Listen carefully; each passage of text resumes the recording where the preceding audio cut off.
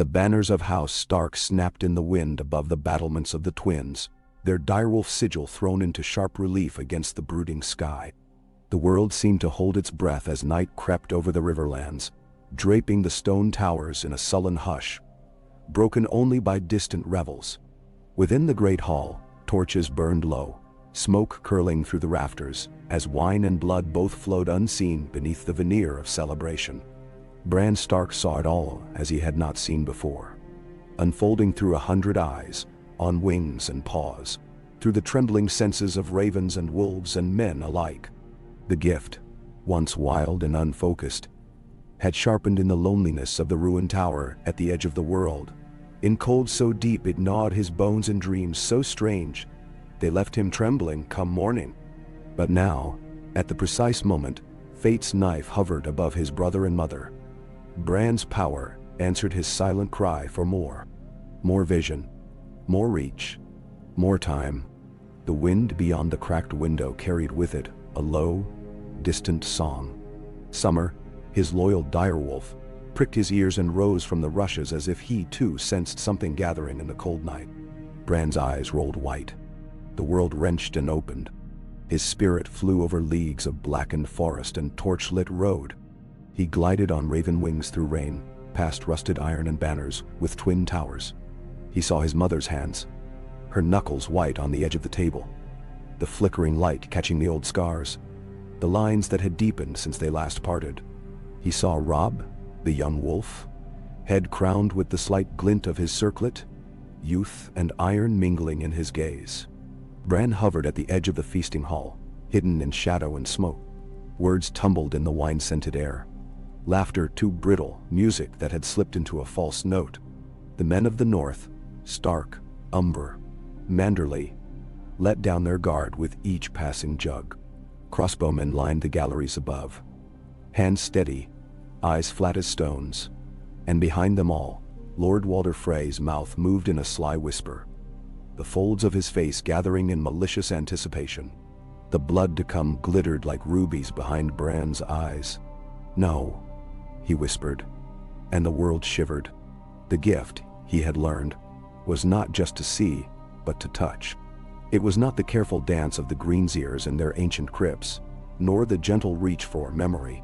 It was the fierce, raw force of a child desperate for his family, shaped by loss, grown strange and wild at the edge of all things. In this moment, need outweighed fear. Bran pushed. A gust of wind slammed the doors wide. Banners snapped, torches guttered. For an instant, every dog and raven in the keep howled in unison, a deep, wailing warning. Robb turned his head. Catelyn's eyes widened, searching the shadows as if she had heard her dead husband call her name. Walder Frey's brow creased. Roose Bolton's hand paused at his side. Bran slid from bird to beast to man. A silent storm. He settled into the mind of Grey Wind, Robb's direwolf, pacing in the godswood beneath the black sky. The scent of blood and treachery filled the direwolf's nostrils. He growled, bristling, then hurled himself toward the doors, slavering jaws snapping. Guards tried to hold him, but something wild and unnatural moved in Grey Wind tonight, and he broke their grasp as if it were spider silk. In the hall, the first crossbow twanged. Catelyn screamed, and men reached for daggers. But in that moment, Grey Wind smashed through the doors with a sound like thunder, his great body crashing into the nearest fray, jaws closing over mail and flesh. The music died on a high, shrill note. Bran saw through a dozen eyes at once. The Northmen staggered, confused, but Robb's instincts, honed by 100 battlefields, came alive.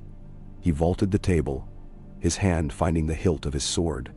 Catelyn snatched a carving knife, and the Greyjohn Umber roared, upending the table and hurling it at a knot of Frey men-at-arms. Bolts hissed through the air. Bran sent a silent scream, "Down!" and Robb ducked, the arrow missing his throat by a finger's breadth. In the chaos, Bran leapt again, riding the mind of a terrified raven to the highest gallery. He cawed, flapping at the face of a crossbowman, blinding him for a critical instant as the man loosed another deadly quarrel. It thudded harmlessly into the wall. The slaughter that had been meant to be swift and certain unraveled into pandemonium. The Northmen, slow and heavy with drink, rallied under Robb's bellow. The hall filled with steel and screams, wine and blood mixing on the rushes. Gray wind tore through the fray lines, eyes glowing with something that was more than wolf, more than beast. Bran's mind stretched to breaking. He rode the wild chaos, feeling every wound, every gasp. The strain sent sparks of pain through his skull, but he could not let go. He would not let go. Robb reached his mother. "We have to go," he shouted. Catelyn nodded, hair wild, blood streaking her face. Bolton's knife found her, slashing toward her throat. But Bran screamed, not with lips but with something deeper. For one heartbeat, the air itself seemed to harden. Catelyn staggered, the knife glancing off her collarbone instead of opening her neck. She plunged her own blade into Bolton's arm, the sound thick and ugly. Robb barreled through a knot of fray men, sword rising and falling, gray wind at his heels. The Great John and Smaljun led what Northmen could stand, smashing a bloody path toward the kitchens, the only escape left. The twins howled with alarm. Torches flickered as the frays rallied, forming a wall of shields. But above, in the rafters, Bran saw with the eyes of the ravens the small winding servants' passages that threaded the towers like veins. "This way," he whispered, and Grey Wind heard, turning sharply, dragging Robb and Catelyn toward the side door. The Northmen followed, fighting every step. Outside, rain swept the bailey. The cries of dying men echoed off the stones, and the water ran red. Bran gathered himself for one last effort. His mind latched onto the memory of the old gods, the faces in the trees, the way the wind whispered through the heart tree at Winterfell. "Protect them," he begged. Something ancient in the stone and wood and rain seemed to stir. As Robb, Catelyn, and a handful of loyal bannermen crashed through the kitchen yard, the drawbridge, left open for the feast, creaked and began to rise.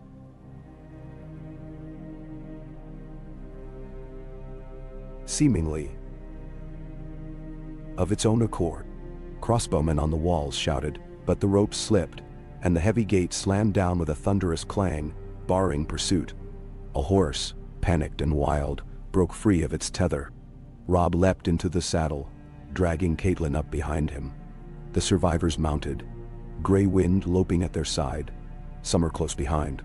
Arrows hissed through the rain, but Bran twisted the aim of a dozen hands, sent confusion through the archers' minds. Only a single arrow struck home, grazing Robb's arm, no more than a flesh wound. The night swallowed them whole. Within the castle, Lord Walder Frey screamed and cursed, but the blood he had planned to spill was not enough. Roose Bolton, cradling his wounded arm, stared after the Starks in disbelief, the cold mask of his face broken at last. Bran's body lay limp in the tower in the far north, Summer whining at his side. The fire had guttered, the world gone silent but for the echo of distant thunder. Bran's spirit slipped back into his skin like a man stepping through an open door. He woke sobbing, every muscle trembling, the taste of blood and fear sharp on his tongue. But as dawn broke over the lonely tower, Bran Stark knew he had changed the song of the world. His brother and mother lived. The wolf's howl would not end in the darkness of the twins. The rain did not let up, beating the riverlands into mud and confusion as dawn broke. Robb rode hard through the black woods, his arm aching, the clatter of pursuit never far behind in his mind. Catelyn held to him tightly, her face set and pale, but her eyes still burning with the fury and heartbreak that had brought her so far from Winterfell. They paused in a ruined barn, the Greatjon and a dozen battered Northmen gathering about them. Grey Wind paced the perimeter, bloody jaws snapping at every strange sound. "What sorcery was that?" the Greatjon muttered, his breath a cloud in the morning air. The doors, the beasts, the storm. Ever seen the like? Robb shook his head, wiping blood from his brow. "The gods protected us," he said, voice rough with wonder. Or maybe it was something else. He looked to his mother, who met his gaze with a haunted, knowing look. Catelyn touched his cheek, her hand trembling. "Your brother Bran," she whispered, half to herself. "I felt him, Robb. I heard his voice in my head. I don't know how, but he was with us." Robb closed his eyes, thinking of Bran, The strange boy who dreamed of wolves and flew with birds, who had never been the same since his fall. "We owe him everything," he said, voice cracking. The men took stock. Many were lost, but some lived, drawn by the young wolf's unyielding will, the North's deep stubbornness, and, though none could name it, the ancient magic that had reawakened in the blood of the first men. "We can't go back to the camp," the Smulgen said, spitting into the mud. "Bolton and Frey will be hunting us. The twins will be locked tight." "Ben?" Robb nodded. "We ride for the neck, for Howland Reed. If there's safety anywhere, it's with the Crannogmen." The Grey John grinned, wild and battered. "The wolf's not dead yet. Let them try and hunt us." The North remembers. Rain fell harder, washing blood and mud from the survivors' faces. They melted into the woods, Robb leading, gray wind and summer flanking them, Catelyn riding with her heart in her throat, hope flickering beneath the grief. Behind them, the twins seethed. Walder Frey's vengeance would be long and cruel, but the story would spread. A massacre undone, a wolf saved by something more than luck. Far to the north, Bran lay spent and hollow in his furs. Hodor watched over him, gentle giant hands wringing with worry. Summer, eyes luminous, curled protectively about Bran's feet. Mira and Jojen Reed whispered nearby, watching the storm outside. Jojen's green dreams had grown restless these last nights. He sensed the tremor in the web of fate, the snarl of threads that Bran had just torn and rewoven. "You did it," Mira whispered, voice low with awe. Bran blinked, too tired to speak. He had seen too much, felt too much. Death, blood, the terror of wolves and men. But a part of him glowed with triumph. He had reached across the world, touched fate, and turned the blade. "I have to warn them," Bran managed, voice raw. "Wall. The North, the Lannisters will come. Bolton and Frey will hunt Robb. We have to go further. I have to learn everything, or this will all be for nothing." Jojen nodded, grave and wise beyond his years. "The three-eyed crow awaits, Bran. This was only the beginning. The song is changed, but winter still comes." Hodor nodded, gentle and lost. "Hodor," he murmured. Bran closed his eyes, letting the wolf's warmth lull him. His family lived. He could feel it. His blood called to theirs, distant, but unbroken. But he knew the cost had only begun. Every thread he pulled tangled the world tighter. Still, for this one dawn, hope flickered anew. At the twins, Lord Walder raged through his hall, face purple with fury. "Find them," he shrieked, spittle flying. "The Starks are not to leave these lands alive." Roose Bolton, cold and calculating, watched the old man's tantrum with hooded eyes. He turned to his own men, his voice a whisper. "They've slipped our grasp," he said, "but the North is not safe for them. Send riders. Spread word to the Lannisters. The young wolf lives, and now he is hunted." A silent vow settled in Roose's heart. A vow of vengeance, of ambition. He had thrown in his lot with Tywin Lannister, but he could feel the tide shifting. If Robb Stark escaped, the realm would burn. The Freys would face ruin, and he, Roose Bolton, would have to decide which wolf he truly served. As his men dispersed into the storm, Roose looked north, a strange chill settling over him. The boy, the crippled one. "There's something unnatural about him," he said quietly to his steward. The man nodded, nervous. "A witch child, they say." Roose's lips twitched. "Perhaps, or perhaps just a Stark. The North breeds hard men and stranger things." In the hidden ways of the Neck, Robb and his battered company found shelter with Howland Reed. The Crenniglord, ever wary of southern politics, took in the young king and his mother with grim silence. His daughter Mira and son Jojen had vanished north, chasing their own strange destiny, but the Reeds remembered their oaths. Robb sat by the fire, gray wind at his side, Catelyn tending his wounded arm with steady hands. They spoke little, too raw for words, the weight of the night pressing down on them like a mountain. "Mother," Robb said at last, voice rough, "we lost so many." Catelyn's eyes glistened with unshed tears. "We have each other," We have the North. The gods, Bran, gave us this chance. We can't waste it. Robb nodded, his youth seeming to fall away in the firelight. We'll rally the bannermen who remain. We'll march for Winterfell. The Freys and Boltons will pay for their treachery. Catelyn gripped his hand. We must be careful. This is not over. They will come for us with fire and steel. Robb looked into the flames, the face of a king carved in sorrow and resolve. Let them come, he whispered. The North remembers. Far above, beneath the shattered towers of the wall, ravens wheeled and screamed. The old powers of the world, awakened by the blood Bran had spilled and the fate he had changed, stirred in their cold graves.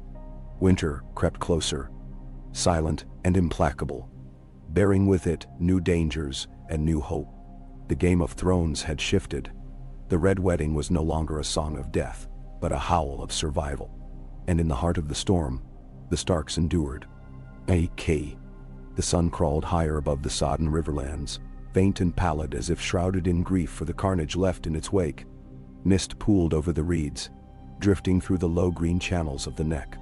In the hidden camp of Howland Reed, Robb Stark felt the world's weight settle onto his battered shoulders with every measured breath. The young wolf had escaped the jaws of slaughter by a thread, by a miracle, by the blood and bone of his kin, by a power he could neither name nor truly comprehend. He had seen death at close hand before, at Oxcross and the Whispering Wood, in the wild fields of the West. But this was different. This was the murder of trust, a bloody wound in the heart of the North. Every time he closed his eyes, he saw the flicker of torchlight on crossbow bolts, the wild eyes of his bannermen as they realized too late what song the Freys played. He heard his mother scream, saw gray wind leap, felt a force at his back, cold, fierce, not his own. Now in the silence of Reed's moss-draped hall, Robb pressed the cold pommel of his sword to his brow, and swore he would not rest until every man responsible for the Red Wedding paid tenfold in blood and sorrow. His mother sat close, tending a fire that smoked and hissed in the damp. Her hands were raw, and her eyes hollow, but she moved with purpose, never pausing, never letting the grief take her. Each motion, tying a bandage, warming a bowl of broth, smoothing the hair from Robb's brow, was a prayer to the old gods, a defiance in the face of fate. We cannot linger here, Catelyn murmured, watching the steam rise from the pot. Frey's riders will be combing every road. The Boltons, too. Robb nodded, jaw tight. We'll march north, Mother. Winterfell is lost, but not forever. The men need to see me alive. We'll send word to White Harbor, to Deepwood Moat. We'll call the banners, every last one. She looked at him then, grief softening with a glint of pride. And what if they do not come, Robb? Many fell at the twins. Many more will fear the Lannister gold, the Frey vengeance. Our enemies are everywhere. Then, he straightened. Then we go alone. The blood of the first men runs in our veins. We have survived worse. The Greyjohn, nursing a bruised eye and a bandaged arm, snorted from the shadows. The young wolf, still howling, he bared his teeth in a grin. Let the South run to its gold and lies. The North is not broken, only scattered. You say the word, Robb, and I'll carve a path back to Winterfell myself. A grim murmur rose from the handful of battered survivors. There was fire left in them yet. Fire that would not die easy. Beyond the firelight, the low hall of the Crannogmen slumbered in its blanket of fog and silence. Reed men came and went like wraiths, bearing news of every movement on the roads and rivers. Howland Reed himself stood at the edge of the circle, slight and watchful, his cloak draped in living moss and reeds. His eyes, dark as peat, missed nothing. My people will hide you as long as they can, he said softly, his voice a reed's whisper. But the Freys are clever, and the Boltons cleverer still. They know the old ways less than they once did, but even they can see tracks in mud. The only true safety lies in the bog and the water. My people can ferry you north. The rest will be shadows and patience. Robb reached out, grasping Reed's wrist with gratitude born of desperation. You have my thanks, Lord Reed. I will not forget it. Howland smiled, a flicker of something ancient in his gaze. The North remembers, and the Crannogmen most of all. The Starks have always been good friends to the people of the Neck. I see you have that wolf's blood yet. It will serve you in the days to come. Robb nodded, and for a heartbeat, a kinship older than crowns and oaths bound them together. In the dark beneath the tangled heart roots of the world, Bran Stark drifted in uneasy slumber. His mind wandered strange and twisting paths, neither waking nor dreaming. His spirit stretched thin from the trial at the Twins. Summer's heartbeat was a drum against his side, a slow, reassuring thump, anchoring him in the world of flesh. He floated through memory, a green field, the laughter of his siblings, his mother's arms before they grew cold and empty. Then the memories soured. He heard steel ring on steel, saw the face of Walder Frey leering down, the sound of a crossbow's snap echoing.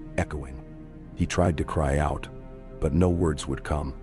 Suddenly he was falling, plummeting through darkness into the roots of the old gods. Voices whispered around him, countless and ageless, neither kind nor cruel. He glimpsed faces in the wood, eyes like pale moons. He saw a wolf leaping through a storm of arrows, a king bleeding into the rushes, a mother's scream torn from her throat.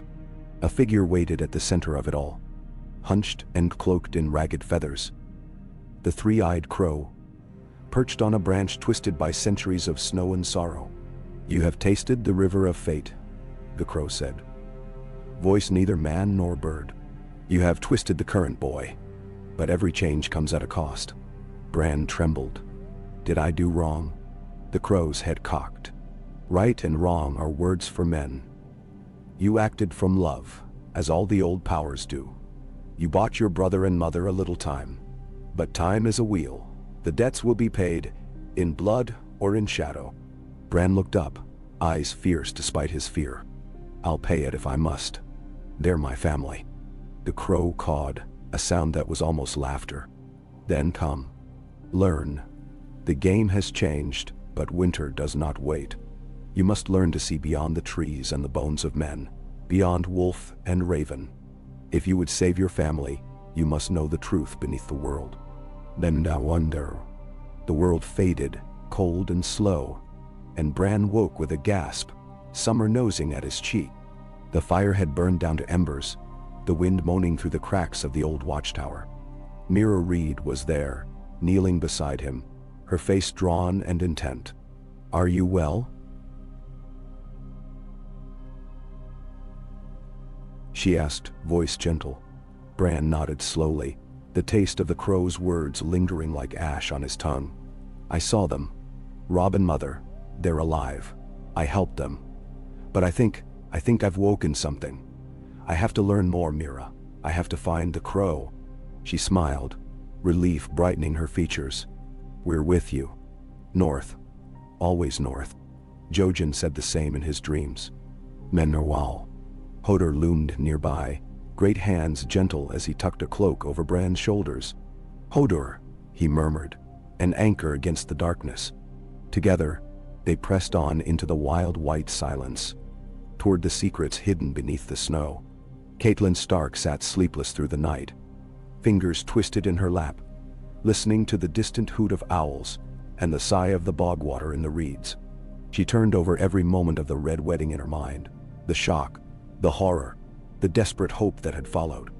The wolf crashing through the doors, the knives turned aside, the drawbridge slamming shut, as if the gods themselves had lifted it. She wondered if she was mad, or haunted, or blessed.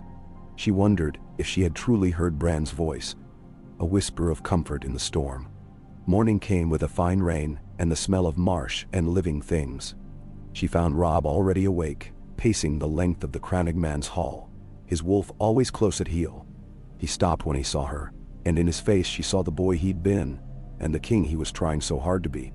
Mother, he said softly, we should have died last night, all of us. She nodded. We lived because something would not let us die. I do not pretend to understand it. He reached for her hand, and she squeezed it tightly, as if to anchor them both in the waking world. Do you think Bran? She closed her eyes. I do not know what to think. He was always strange. Even as a babe, the old gods have marked him, I fear. And yet, I heard him, Robb. I heard him call to me, as clear as if he stood by my side. He swallowed, voice unsteady. If he did this, what has it cost him? She squeezed his hand once more. We will not know until we see him again. For now, we must trust the North, trust the gods, and trust that we have been given this one precious chance. Dah. He nodded. We'll not waste it. 3 days passed in restless hiding, every moment shadowed by fear of pursuit. Scouts reported Frey riders in the east and Bolton men in the west. The bridges were watched, the roads clogged with enemy patrols. The neck itself became a maze of water and mud, the only safety lying in the shifting, half-drowned paths known only to Reed's people. The Crannogmen worked silent and swift, ferrying the survivors by hidden boat, teaching them to vanish into the living fog. Robb shed his armor, donning the reeds and gray cloak of a Crannogman, learning the silent hand signs of the swamp. Catelyn learned to move without sound, to keep her head low, to blend into the green shadows. One night, as rain battered the little hall, Howland Reed called Robb and Catelyn aside. The way north is open, but not for long, he warned. The Lannisters are not fools. Their gold buys many eyes. You must move swiftly and quietly. Winterfell is lost to the Boltons, but the north is not yet theirs. You must rally the old houses, Manderly, Tallheart, Serwyn. There are still those who would follow us Stark, if only they knew one yet lived. Robb squared his shoulders. We'll go. Tonight, if need be. Howland's gaze lingered on him, searching. You have the blood of kings, Robb Stark. But kings do not always win. Remember that. Let your mother's wisdom be your shield, as much as your wolf's teeth. He turned to Catelyn. And you, Lady Stark? Be wary of every whisper. The north is full of ghosts and knives. She inclined her head. Respect and fear mingled. We will remember, my lord. That night, with the moon hidden and the stars drowned in mist, Robb, Catelyn, the Greyjoy, and their handful of battered Northmen slipped away into the marsh. Gray wind loped beside them, silent as shadow. Behind them, the Crannogmen sang low songs to the river and the reeds, a music older than stone. It was a week's hard journey northward, every mile a test of will and luck. Twice, Frey riders swept through the low woods, only to be turned astray by a sudden burst of fog or a shifting of the marsh's silent currents. Once, Robb and Catelyn crouched in a flooded ditch as a Bolton patrol thundered past, the banner of the flayed man sodden and stained. Gray wind lay perfectly still, not even his breath stirring the reeds. At the edge of the neck, where the land began to rise and the air grew cold and sharp, the survivors paused.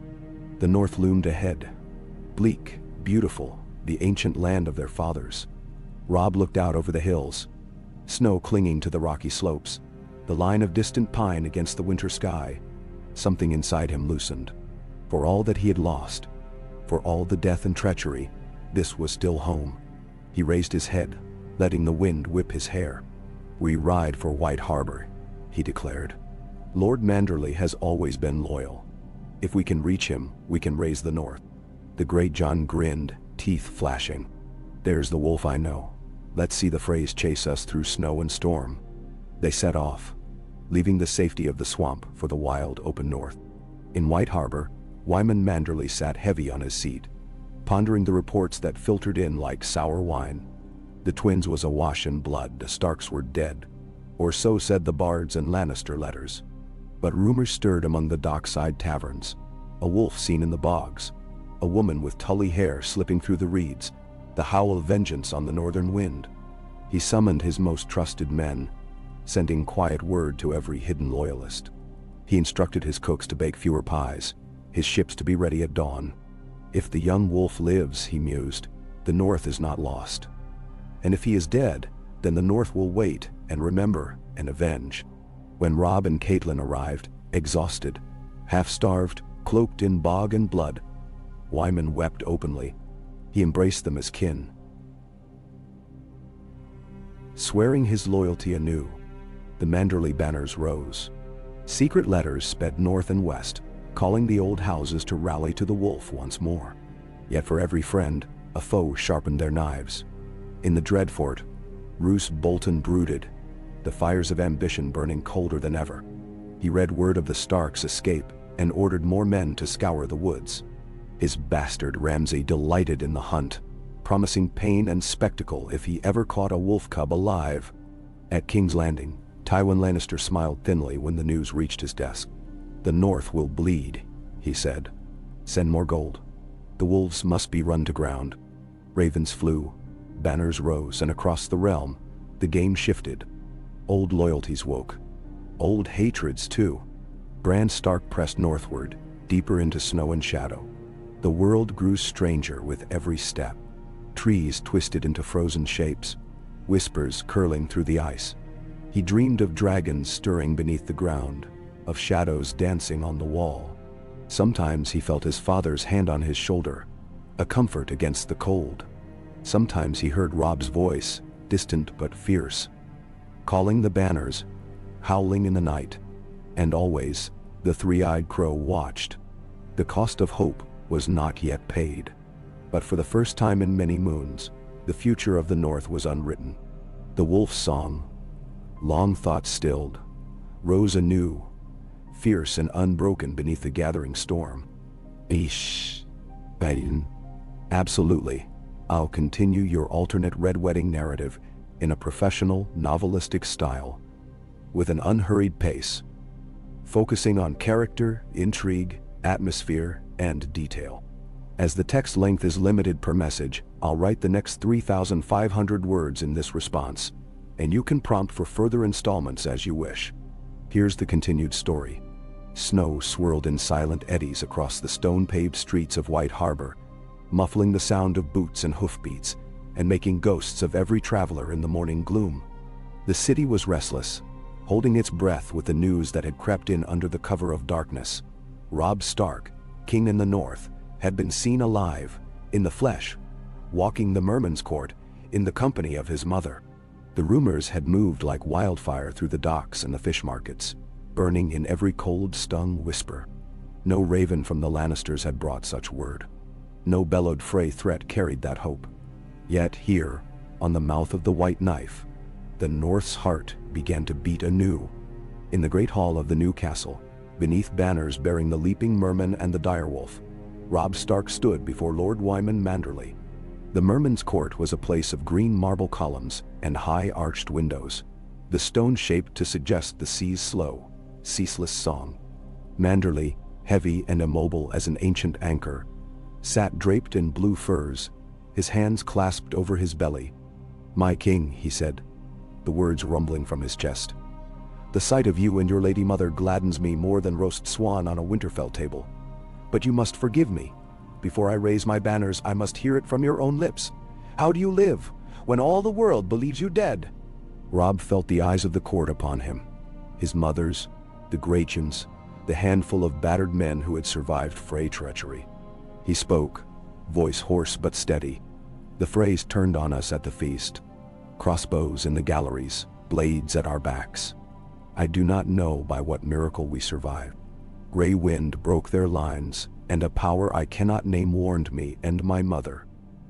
Turned fate aside, if only for a moment. We lost many, but not all. And now..." He looked to his mother, who met his gaze with a shadowed pride. "It was not the gods as you know them, Lord Manderley," Catelyn said quietly, "but the blood of our house. My son Bran, marked by the old gods, touched by powers even the maesters fear. His dreams are not dreams. His will reaches farther than I can say. I heard him in the moment of death. I do not ask you to believe me, but I tell you true. The Starks are not without friends, nor without strength." A murmur ran through the hall, some scoffing, some crossing themselves. Wyman Manderley considered the words, his eyes hooded and deep. "My family remembers the old ways," he said at last. "There's power in Winterfell's blood, and treachery on every southern tongue. I would rather trust a wolf's howl than a Lannister's smile. You have my oath, Robb Stark." White Harbor's swords and ships are yours until death. Men see. He stood, the effort immense, and bowed before his king. Robb let out a slow breath, the tension easing for a heartbeat. We must move quickly. The Boltons will press their claim. The Freys will spread their poison. We need every friend, every sword. Wyman nodded. Word will go north and west by river and road. Manderley men will ride for the Barrowlands, the Wolfswood, the mountains. I will call the lords to feast in your name, but it must be done with care. Not all remember as keenly as I. Catelyn, who had been silent, stepped forward. We must beware informers. Bolton has friends among the marsh lords. Frey's gold buys hungry men. We must send only those we trust. My lady, Wyman said. My own sons, my own hand. So it was decided. Over warm bread and thick fish stew, a council gathered by the fire. Robb, Catelyn, Wyman, the Gratchen, the burly and unbowed Manderley sons, and a smattering of loyal retainers, wary but defiant. At the table's edge, Catelyn's hands did not stop their restless motion, fingers worrying a scrap of linen. Her thoughts circled. Sansa, lost and alone in King's Landing. Arya vanished. Bran and Rickon, their fates shrouded in snow and shadow. Even now, a mother's mind was never far from her missing children. The hall's shadows lengthened as the talk turned to war. The Greatjon, eager for vengeance, spat into the fire. Let me take 100 men and ride for the twins. I'll string Frey's sons from his battlements. No, Robb said, calm but unyielding. The wolf must not show its teeth until the time is right. We will gather our strength, call our banners quietly. When we march, it will be as a storm. Swift, without warning. Men, shh. The Greatjon grumbled, but bowed his head. My king. But the North will not forget. Nor will I. Robb's thoughts drifted to Winterfell, the ruined seat of his house. Reports had filtered south that the Boltons had claimed it, the castle's stones blackened, its gates sundered. If we are to reclaim the North, we must reclaim Winterfell. Only then will the banners rally fully. The castle is the heart. Wyman Manderley's eldest son, Sir Wylis, leaned forward. With your leave, my king, I will ride for the Ryswells, the Tall Hearts, the Serwyns. I will remind them of their oaths. Robb nodded. Go swiftly, Sir Wylis. Trust none but those whose loyalty is proven.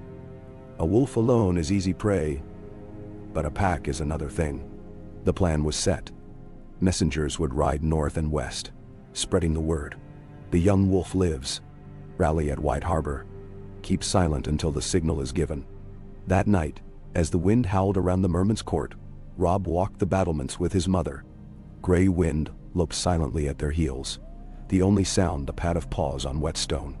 The gods have given us a second chance, Robb said. I will not waste it. But I wonder, will the North still follow me? After all that's happened? Catelyn laid a hand on his arm.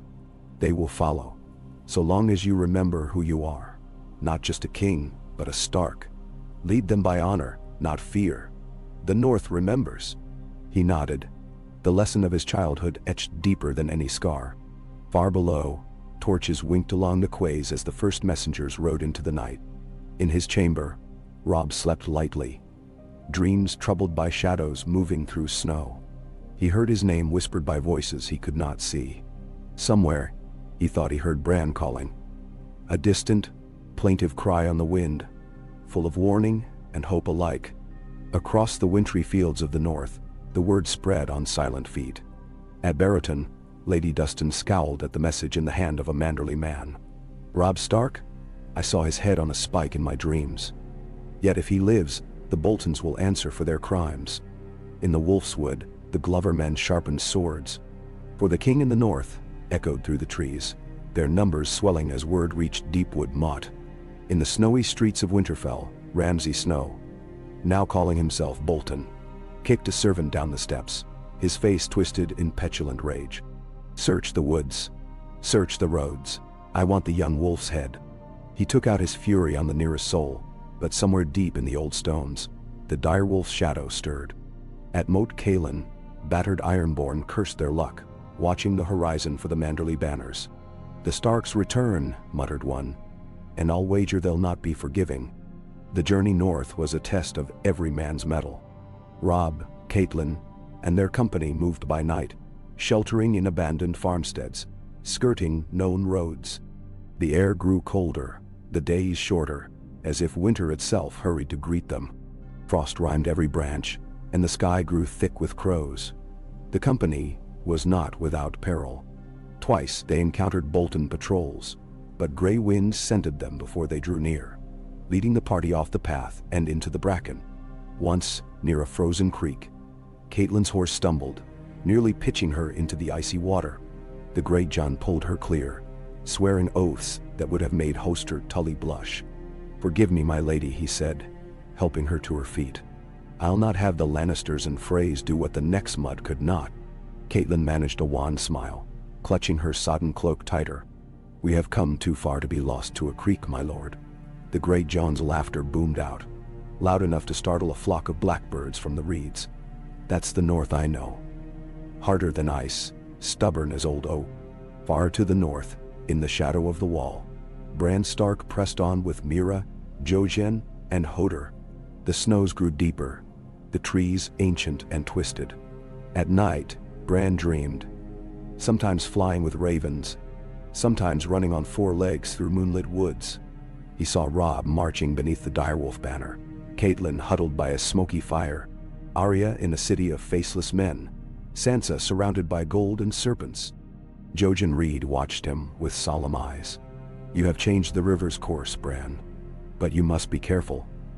The more you reach, the more you are seen. There are eyes in the dark, watching." "Menabwander," Bran shivered. "What eyes? Not just the old gods. There are other things in the north, older and colder than men. You must learn to walk softly, or you will wake them before their time." Bran nodded, hugging himself against the cold. "I have to help them. I can't let them die." Mira squeezed his hand. "We'll keep you safe. You saved your brother and mother. You can save yourself." Bran closed his eyes, listening to the wind's wild song, the call of wolves and ravens, the heartbeat of the world. At White Harbor, plans became action. Men rode with messages, others arrived with banners and oaths. Wyman Manderly staged a feast for his dead king, all in secret, swearing every man present to silence upon pain of death. At that table, Robb mapped his future. "We strike first for Winterfell. Once it is ours, the North will rally. We'll not let the Boltons sit one more season on our seat." "Men," the Great John grinned, pounding the table. A wolf on the walls again, and the North will rise." But Manderly, cautious, counseled patience. "The Boltons are many, and the Freys are not far. Best strike with secrecy, send men by secret paths, take the castle by night." Robb nodded. "The old ways then. A pack in the snow." So they prepared, gathering supplies and swords, cloaks and food.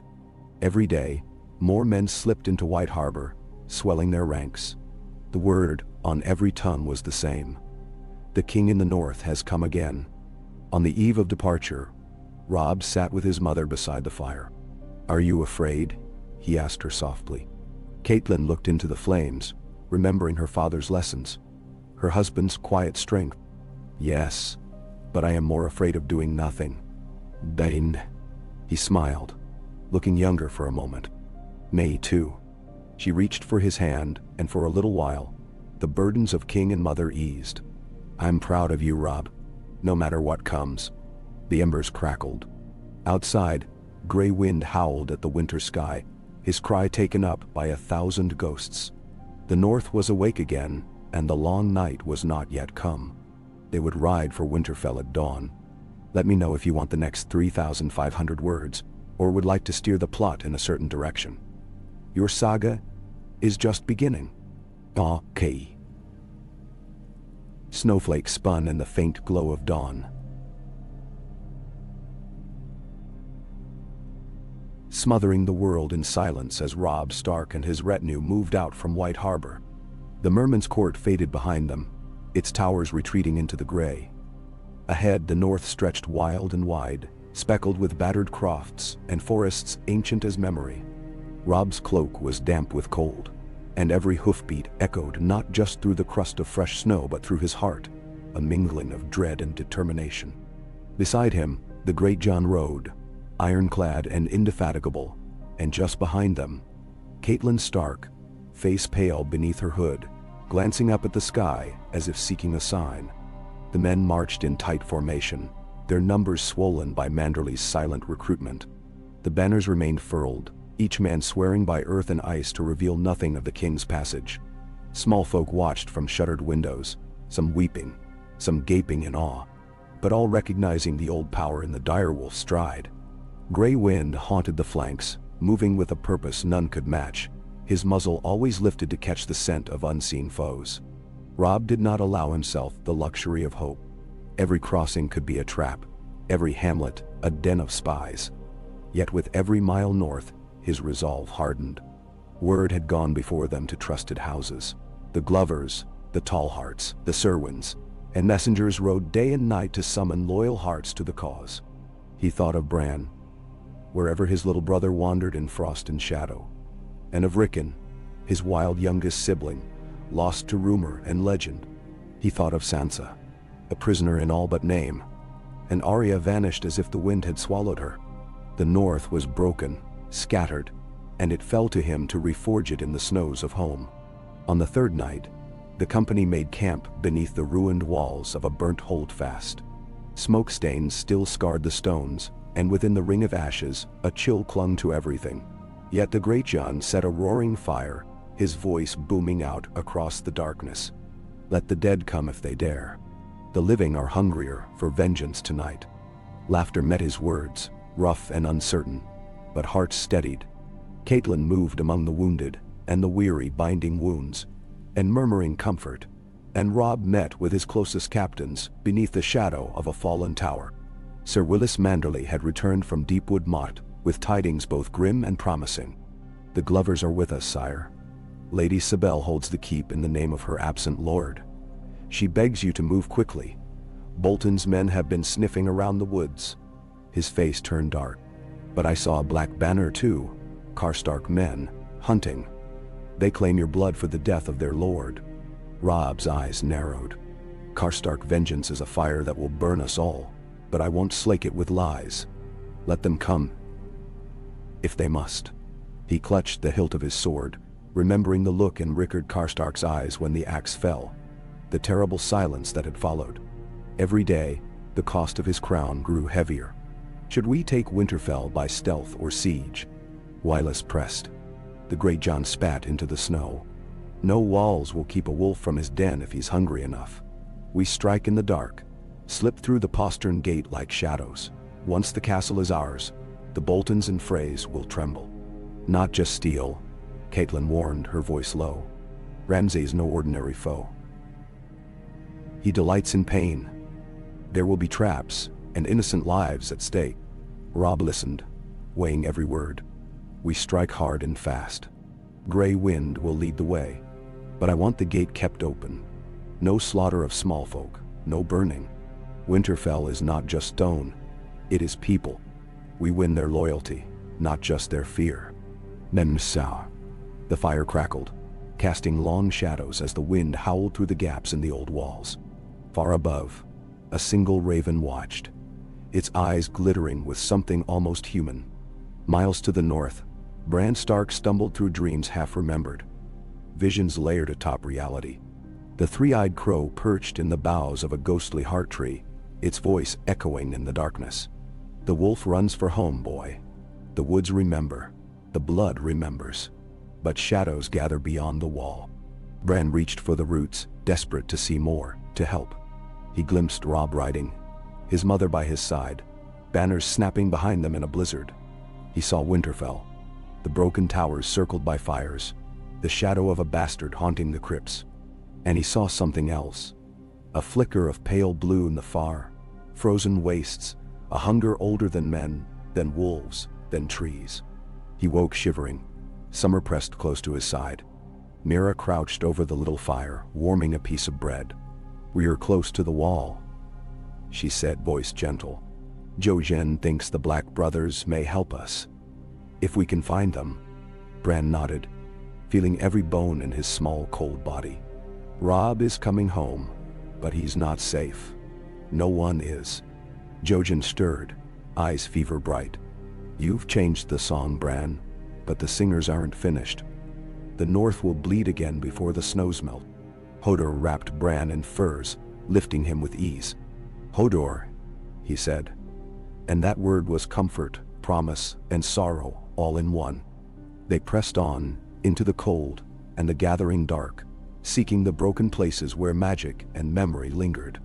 Ramsay Snow's eyes glittered as he looked down from the battlements of Winterfell.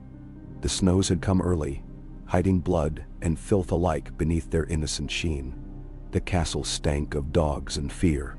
His men prowled the corridors, flaying the unlucky, lording over those who dared not flee. He had heard the rumors, whispers of the Wolf King, dead yet unburied, leading a ghost army south of the Wolfswood. He laughed, sharp and wild. "Let them come. I've made the old castle a trap. Wolves and Manderly fatlings alike will die screaming." Roose Bolton's ravens had brought warning. "Hold Winterfell, trust no one. Kill every Stark who comes within reach." Ramsay obeyed in his own fashion, sowing terror and pain wherever he could. He kept the keys to the kennels on a chain about his neck, and slept with a dagger beneath his pillow. One night, as the wind screamed around the broken towers, he saw a shadow move in the yard.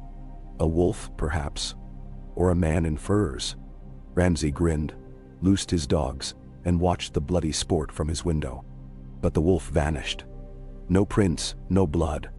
Only a scent that sent the hounds cowering. Ramsay watched the flames in the Godswood, unease gnawing at him. The old trees watched too, their carved faces bleeding frozen tears. In the woods beyond the castle, Robb's force gathered, half buried in snow. The North's best men waited, Manderly knights, glovers in wolfskin. The hulking Umbers, the pale and silent mountain clansmen. At midnight, the banners unfurled at last, the direwolf snapping in the wind. Robb spoke to them beneath the trees, his voice low but fierce. "Winterfell is ours by blood and right. Tonight we take it back. No mercy for traitors, but spare the small folk. The North is not a land of butchers." He clasped each man by the shoulder, feeling their strength pass into him. "For the North.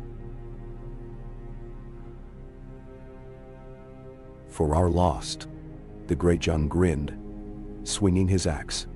"Let's show the bastard what real wolves can do." Grey Wind loped ahead, his eyes burning with unnatural light. The gates would open, one way or another. At the signal, the Stark's army surged from the trees, silent as the falling snow. Arrows hissed, axes flashed, swords gleamed beneath the moon. Grey Wind led the vanguard, slamming into the outer guard with the fury of the old gods. Within the castle, the alarm was slow to rise. Ramsay's men, drunk or dreaming, fell quickly. Those who fought died all the same. Robb's men swept through the halls, seizing the main gate, taking the kitchens, felling guards at every turn. Catelyn moved with the healers, guiding terrified small folk out of harm's way, whispering to them, "The Starks are home. You are safe." In the Godswood, the heart tree stood untouched, its red leaves whispering secrets to the night. Ramsay, roused by the screams, fought like a cornered animal, his blade slick with blood. He slew 2 glovers and wounded the Great John before Grey Wind found him, knocking him into the snow. The bastard's dagger flashed, catching the wolf's shoulder, but Robb's sword knocked it aside.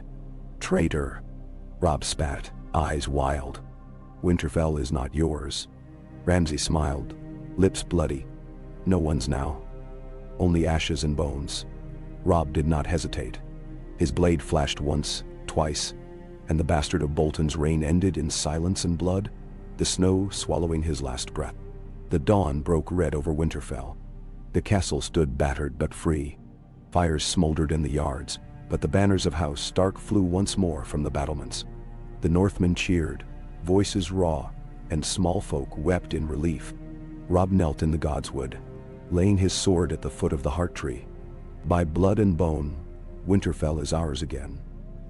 May the old gods watch over all who keep faith. Catelyn stood beside him, tears on her cheeks. Your father would be proud. The great Jon, bloodied but unbowed, roared to the men on the walls. The North remembers. The wolves have come home. A network error occurred. Please check your connection and try again. If this issue persists, please contact us through our help center at help.openeye.com. Okay. The sun was little more than a pale ghost peering through clouds as Robb Stark walked the ramparts of Winterfell, his boots crunching on frost and his breath wreathing in the air. Each stone beneath his feet thrummed with memory, both solace and torment. His childhood laughter echoing from mossy courtyards, his father's voice in the godswood, the cries of the dead and betrayed lingering like bitter perfume. Yet in spite of all loss, in spite of the ghosts pressing close, he was alive, his house banner flying above the broken towers. Winterfell's halls still wore their wounds. Charred timbers, battered doors, tapestries torn and soot-stained. The battered survivors moved through its shadows with wary hope. Small folk who'd hidden from Ramsay's cruelty now ventured from cellars and collapsed sheds, staring wide-eyed at the direwolf banners hung anew. Manderly men and glovers mingled with Stark loyalists in the yards, mending walls, relighting hearths, feeding the hungry with what little food the castle still held. The return of the wolf had brought hope, but little else. The North was starved by war, the countryside crawling with hungry refugees and mercenaries grown bold on chaos. The great Jon strode beside Robb, his beard matted with ice, his great hand resting on the hilt of his sword. We've bloodied the bastard, my king. The North will hear of it soon enough. But this is no time for sleeping easy. Frey and Lannister Gold'll have every cutthroat south of the neck sniffing at our door. You must send word to every bannerman and make your claim plain. We'll need twice as many swords before the snows fall thick.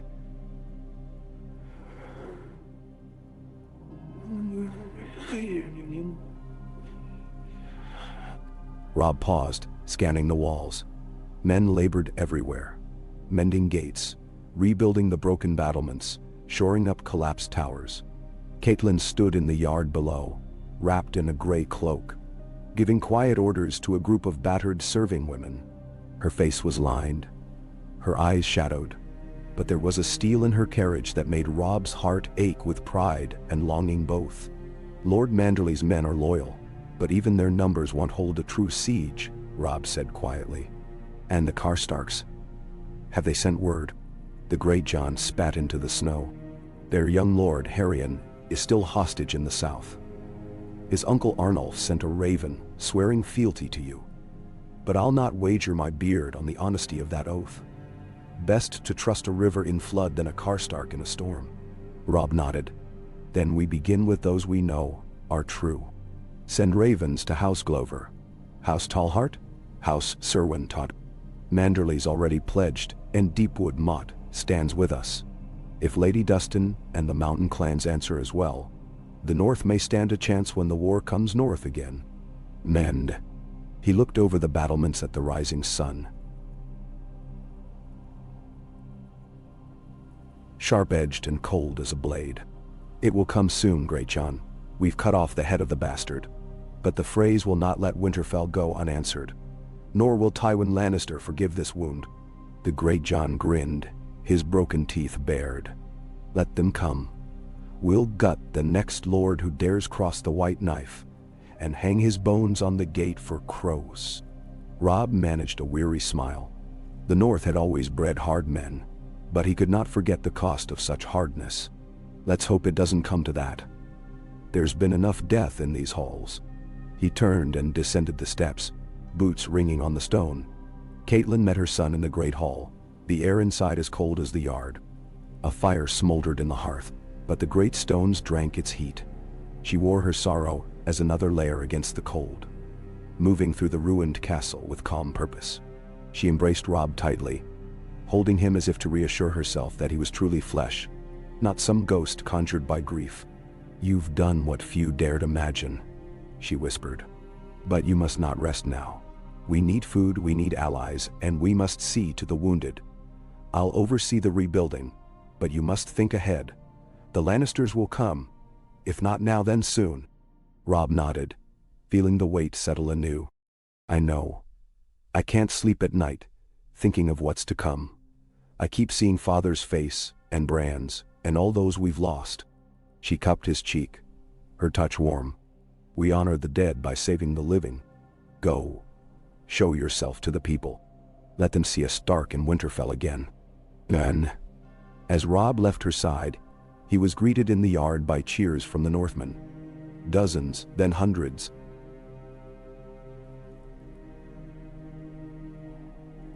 Swelling as word spread that the king walked among them.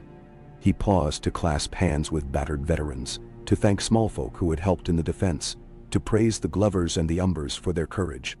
Sir Willis Manderley approached, a scroll in hand. "Word from White Harbor, Your Grace. Lord Wyman is gathering food and men as promised. He begs you to send a trusted man south, to keep the peace and ensure the river roads remain open. The Lannister spies are everywhere." Robb took the scroll, scanning the elegant hand. "He'll have his man. Tell him Sir Helman Tallheart will command the garrison at Moat Cailin, and to trust only those who bear the direwolf seal." He handed the scroll back, mind already racing. Every hour brought new demands. More provisions, more arms, more ravens sent north, south, east, and west. Yet beneath the weariness, there was a faint spark. A sense of purpose and momentum that had been missing since the Red Wedding. The North was not lost. Its heartbeat was strong. In the Godswood, Robb found a moment of quiet. The heart tree's red leaves shivered in the wind, its face weeping frozen tears. He knelt before it, gray wind by his side, and whispered, "Father, watch over us. Mother is strong, but she cannot carry this burden alone. I need your wisdom, your patience. The world is changed. I am changed." A gust of wind stirred the branches, and for a heartbeat Robb felt as if something ancient listened. He let his thoughts spill out, unguarded, his hopes and his fears, his guilt for Rickard Karstark's death, and for every Northman lost on his word. When he finished, he pressed his brow to the old tree's trunk, and let the silence fill him. When he rose, he felt lighter, the path ahead clearer. The rebuilding of Winterfell became a rallying cry. Every day, more men arrived. Glover bowmen with faces hard as oak, Tallheart axemen, Serwyn pikemen, even a handful of the mountain clans, Nori, Burley, Wool, crept in under cover of darkness, pledging blood and steel to House Stark. Robb welcomed them each in turn, sharing bread and salt, making oaths anew. Some brought tidings of Rickon, last seen running wild at last hearth with Shaggy Dog at his side. Others brought grim news: farms burned in the Barrowlands, Frey outriders ambushing travelers on the King's Road, Bolton spies slinking through the woods. Yet hope grew with every gathering, every meal shared, every fire relit. The young among the smallfolk began to play again in the courtyards. Old songs drifted from the kitchens at night. A week passed. Then another. Winter tightened its grip, and the sky was iron gray day after day. Robb knew the world was moving beyond his sight, the Lannisters plotting, the Freys thirsting for vengeance, Roose Bolton sharpening his ambitions. He sent riders east, to White Harbor and beyond, calling for every ship and horse to be readied. The North could not stand alone forever. Supplies would run out before spring. One night, as the wind howled and the old towers groaned, Catelyn came to Robb in the solar. Her eyes were worried. "A raven from the wall," she said, holding out a cracked wax seal. "From the Lord Commander, all. It speaks of shadows moving in the far north, dead men walking, wildlings fleeing south by the thousands. Jon is named in the letter, with warnings I do not understand." Da. Robb read the letter, the words chilling him. "The dead walk. The wall is all that holds them back. Jon, my brother, says we must be ready, that the true enemy comes from the cold." Catelyn gripped his arm. "This is no simple threat. The old tales speak of such things. What will you do?" Robb closed his eyes, the ache of memory sharp. If the wall falls, all our wars will be for nothing. But I cannot abandon Winterfell, not with the Boltons and Freys licking their wounds. He rose, squaring his shoulders. I will send men, trusted men, led by Lord Glover, to aid the watch. We'll hold the north as long as we must, but I will not forget Jon's warning. Catelyn nodded, pride and fear warring in her eyes. As days turned to weeks, the north began to pulse with new purpose. The Karstarks warily sent 50 men with promises of more if their lord returned safe. Lady Destin's riders appeared on the horizon, dusted with snow, bearing silver and grain. The mountain clans swelled, bringing tales of ghosts in the high passes and shadowy things moving in the night. Robb met with his captains in the solar, the fire burning bright. We hold Winterfell, rebuild the north, and keep the peace. We send aid to the wall and trust the old gods to see us through. The Freys and Boltons will not catch us sleeping again.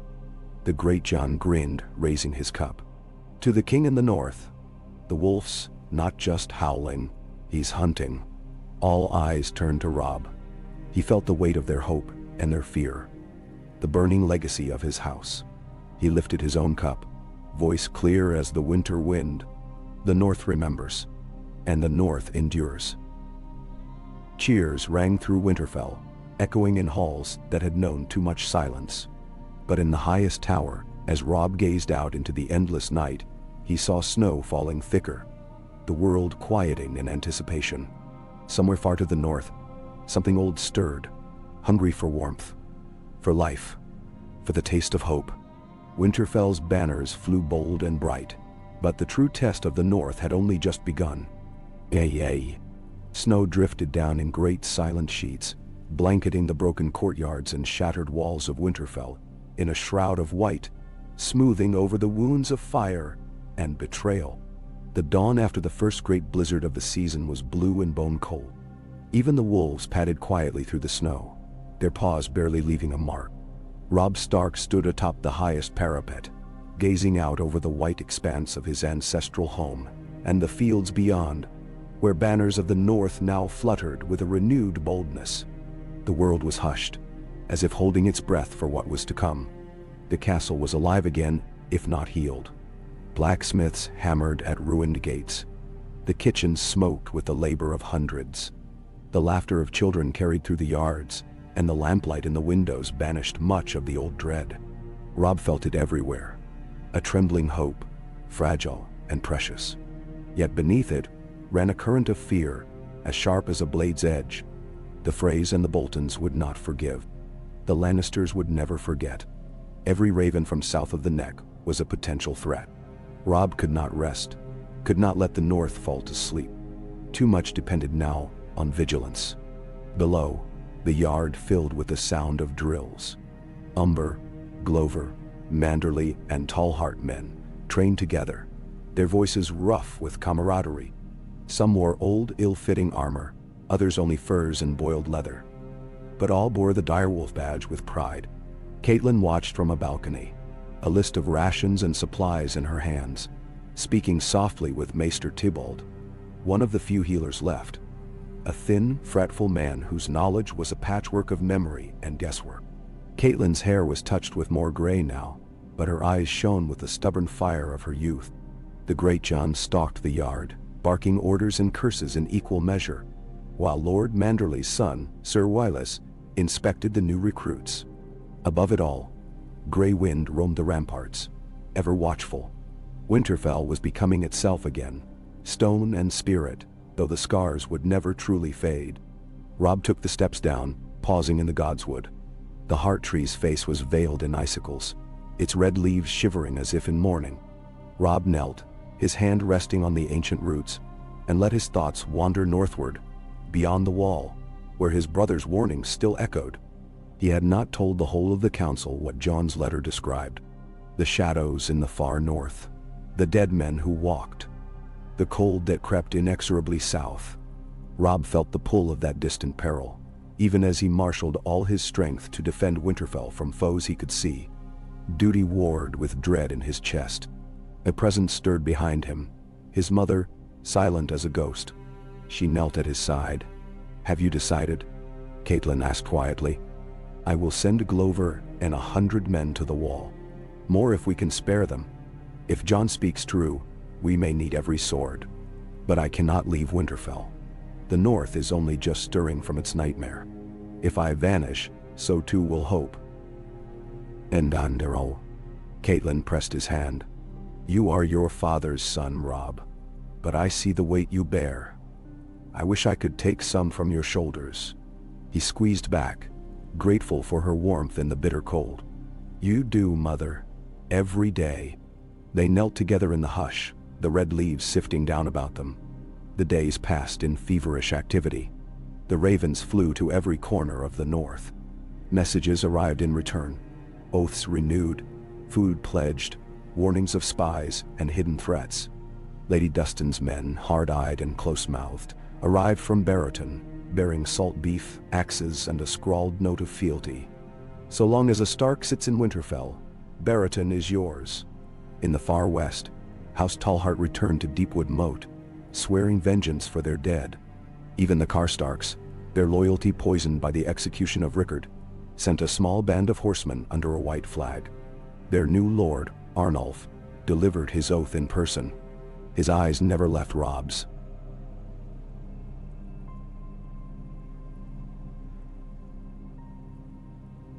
"Oh, and calculation. We remember our blood, your grace. The North stands behind you, if only you show us the way." Robb met the stare. "There is only one way: honor, and the defense of the living. Break faith, and you will answer for it." Arnulf bowed low, but there was a glimmer of insolence beneath the surface. Robb watched him go, uneasy. He knew there would be knives in the dark before the snows melted. Each night, the castle gathered in the hall. Fires crackled, the air scented with roast pork and fresh bread. Robb presided at the high table, the great Jon at his right, Lady Catelyn to his left. The hall filled with laughter, the music of pipes, the ring of tankards. It was almost easy for a few hours to believe the North had never been broken. Yet Robb's eyes never rested long.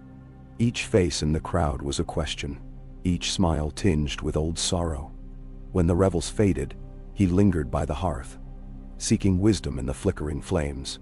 On the coldest nights, Robb dreamed of his father, Eddard's hand on his shoulder, his voice gentle but grave. "The North is not just ours, Robb. We only borrow it from those who will come after. Guard it well." At the wall, Lord Glover's men arrived on the heels of a bitter wind. The Black Brothers received them warily, faces drawn with exhaustion. The Lord Commander himself, Jon, grown lean and sharp-eyed, his hair wild in the wind, welcomed Glover's men. "We need every sword," Jon said simply. "The dead walk, and the old stories are all true." Lord Glover nodded grimly. "My king remembers his debts and his kin. We'll stand the wall, come what may." A bond was forged then, in the shadow of the ice. Northmen and Night's Watch, united by blood and necessity. Far to the north, wildlings huddled in frozen camps, watched by eyes that glittered blue as the heart of winter. South of the Neck, the world churned with rumor and resentment.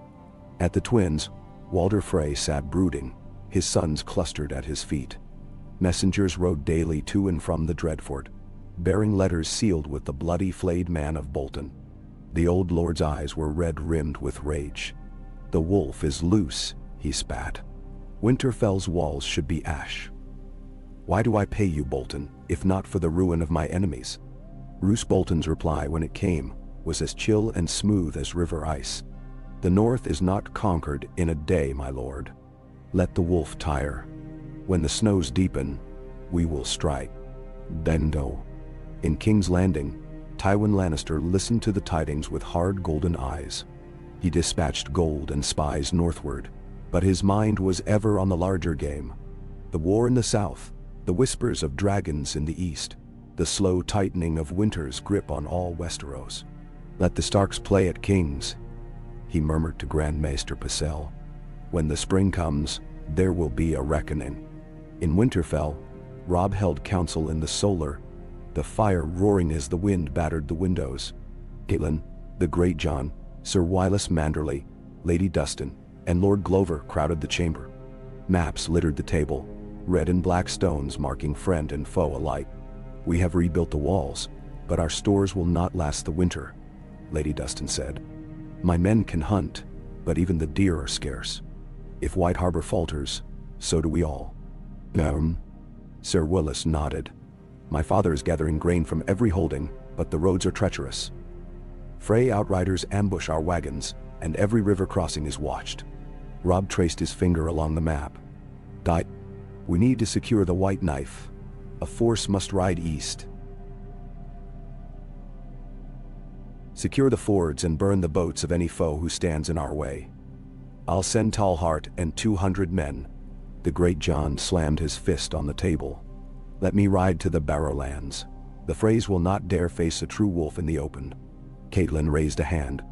"And who holds Winterfell if you all go galloping about the countryside?" Robb smiled, weary but firm. "The North will not be won with one sword, nor lost with its absence. We move together, striking where the foe is weakest. We build our strength quietly, while the Lannisters fret in their golden towers." Lady Dustin's smile was sharp as a fox. "You've learned much, Your Grace. Ned Stark would have approved." The council broke, each lord and lady leaving with new orders, new hopes and fears. Robb lingered by the fire, staring into the dancing flames, wondering if his father's ghost truly lingered in the stones, watching the living struggle. That night, Robb climbed the broken tower above the great hall, the wind shrieking in the empty windows. Gray wind padded behind him, silent as the snows. Robb leaned on the parapet, staring north. The wall was a faint memory, a dark line against the star-pricked sky. He thought of Bran, his little brother lost in the wild, whose dreams had turned the tide at the twins.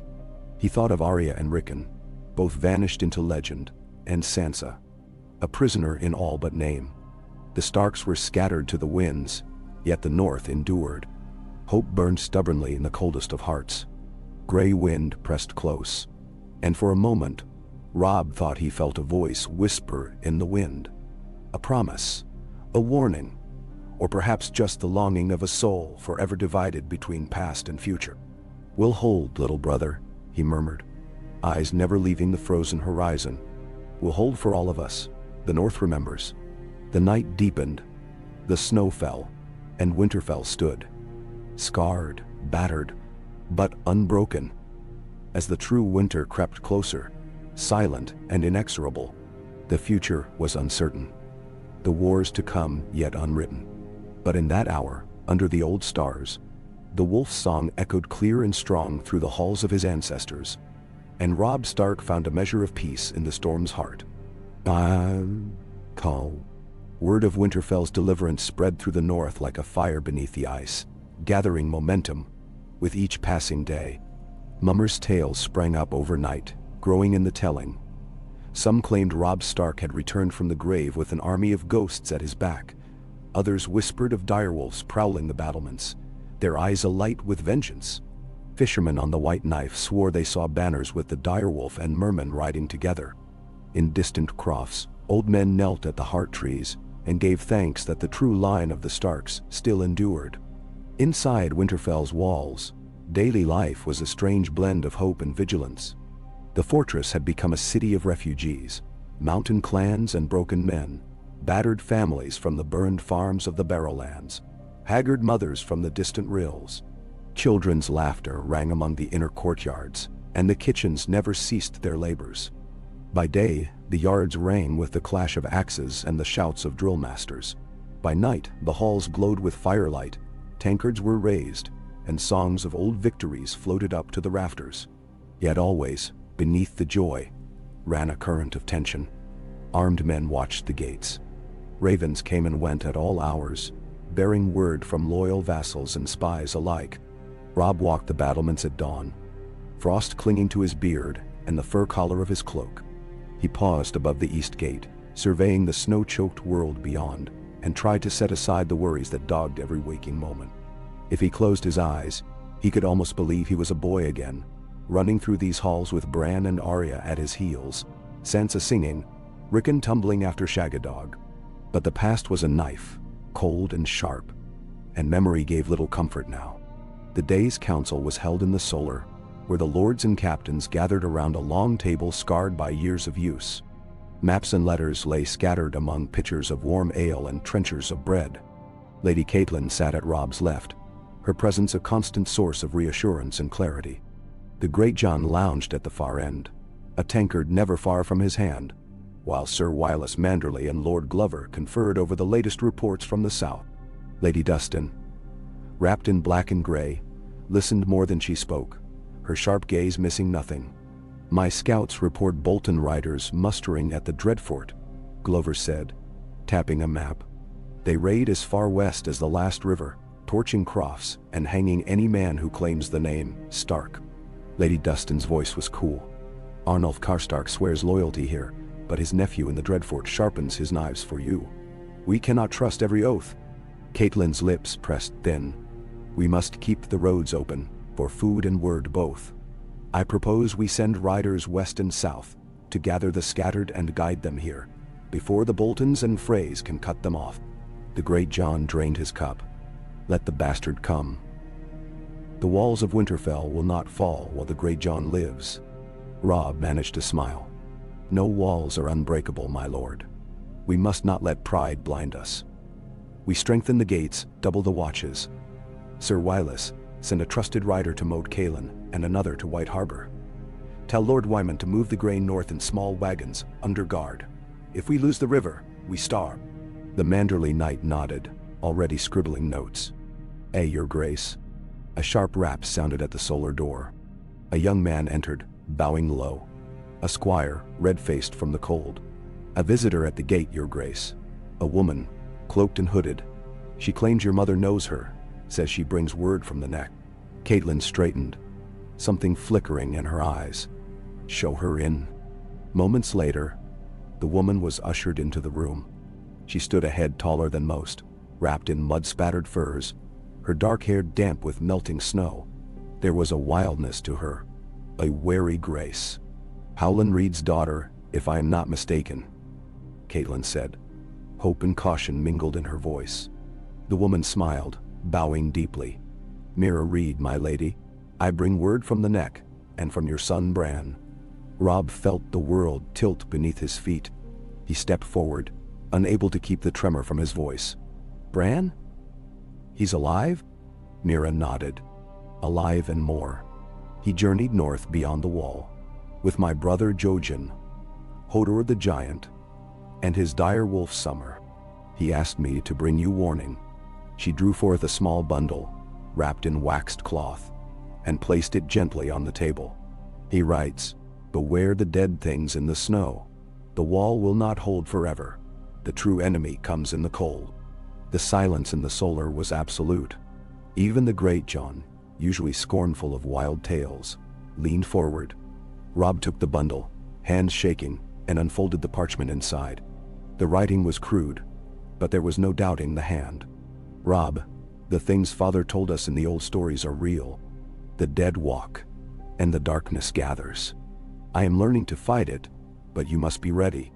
Protect Mother in the north. Trust in the old gods. Brand." For a long moment, no one spoke.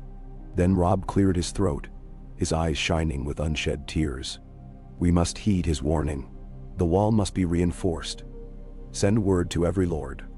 If the cold comes south, we must be the shield." Mira nodded, relief softening her fierce expression. "He is strong, your brother, older than his years. The old powers run in his blood, and in yours too." Lady Dustin arched a brow. "If the wall falls, what hope for any of us?" Catelyn answered, her voice clear as ice. "We make our hope. We hold together, as Starks have always done." The council dissolved, men and women departing with new urgency. Robb caught Mira's sleeve as she turned to go. "Tell me of Bran," he whispered. "Is he changed?" Her eyes were grave. "He dreams strange dreams. He walks in wolf and raven both. But he remembers you, and he loves you. That is unchanged." Robb let her go, his mind whirling. As the days passed, preparations accelerated. The smiths forged new axes and arrowheads. Fletchers worked by lamplight, binding feathers and sharpening points. In the yards, the youth of the north drilled with spear and bow. Catelyn oversaw the rationing of food, stretching supplies as far as she dared. Glover's men repaired the gates, while the Manderley contingent patrolled the river approaches in pairs, wary of spies. Robb spent long hours with Mira, gleaning what he could of the threat beyond the wall. She spoke of black shadows, blue-eyed corpses, monstrous white wolves, and the endless cold.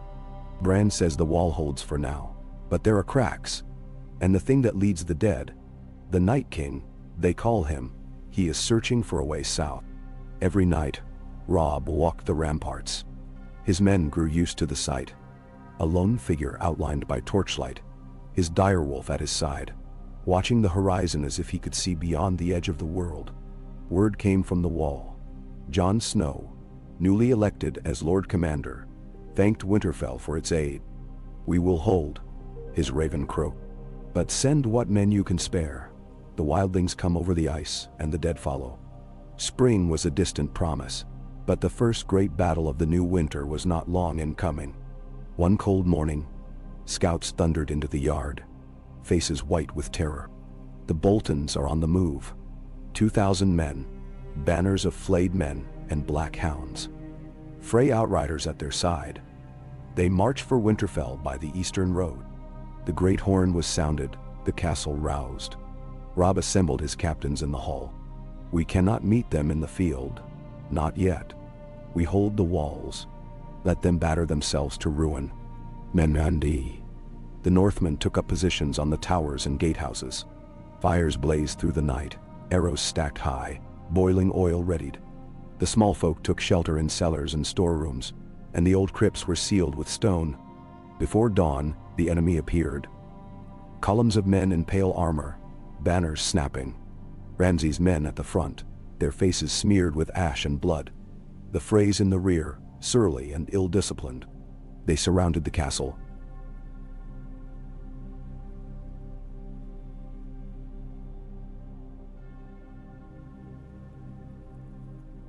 Promises of doom.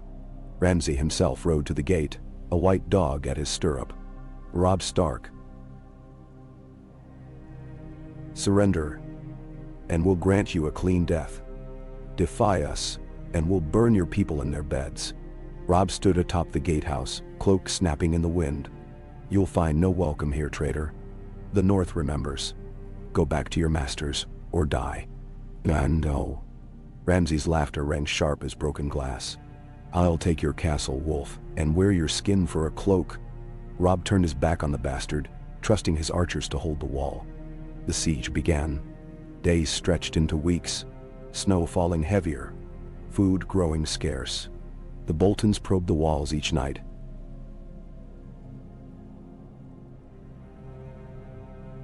Scaling ladders, fire arrows, rams against the gate. Gray wind was everywhere, leaping the battlements, sowing terror in the enemy camp.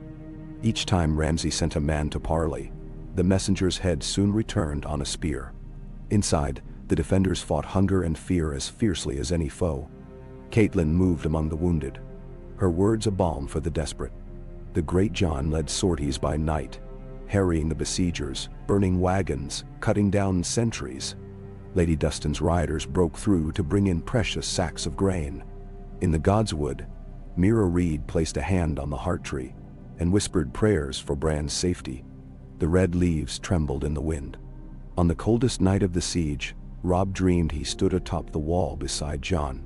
The wind howled with 1,000 voices, and far below, the army of the dead marched. Silent, implacable, endless. He reached for his sword, but the blade was ice in his hand, brittle as glass. Bran's voice came through the blizzard, fierce and clear. "Hold fast, Robb. The dawn is coming." He woke shivering but resolute. At dawn the cry went up. The Bolton camp was in chaos. Manderley riders, guided by Reed's bogmen, had circled through the marshes and struck the rear. The defenders inside Winterfell threw open the postern gate, and the Northmen surged forth, howling, axes flashing in the blue dawn. The Freys broke and ran. The Boltons fought with mad fury, but could not withstand the onslaught. Ramsay died at Robb's feet, his face twisted in disbelief, the red snow steaming in the early light. The survivors fled into the wild, and the north was free. The cost was terrible. Many dead, the walls broken, the granaries nearly empty. But the banners of the wolf flew alone over Winterfell, and in every corner of the north, hearts lifted. In the aftermath, as the dead were counted and the wounded tended, Robb stood beside the heart tree with his mother, Mira, and the Greyjohn. "We have won a battle," Catelyn said softly. "But the war is not over. The true winter is still to come." Robb nodded, feeling the weight of the world in his chest. Yet for a moment, hope was stronger than fear.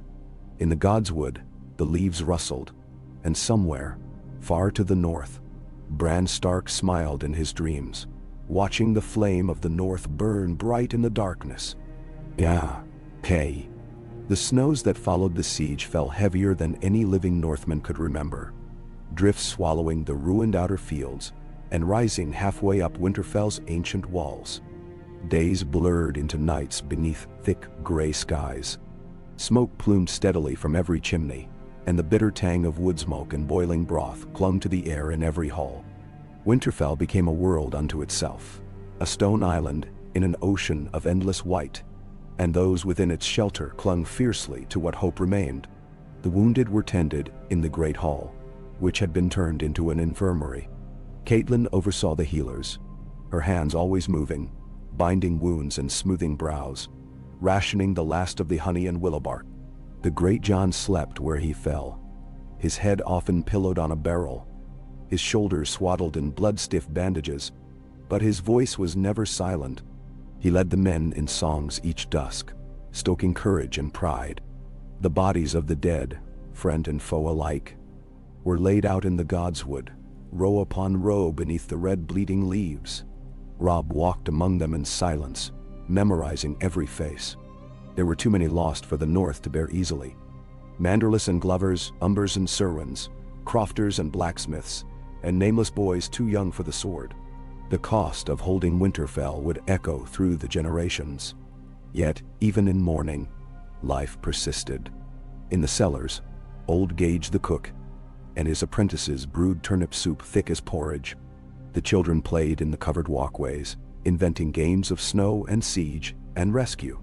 Wolves padded through the corridors with casual menace, now more guardians than mere pets. Gray wind moved where he would, silent and regal, and summer, strange half wild, appeared some mornings as if conjured from the heart of the storm itself. Mira Reed and a handful of bogmen built shelters of woven reeds for the weakest, teaching small folk the ways of the neck, how to trap stoats, how to find water beneath the snow, how to listen for the whisper of death in the wind. Every night, Robb convened his council, the solar lit by guttering tallow candles and the orange-red glow of the fire. Manderly's surviving knights, grim and bearded, reported on food stores, dwindling, but holding. Glover scouts tracked the scattered survivors of the Bolton host, hunting bands of desperate men through the forest. Letters arrived by Crow from Moat Cailin and Deepwood Motte, swearing continued loyalty. But always there was news of raids, of missing wagons, of travelers found frozen in the wastes. The north was free, but freedom was proving a hard master. Robb wore the cares of command like an iron mantle. He slept little, ate less, and rode the walls at all hours. Often he was found in the rookery with Maester Tybalt, reading and rereading the letters from the wall, from White Harbor, from every holdfast still loyal.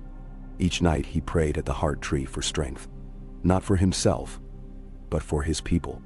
The gods were silent, but sometimes he imagined he could feel his father's hand on his shoulder in the darkness.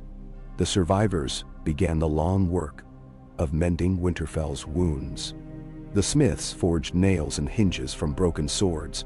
The masons set to work repairing the battered gates. The mountain clans dug trenches around the outer walls, making a labyrinth for any enemy bold enough to approach. Even the children gathered stones and packed snow for the ramparts. Lord Wyman Manderly's first supply caravan broke through the drifts one moonless night. Half the oxen dead, but the wagons loaded with flour, dried fish, salt pork, and most precious of all, casks of honey and barrels of thick brown ale. The lords gathered in the yard as the wagons creaked into place, and Robb himself knelt in thanks before the old frost-bitten drivers.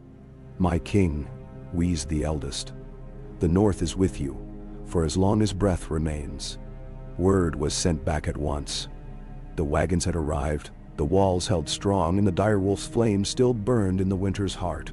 By the fire in the great hall, Robb met often with Mira Reed.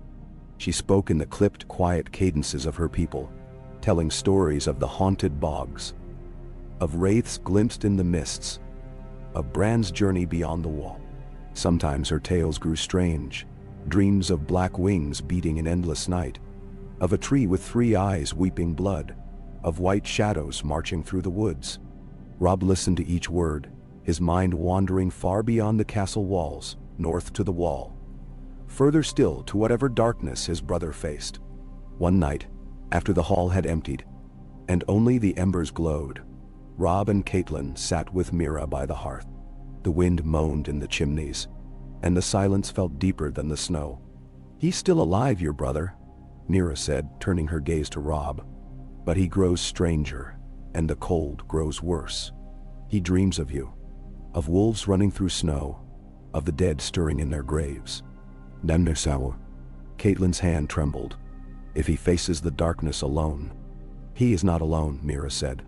"He has Summer and Hodor, and more power in him than he knows. But he wants you to remember, the wall is not the only shield. The North must stand as one. Only together can you hope to weather what is coming." Robb stared into the fire, the heat a balm against the chill that never quite left his bones. "Then I will not fail him, nor the North. Whatever comes, we face it together." In the spring of the 3rd month of the siege's end, the snow abated.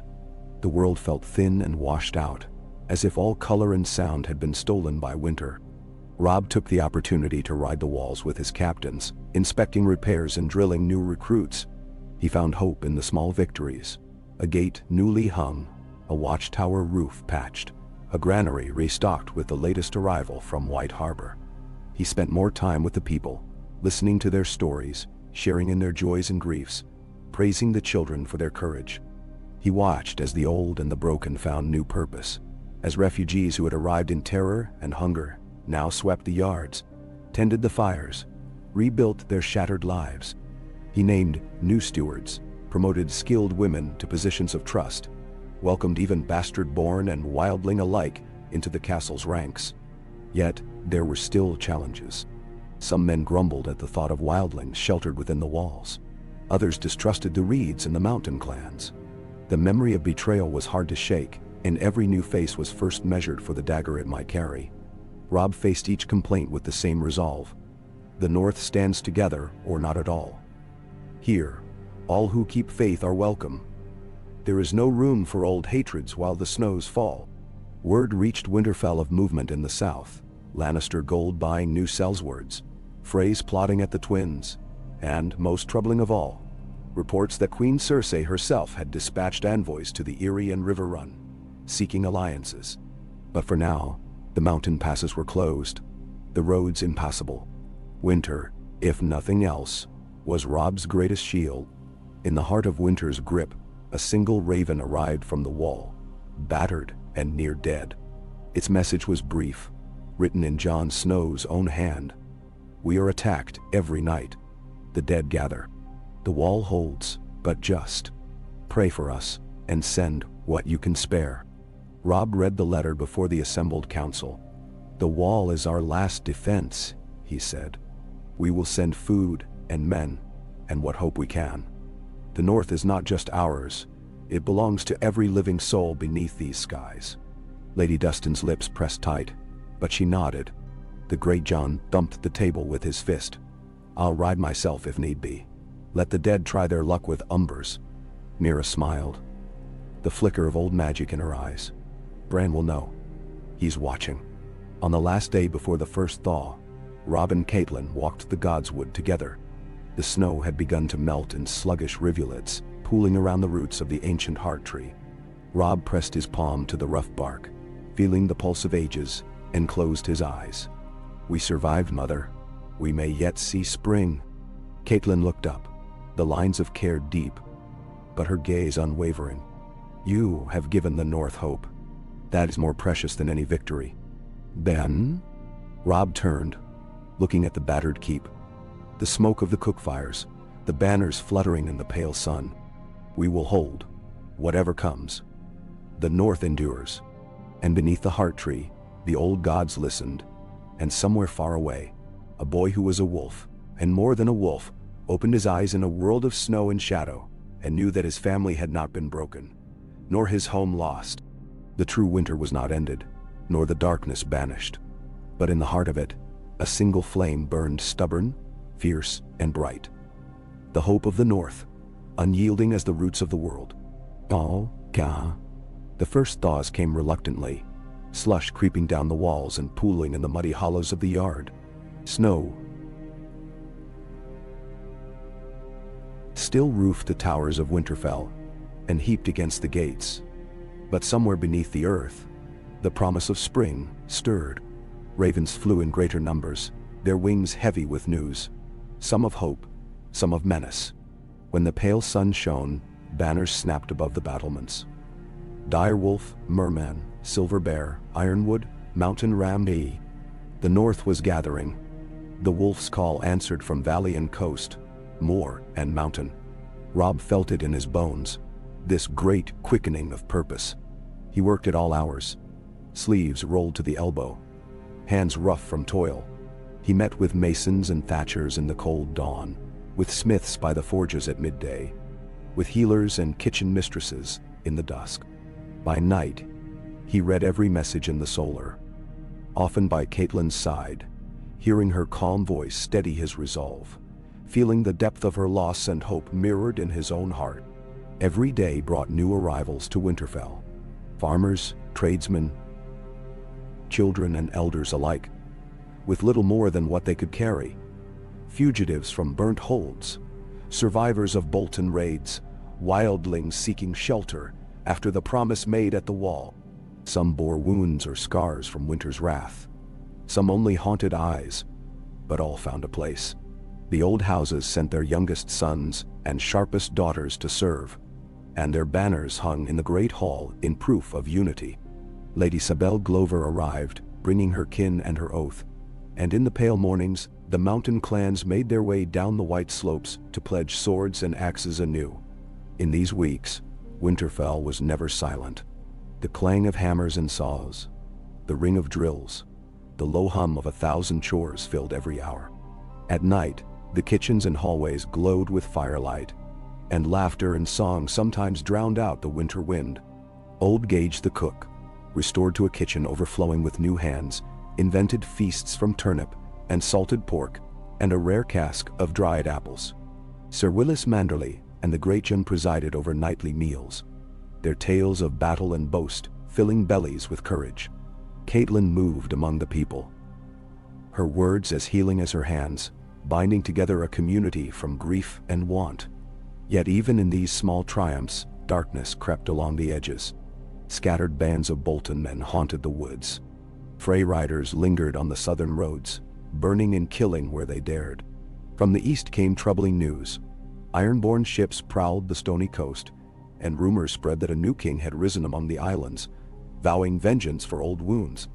In the far south, the Lannisters pressed their gold and ambition on every wavering house.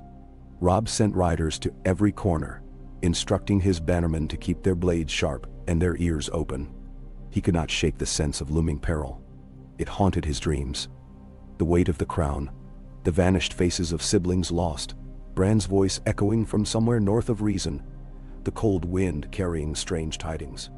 When sleep eluded him, Robb walked the battlements with gray wind, listening to the night and the beating of his own heart.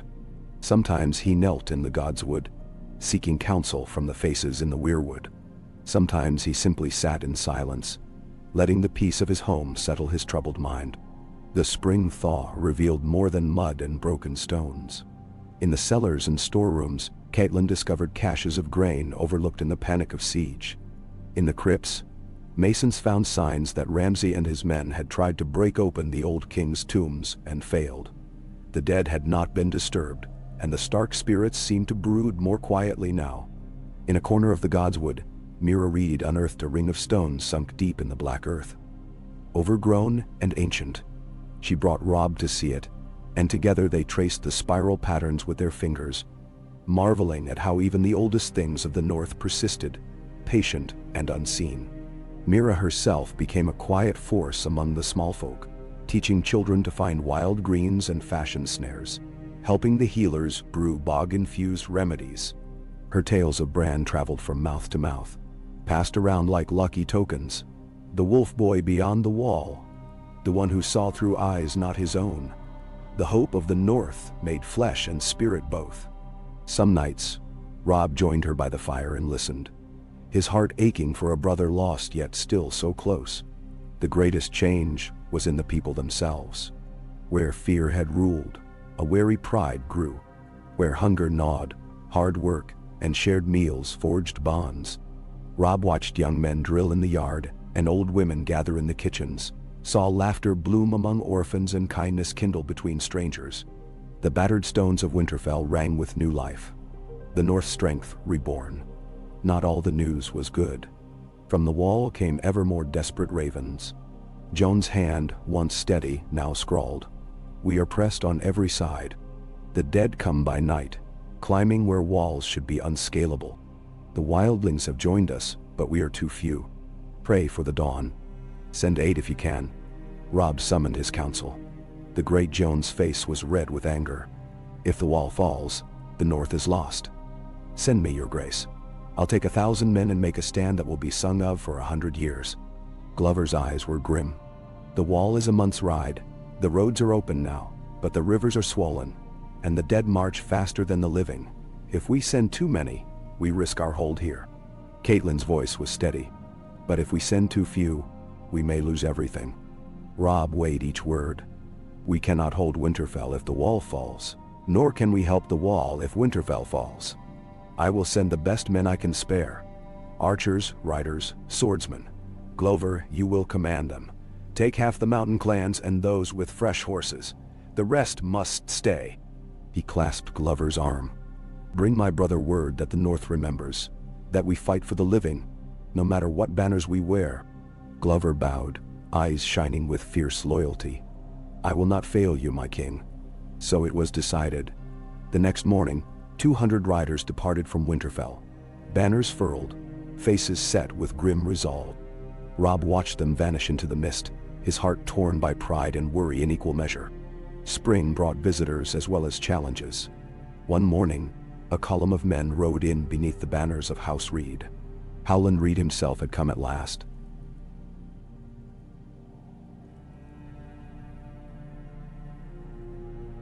Slight and green-cloaked, his eyes as old as the neck.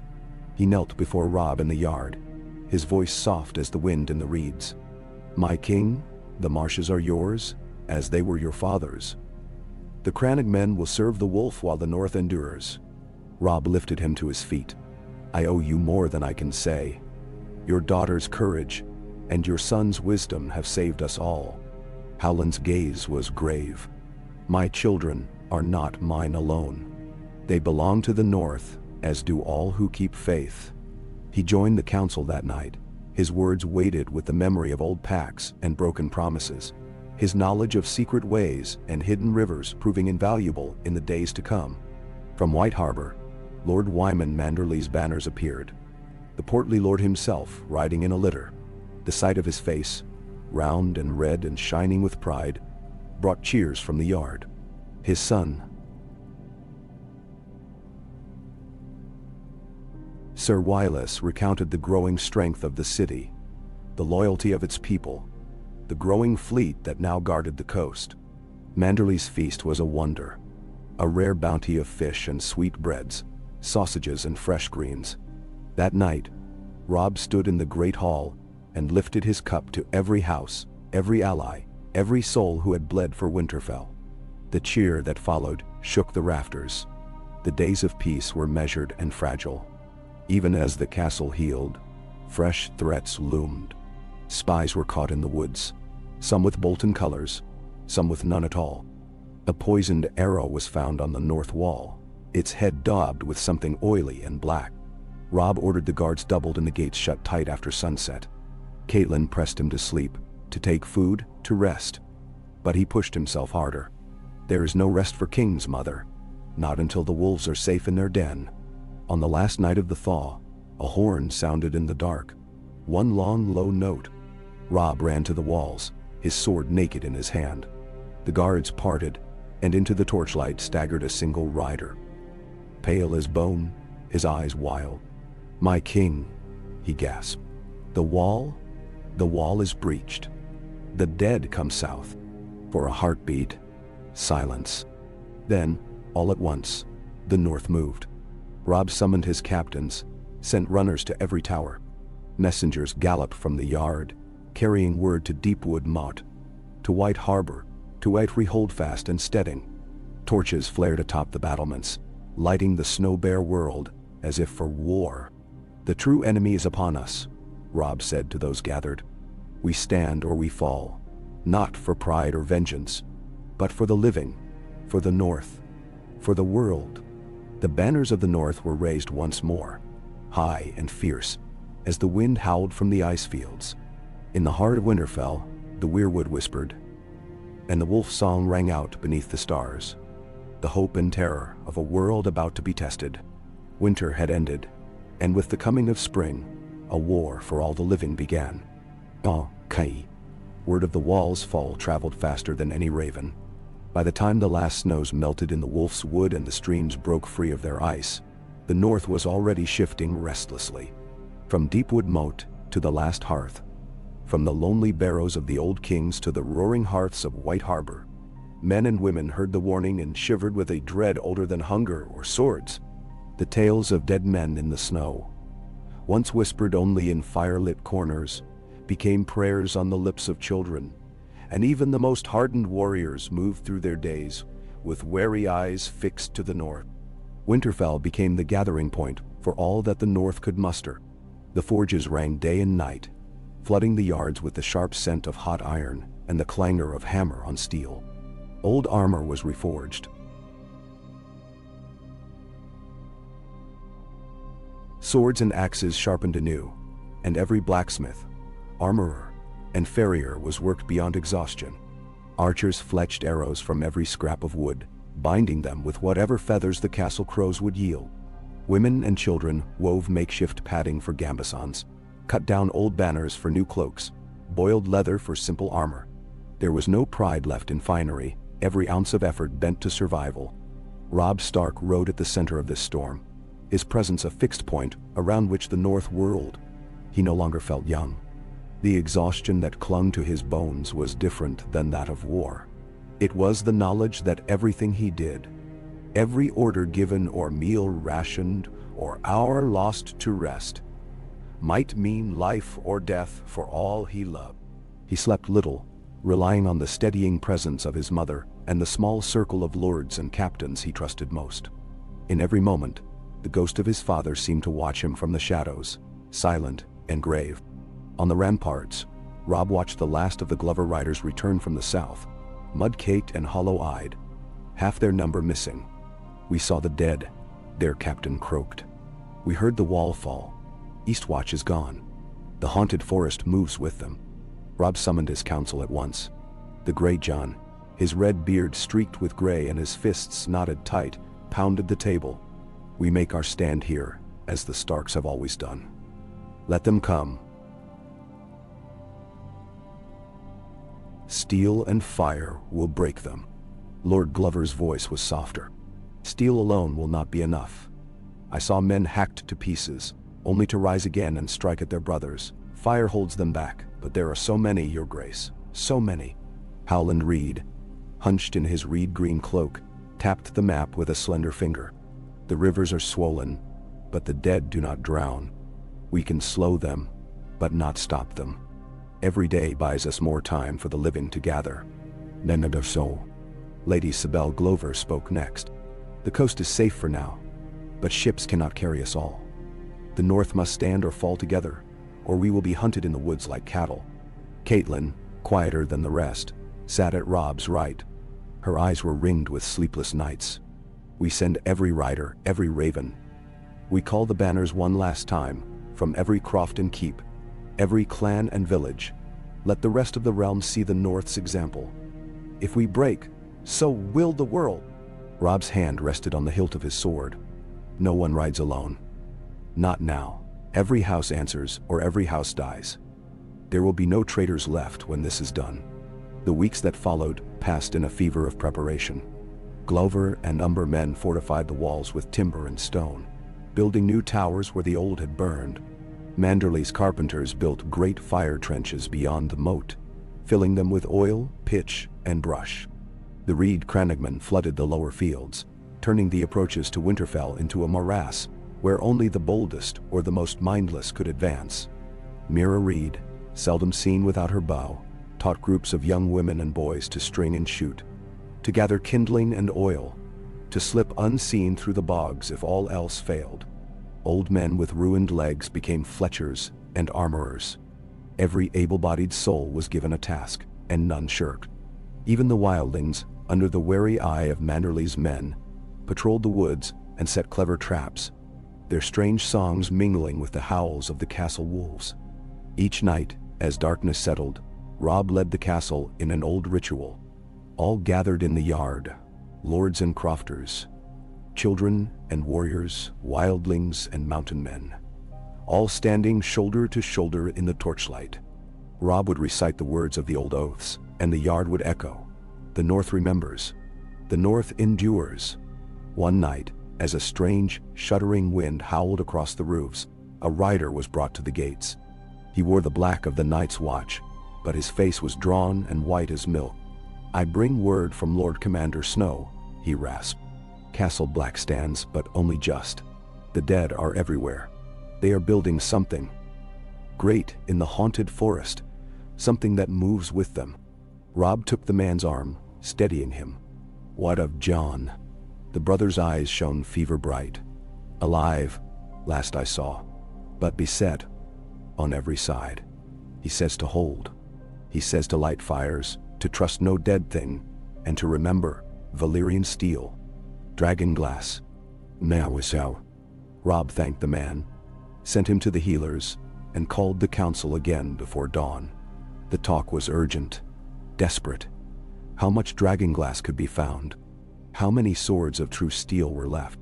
Could the smiths reforge broken blades, melt down ancient heirlooms? The old legends were scoured for any scrap of hope. Ravens went south, east, west, begging aid, offering alliance, warning of the end that approached. Lady Dustin, stone-faced, murmured, "The Starks built Winterfell to last until the end of days. We will see if that faith was justified."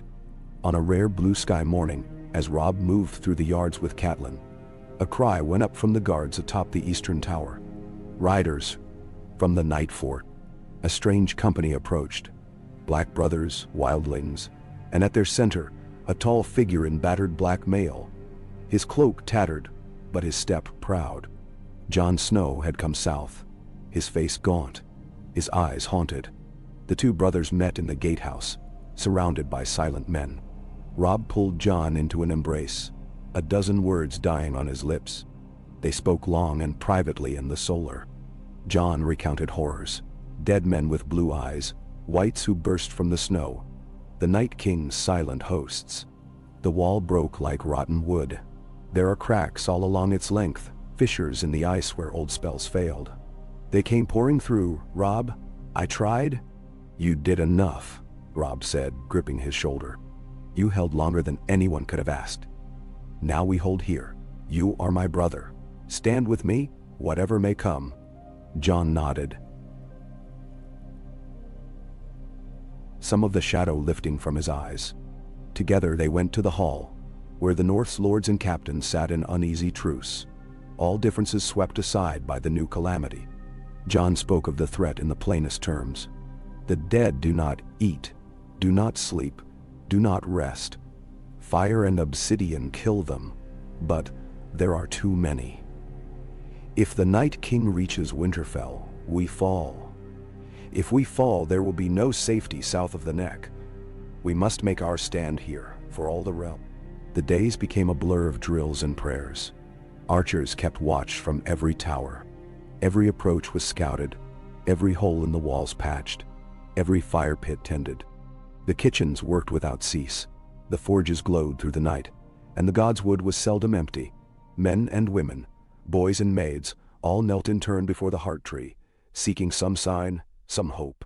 Mira Reed found Robb there one evening, her hair shining silver in the dusk. "Bran is near," she whispered. "He moves through the snow like a ghost. He will come before the end." Robb believed her. He had to. The old gods, the old blood. There was more at work in the world than swords and fire. The first true warning came with a chill wind, sharp as a knife. Birds fell silent. The wolves howled without ceasing. Scouts returned babbling of horrors. Villages frozen in a single night. Rivers turned to ice, shapes moving through the trees that left no tracks. The horns sounded at dawn. 1, 2, 3 times, each blast rolling across the frosted fields. The enemy was upon them. On the horizon, a shadow deeper than twilight moved. 1,000, 10,000, perhaps more. Dead men, women, and children, armored in rags and frost, blue eyes blazing gaudy. At their center moved a figure on a pale horse, crowned in ice, his gaze fixed upon the heart of the castle. Robb donned his armor, feeling the weight of every oath and memory. At his side stood Jon, grim as any Stark, and gray wind, hackles bristling, muzzle flecked with ice. The lords assembled, Glover, Umber, Manderly, Dustin, Reed, all sworn to the last. The first ranks of the dead struck the fire trenches and faltered, their bodies burning in gouts of oily flame. The archers loosed, and the air filled with shafts. The sound of battle rose, a roar of fire, steel, and shattering ice. The living fought and fell, fought and rose again to fight as whites. Every inch of ground was paid for in blood and agony. Robb led the first counterattack from the gate, Jon at his side, the direwolves surging ahead. Valyrian steel flashed in the blue gloom, shattering the dead where they stood. Mira and the Crannogmen slipped through the bogs, setting traps, lighting hidden fires, pulling wounded from the snow. The Night King watched, unmoved. The battle raged for a day and a night. The walls held, barely, fire and steel, and desperate courage buying hours at a time. In the darkest hour before dawn, the Night King raised his arms, and those of the living who had fallen rose, their eyes blazing blue. Despair nearly crushed the defenders, but in that moment, a cry went up from the godswood, a howl, wild and piercing. A great wolf leapt from the shadows, its eyes burning with a strange light. At its side came Bran Stark, white-faced and otherworldly, his staff carved with runes. Bran's voice echoed through the yard, stronger than it should have been, and every living soul felt hope surge anew. The old gods are with us. Hold, and the dawn will come. The last charge was led by the Starks. Robb, Jon, Bran, Grey Wind, and Summer, with the best of the North at their backs. Valyrian steel met ice and shadow. Bran's power flared from the heart tree, the weirwood shining like a beacon. The Night King turned, for the first time uncertain, as roots cracked the earth and the wind itself howled. And as the sun rose, pale and cold, the dead began to falter. Fire and steel, magic and memory, the will of the living, all combined to turn the tide. The Night King shrieked, his power breaking.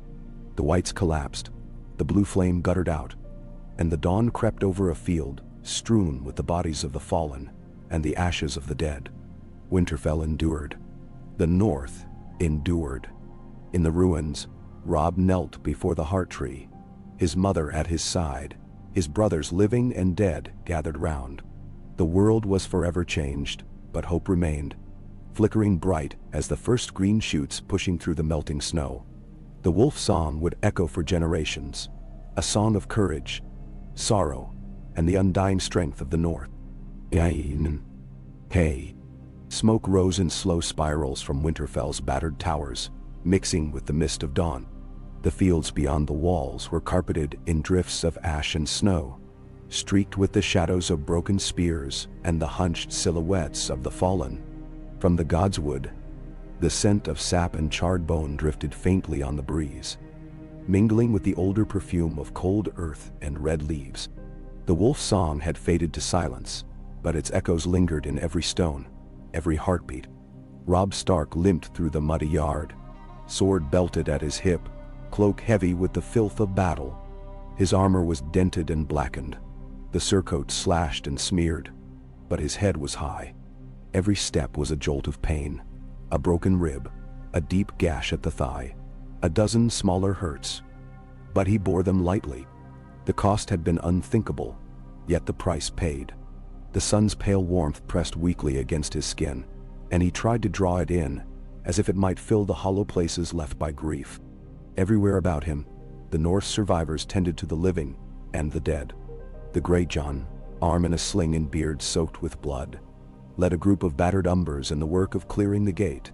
Sir Willis Manderley and his cousin marshaled teams of wounded and whole alike, stacking the enemy's corpses in great pyres beyond the walls. Catelyn stood on the steps of the keep, a bundle of linens in her arms, giving quiet instructions to a line of exhausted women and girls. Maester Tybalt, gray-faced and hollow-eyed, moved from fire to fire, binding wounds, closing eyes, saying soft prayers for those he could not save. By the weirwood, Bran sat in a cloak of gray and green, his face drawn with the strange gravity of old kings and dying gods. Summer lay at his feet, sides rising and falling, muzzle flecked with frost. Mira Reed was close by, helping the youngest of the children haul away fallen branches and gather the precious dead. The heart tree's face bled sap where a blade had struck it in the night, but it still watched the yard with a patient, knowing sadness. Robb joined Jon near the center of the yard, where a low fire burned for the last of the whites. Jon's cloak was torn, his sword arm wrapped in a bloody sling, but his eyes were clear and alive. Ghost prowled at his side, muzzle stained blue and red. They exchanged no words, only a nod, a clasp of forearms. The silence between them was the only comfort left, the old language of brotherhood. The survivors gathered slowly as the morning wore on. Some wept openly, others moved like sleepwalkers through the business of rebuilding. The banners of every house hung limp from the walls. Direwolf, Merman, Silver Bear, Mountain Ram, the Reed, and the Tree. Many had lost their lords, their sons, their hopes. Yet here they stood, together. Robb called the council in the ruined Great Hall, where fires burned in braziers made from broken helms and shield rims. The stone floor was streaked with soot, and the scent of blood hung thick. But the light in the hall was steady, and the faces gathered there were those of the North's last hope. Howland Reed, hood shadowing his clever eyes, spoke first. The Night King is gone. The dead have returned to sleep. The ground itself will take years to forget, but we have bought a season, perhaps an age. The old gods are not done with us yet. Menachie. Lady Sabelle Glover's voice was rough from smoke and sleepless nights. Many of my kin are lost, but those who remain will not forget. The Boltons and Freys are finished. The North will never again bow to southern gold or threat. Lord Wyman Manderley, thinner than Robb remembered, and with his leg bound tight, looked to the high table. White Harbor will rebuild the fleet, supply the holds, send grain and fish as long as there is breath in my body. The North endures because we endure together. Jon Snow stood, and every eye turned to him. The wall is gone, and the wildlings have bled with us. They are of the North now, or they are lost. We must make peace, or we will find new enemies behind our walls. Then there was a murmur, doubt, but also agreement. Too many had seen courage in unexpected places. Wildlings fighting to the last, crannogmen striking from the marshes, even small folk standing in shield walls, mothers wielding kitchen knives in the night. Robb felt the truth in Jon's words settle like a weight across his shoulders. He spoke, voice hoarse but unyielding. The North is changed, but it is not broken. We remember who we are, every house, every clan, every lost and wandering soul who stood with us. These are our kin now. Let no old grudge, no past sin, divide us while the land is still cold." He looked to the crowd, catching each eye in turn. The children, the battered knights, the wildling chieftains, the broken lords. We have held Winterfell. We have survived the long night. There will be songs of this day.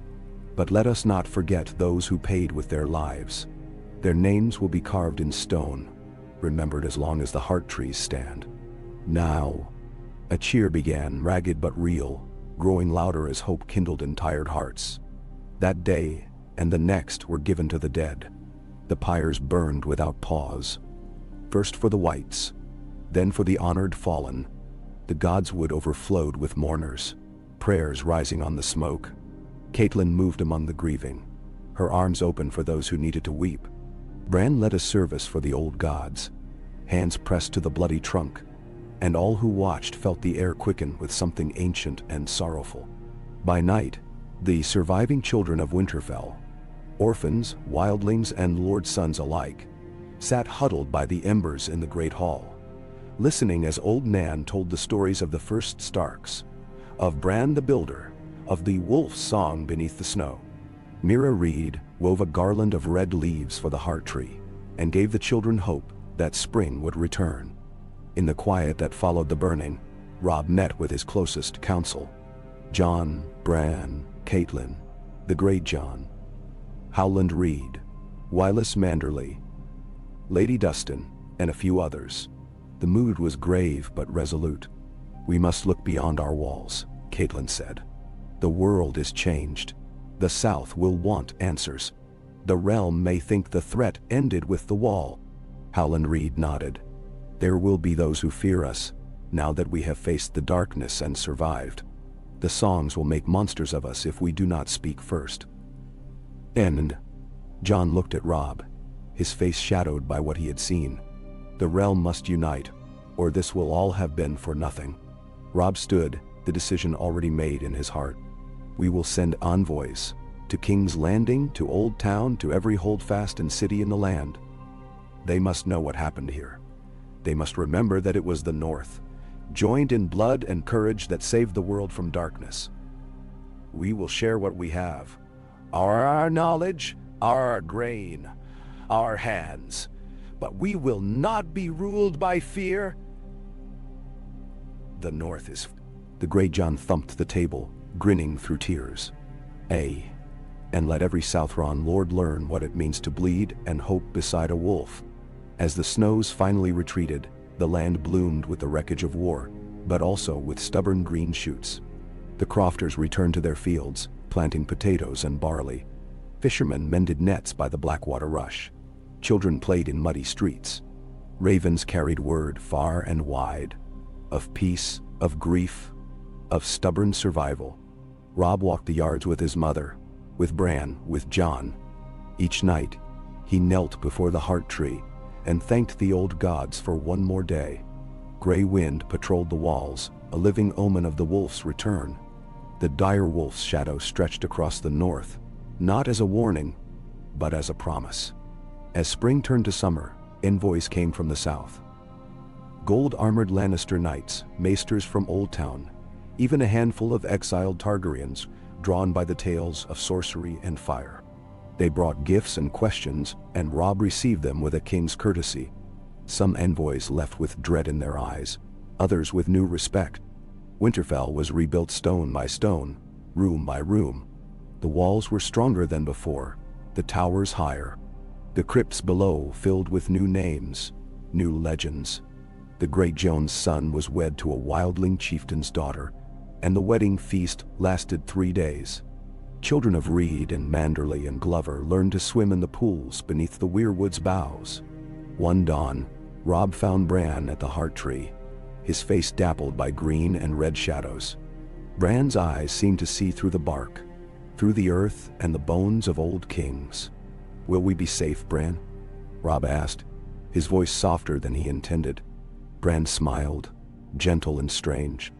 "For a time, the world turns, brother. But as long as we remember who we are, as long as the wolves stand together, There will always be hope. Many. Robb pulled his brother close, and for a long moment, they listened to the quiet between heartbeats, to the river's flow and the song of the wind. The North was not healed, but it was alive. Its scars would not fade quickly, nor its lessons be forgotten. Yet as the sun rose higher over Winterfell,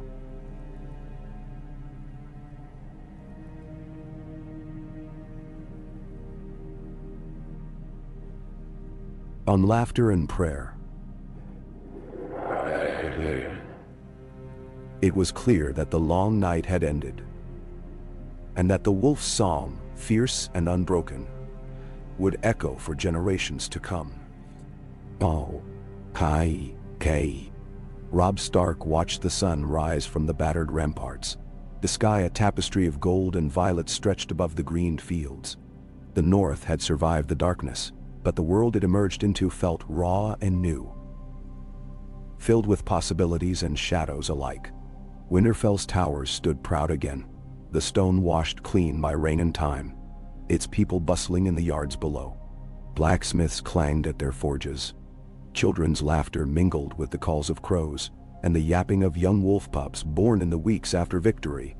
Somewhere behind him the heart tree whispered in the breeze, its red leaves fluttering like banners of old blood and promise. The air was filled with the sense of spring, wet earth, crushed grass, smoke from the kitchens. The world rebuilt itself with each dawn, and yet Robb felt an old restlessness gnawing at his heart. He turned from the sunrise, pulling his cloak tighter as the wind danced through his hair, and made his way down the steps, past the new guards, some with the old faces of Stark bannermen, some wildlings with wary eyes, all sworn to his house now.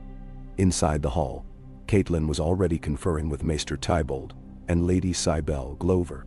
The long table was spread with parchment, lists of stores, maps of crofts and holdfasts in need, letters from lords as far as White Harbor and Barrowton.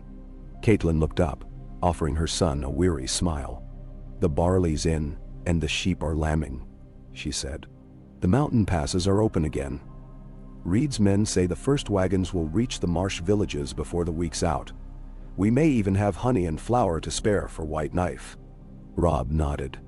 "And the messages from the south?" Maester Tybalt's hands trembled slightly as he handed over the most recent roll of parchment. "More promises, Your Grace. The Iron Throne sends envoys again, offering peace and trade. But no ships have sailed north, and no food has come but what we grow or barter. The Lannisters in Tyrell squabble. The Targaryen princess is rumored to have landed in Dorne. The realm is restless, but the storm is elsewhere, for now." "Nandero." Robb ran his thumb over the cracked wax. "We keep to our own. We help who needs it, but the North comes first. We are not for sale, not now, not ever." Lady Cybele inclined her head, pride in her eyes. "The people know, Your Grace. They follow you because you've bled with them. That's more than any Southern crown ever gave us." Robb offered a brief, wry smile. "Bleeding seems the surest path to loyalty these days."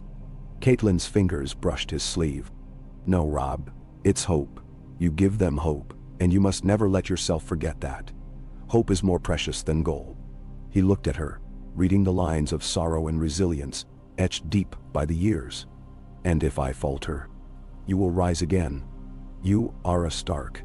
In the following days, Robb moved among his people with deliberate purpose. He spoke with the farmers at sunrise, their hands thick with mud and the joy of hard-won harvest.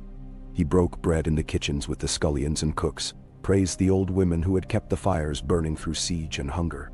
He met with the smiths and masons as they shaped new bricks for the walls, with the young archers whose eyes were quick and unafraid. His presence was reassurance, but also a quiet reminder that the North was not yet done paying for its survival. Every village rebuilt meant another field left fallow, another meal stretched thinner. Yet as days grew longer and the woods burst into green, it seemed to Robb that even the land itself was breathing easier, the old pain easing at last. In the Godswood, Bran spent hours beneath the heart tree. He seemed more a part of it now, eyes closed, lips moving in silent conversation with something only he could see. Mira was often at his side, her quiet strength steady as the stone roots. Sometimes wildlings came to the weirwood too, bearing their own offerings. Antlers, carved stones, bright flowers plucked from the hills. The old gods were not just a Stark inheritance now, but the shared faith of all who had stood together at the end. Jon Snow remained in Winterfell longer than Robb expected. He was changed, Robb saw. The shadows under his eyes ran deeper than any wound. Yet Jon worked as tirelessly as anyone, training archers, sparring with the wildling chiefs, overseeing the fortification of the outer walls.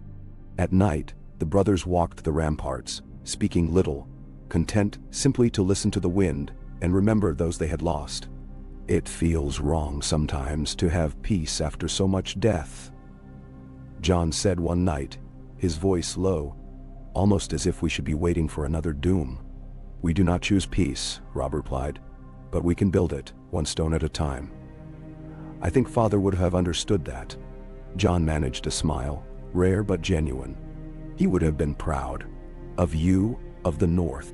Not all was calm. Reports of unrest in the far south filtered north. Dorne was aflame with Targaryen banners. The Iron Islands raided the coast, and the Riverlands trembled beneath the threat of new war.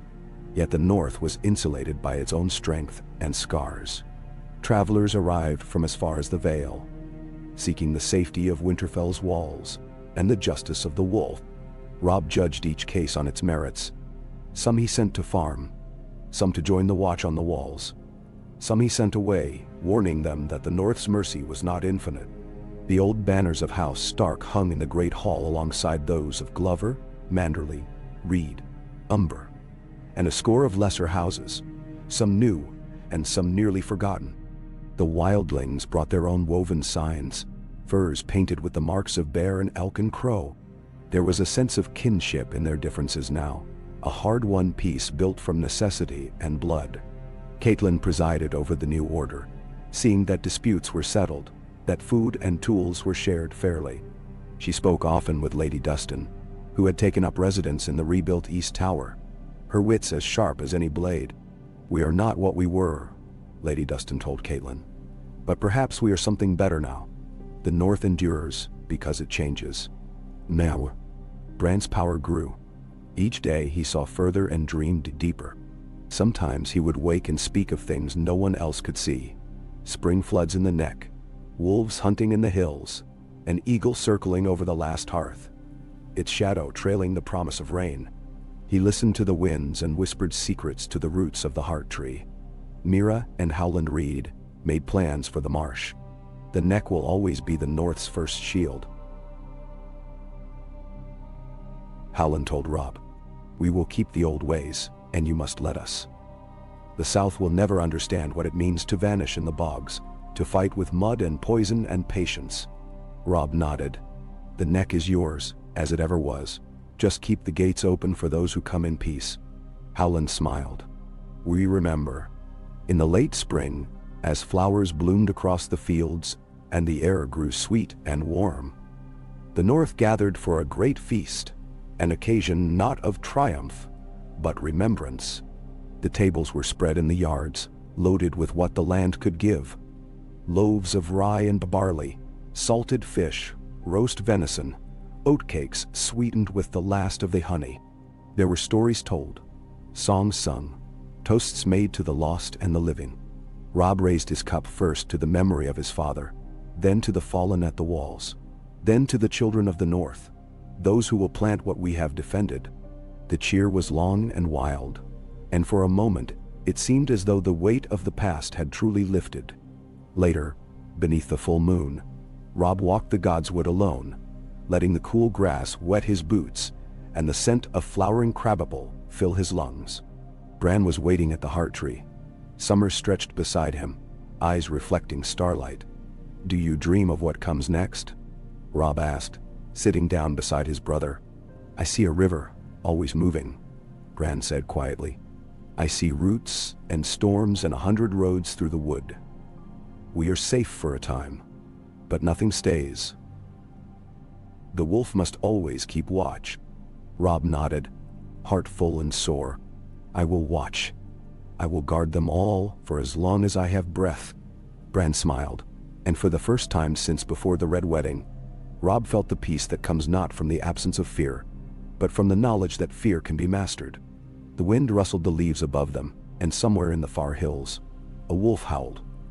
One voice rising, then others joining in. The song of the North, enduring and eternal.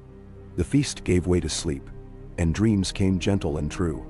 The North healed, quietly and stubbornly, beneath the watchful eyes of wolves and gods, and the story of the long night faded into legend. But for those who lived, the lesson endured. Hope is the fire that the darkness cannot quench, and a family that stands together can outlast even winter. In the months to come, the realm would test the North's peace, and new storms would rise on distant horizons. But that was tomorrow's trouble.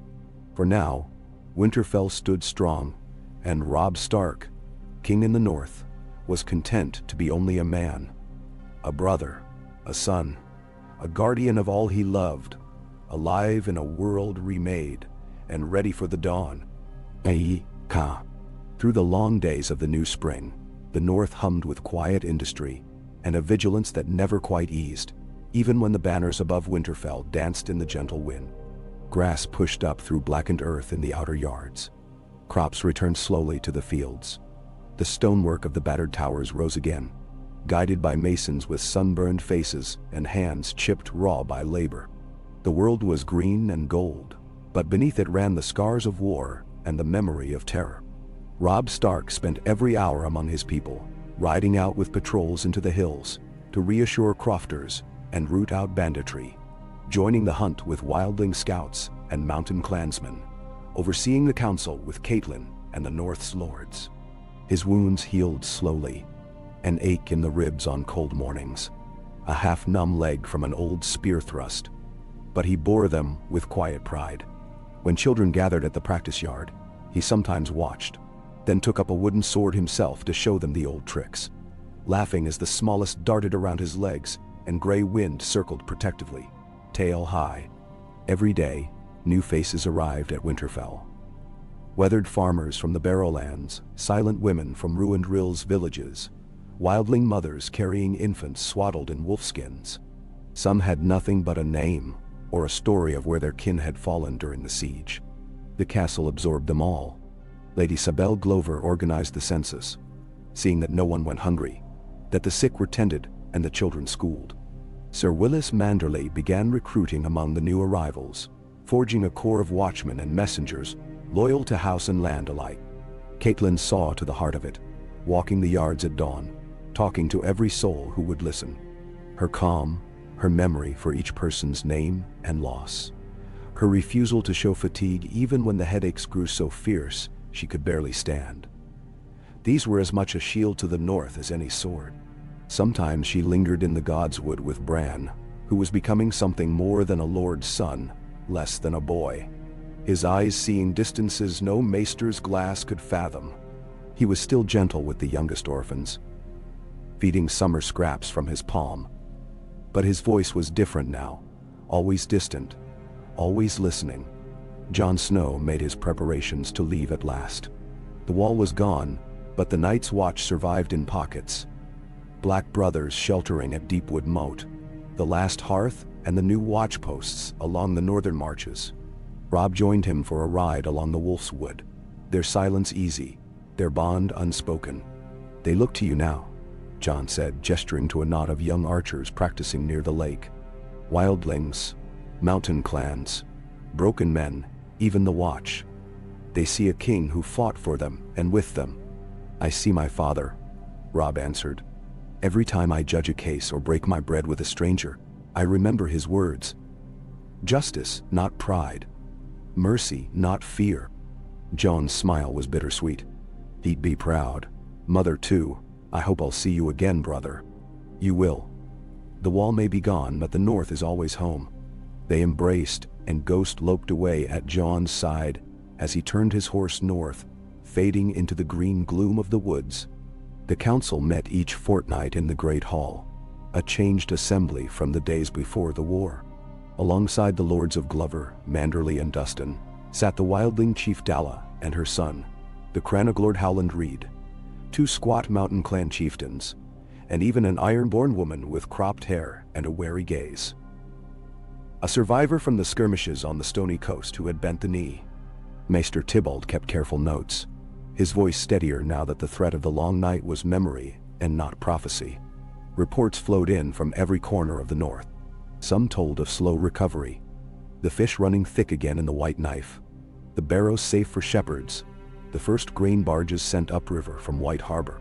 Some were darker, raids on the border with the Riverlands, whispers of Lannister and Frey spies caught and hanged, the wild stories brought by peddlers from the far south.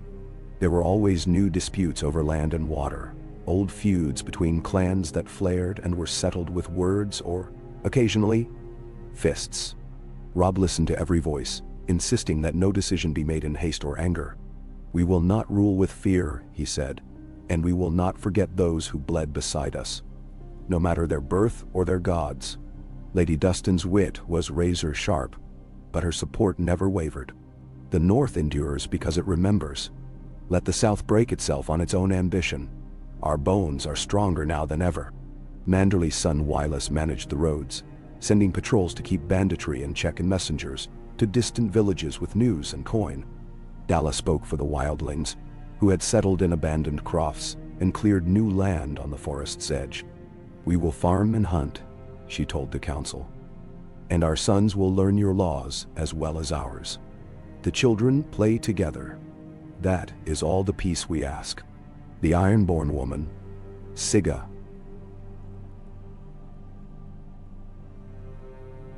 pledged the strength of her few remaining kin to guard the rivers from pirates and thieves.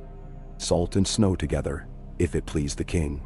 "It does," Robb replied, and the council laughed. The old enmities softened at last. As the moon waxed and waned, word of the North's peace spread beyond its borders. Traders came up the White Knife with rare goods and news. The Targaryen queen had landed in Dorne. The Riverlands bled as Blackwoods and Brackens warred again. The Vale remained closed and silent. In Old Town, the maesters argued over the truth of what had happened at Winterfell, some denying the dead had ever risen, others warning that such magic could not be contained. Robb sent envoys to all, careful letters signed with the direwolf seal, offering trade and peace, but making it clear that the North would never bend the knee again. Among the people, marriages were made between wildlings and Northmen, Reeds and Ironborn, Manderly and Mountain Clan. The first new church to the old gods was built outside White Harbor, its heart tree planted with care. On the high moors, a wildling woman gave birth to twins with hair as red as the setting sun and eyes as gray as a wolf's pelt. The tale spread, and people said it was a sign the North's strength would not fade. In the warmth of late summer, the North gathered for a new festival. The Feast of the Dawn, they called it, marking the day when the sun had risen after the long night. Every house sent singers and dancers, food and ale. There were contests of archery and swordplay, foot races through the streets, and storytelling by the oldest among them. Children built models of Winterfell in the dirt, crowned with tiny branches for towers. Robb presided from a chair at the head of the long table, flanked by his mother and Bran, who wore a garland of wildflowers around his shoulders. The lords and chiefs made speeches, but the people cheered loudest for the orphans and crofters, for the survivors of the kitchens and smithies, for the wildlings who had become Northmen and the Northmen who now knew the wild. When night fell, torches ringed the walls, and Mira Reed led a procession through the Godswood, Bran and Robb at her side. They stood before the heart tree and poured out cups of mead to honor the lost. The wind stirred the leaves, and Robb thought he could almost hear the old songs in the branches, the voices of his father and ancestors, woven with the laughter of living children. Afterward, he walked the walls alone. Grey Wind joined him, older now, scarred but proud, muzzle silvering at the jaw. Below, the castle was lit with firelight, a beacon in the northern dark. Bran found him there, eyes distant but kind. "Are you happy, Robb?" Robb watched the lanterns flicker, the banners moving in the warm wind. "I am at peace." "I did not think I could be." Bran nodded, leaning his head against his brother's arm. "You did not do it alone. None of us did." They stood together, silent, as the stars turned overhead and the world slept. Autumn brought new work. The final repairs to the walls, the storing of grain, the birth of more children than Winterfell had seen in a generation. New disputes flared and faded. Old wounds were healed in time, or faded to scars, remembered only by the oldest among them. Catelyn grew ill that winter, her strength finally failing, but she died with her family at her side, her name honored in the Godswood and in every home she had touched. The day they laid her to rest beneath the heart tree, it rained, and the leaves glistened as if weeping. Robb stood long in silence by her grave, the pain in his heart as sharp and bright as any victory. The seasons turned, and the North endured. Robb Stark became a legend in his own lifetime, not for conquest, but for healing, for mercy, for the stubborn refusal to break in the face of darkness. He walked the walls every morning, sharing a smile or a word with all he met. He sat beside the sick and the dying, danced at weddings, blessed the newborns. And when, at last, he felt his father's hand in his dreams, warm, proud, and forgiving, he knew that the North's future was secure, not because of the walls or the swords, or even the memory of the wolf's song, but because of the people who remembered, who rebuilt, and who believed. Winter would come again, as it always did, but so would spring. And as long as hope survived in the heart of Winterfell, the story of the North would go on, fierce and bright as the dawn. Winter fell soft and slow in the years that followed, not with the pitiless hunger of the long night, but as a memory, an old companion that came to sit at the hearth rather than batter the gates. In the deep months, hoarfrost coated the branches of the Godswood, and the old white walls shone like pearl beneath the pale sun. Children learned to skate on the wolf's wood ponds, and the scent of roasting venison and honeyed oats drifted from the kitchens into every corridor. The blacksmith's hammers rang, now crafting plowshares and hinges more often than swords. Robb Stark's beard had grown thicker, his hair longer and sun-browned from hours in the field and forest. Scars webbed his hands, and a new stiffness marked his stride. But the strength in his voice and the warmth in his smile remained undimmed. There were streaks of silver at his temples, but they suited him. He wore the years openly, a king whose crown was the trust of his people rather than gold. He rose each morning before the sun, walking the ramparts to greet the guards, then stopping by the kitchens to hear the cook's complaints or sample the day's porridge. Often, he took his breakfast in the yards with the children, sharing news of the outer holdfasts or listening to stories of their games. He favored no one, and none dared show him too much deference. He had become part of Winterfell, as much as the old stones and the deep well beneath the crypts. The castle was alive, every corner bustling. The wildlings who had come south were now settled folk, their sons and daughters learning the ways of both forest and field, their stories woven into the fabric of the North. Crannogmen came freely from the marsh, carrying eels and strange herbs, their boats drawn up by the old well. Manderley ships arrived at the White Knife docks laden with grain, salt, and silver, and in their holds rode new merchants from as far as Bravos and the Summer Isles. Every moon, Robb rode out with his captains. Lady Sybil Glover, tall and lean in her riding leathers, Sir Wylas Manderley, grinning and broad, Mira Reed, silent as the shadow she walked, Dalla, chief among the wildlings, now called the Hearth Mother by all. They ranged the northern woods and visited the villages, Skagos, the rills, the high passes above Last Hearth. Each ride brought new problems and new joys, a child's birth, a herder's grievance, the finding of a lost flock, or the return of a prodigal son. Bran had grown as well, older and quieter, his hair grown long and pale brown, his gaze ever distant. He spent days among the roots of the heart tree, hands stained with sap, lips moving in half-heard prayers. Some called him Bran the Wise, others the Dreamer, though in private he simply called himself Bran Stark. He spoke seldom at council, but his words were heeded by all. His knowledge of floods, of strange blights, of hidden paths through the marsh or signals from distant hawks. When children were lost in the snow, it was Bran who guided the searchers. When a fever swept the villages, he and Mira found the rare bark and roots to brew the healing draughts. Jon Snow returned now and then, never for long. He wore the black still, but it was ragged and patched. A wanderer's badge rather than a uniform.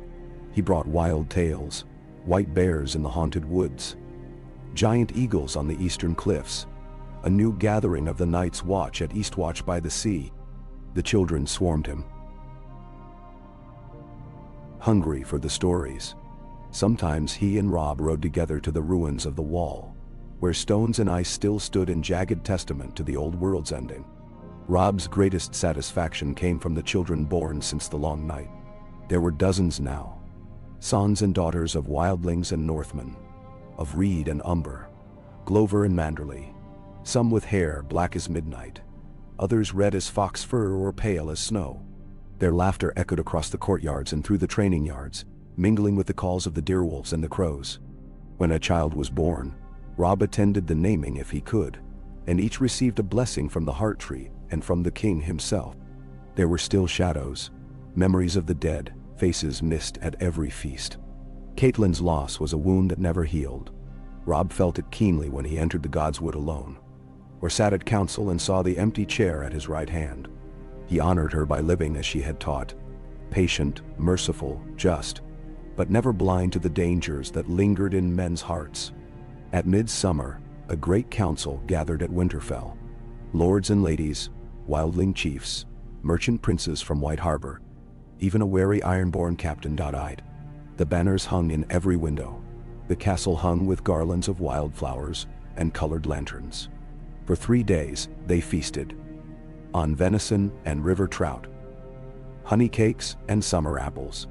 At dusk, Bran told stories of the old kings, and children ran through the halls, their faces painted as deerwolves or crows or giants. There was music, pipes and lutes, flutes made from reeds, the deep singing of the mountain men, and the wild, haunting chants of the Skagosi. Mira danced in the shadows with the younger maids. Sir Wellis led a contest of feats in the yard. On the last night, Robb spoke before them all, his voice carrying through the open gates and out to the starlit woods beyond. The North is not one house, not one banner.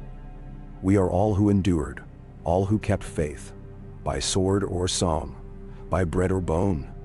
We have lost much, but we are rich in each other. Let the world see that our strength is not in stone, but in the hearts that call these halls home. But in the hearts that call these halls home. He raised his cup, and all drank with him, the wildlings and the Northmen, the merchants and the orphans. There was a hush then, and Bran rose to stand beside him, placing one hand on his brother's shoulder and the other on the table, palms spread wide. I have seen many winters in my dreams, Bran said, voice low and strange. I have seen storms that broke castles and wolves that ran for 1,000 years. But I have also seen spring and green grass and a home that endures. So long as we remember, no night will last forever. The feast continued late into the night, the music carrying over the battlements and into the wild dark beyond. As the years turned, the North became the heart of a quiet rebirth in Westeros. Word spread of the peace in Winterfell, of its justice and its plenty. The Riverlands sent envoys, the Vale offered tribute, the Reach sent rare seeds for the gardens.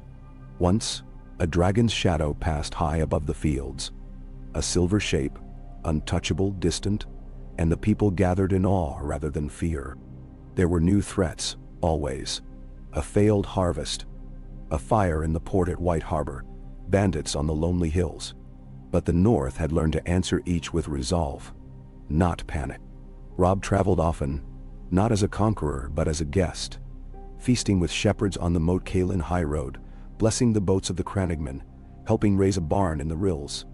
In his later years the king grew slower, his hair gone mostly gray, his voice lower and his laughter gentler. He was never truly alone.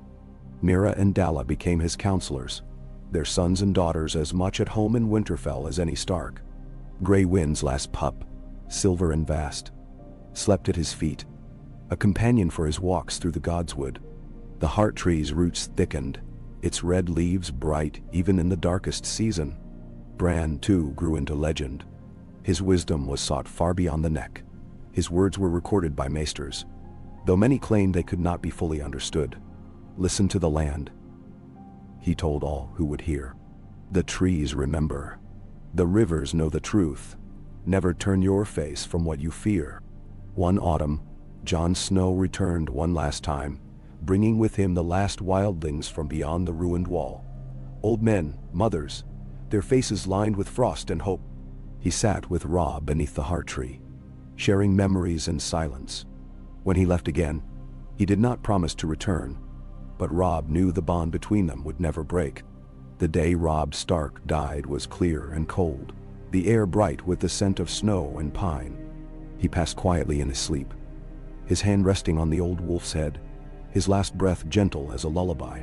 The bells of Winterfell rang out, their echo carrying through the north, and the people gathered from every village, every holdfast, every wild camp and hidden crannog to mourn him. They buried him beside Catelyn and Ned beneath the heart tree, his name carved in stone, the crypt filled with flowers, and the tears of every child who remembered his kindness. Bran led the service, speaking not of kings or wars, but of mornings by the fire, of hope born from grief, and of a world that always turns again toward the dawn. The wolves howled as the first snow fell, a song for the king who had led them through night to morning.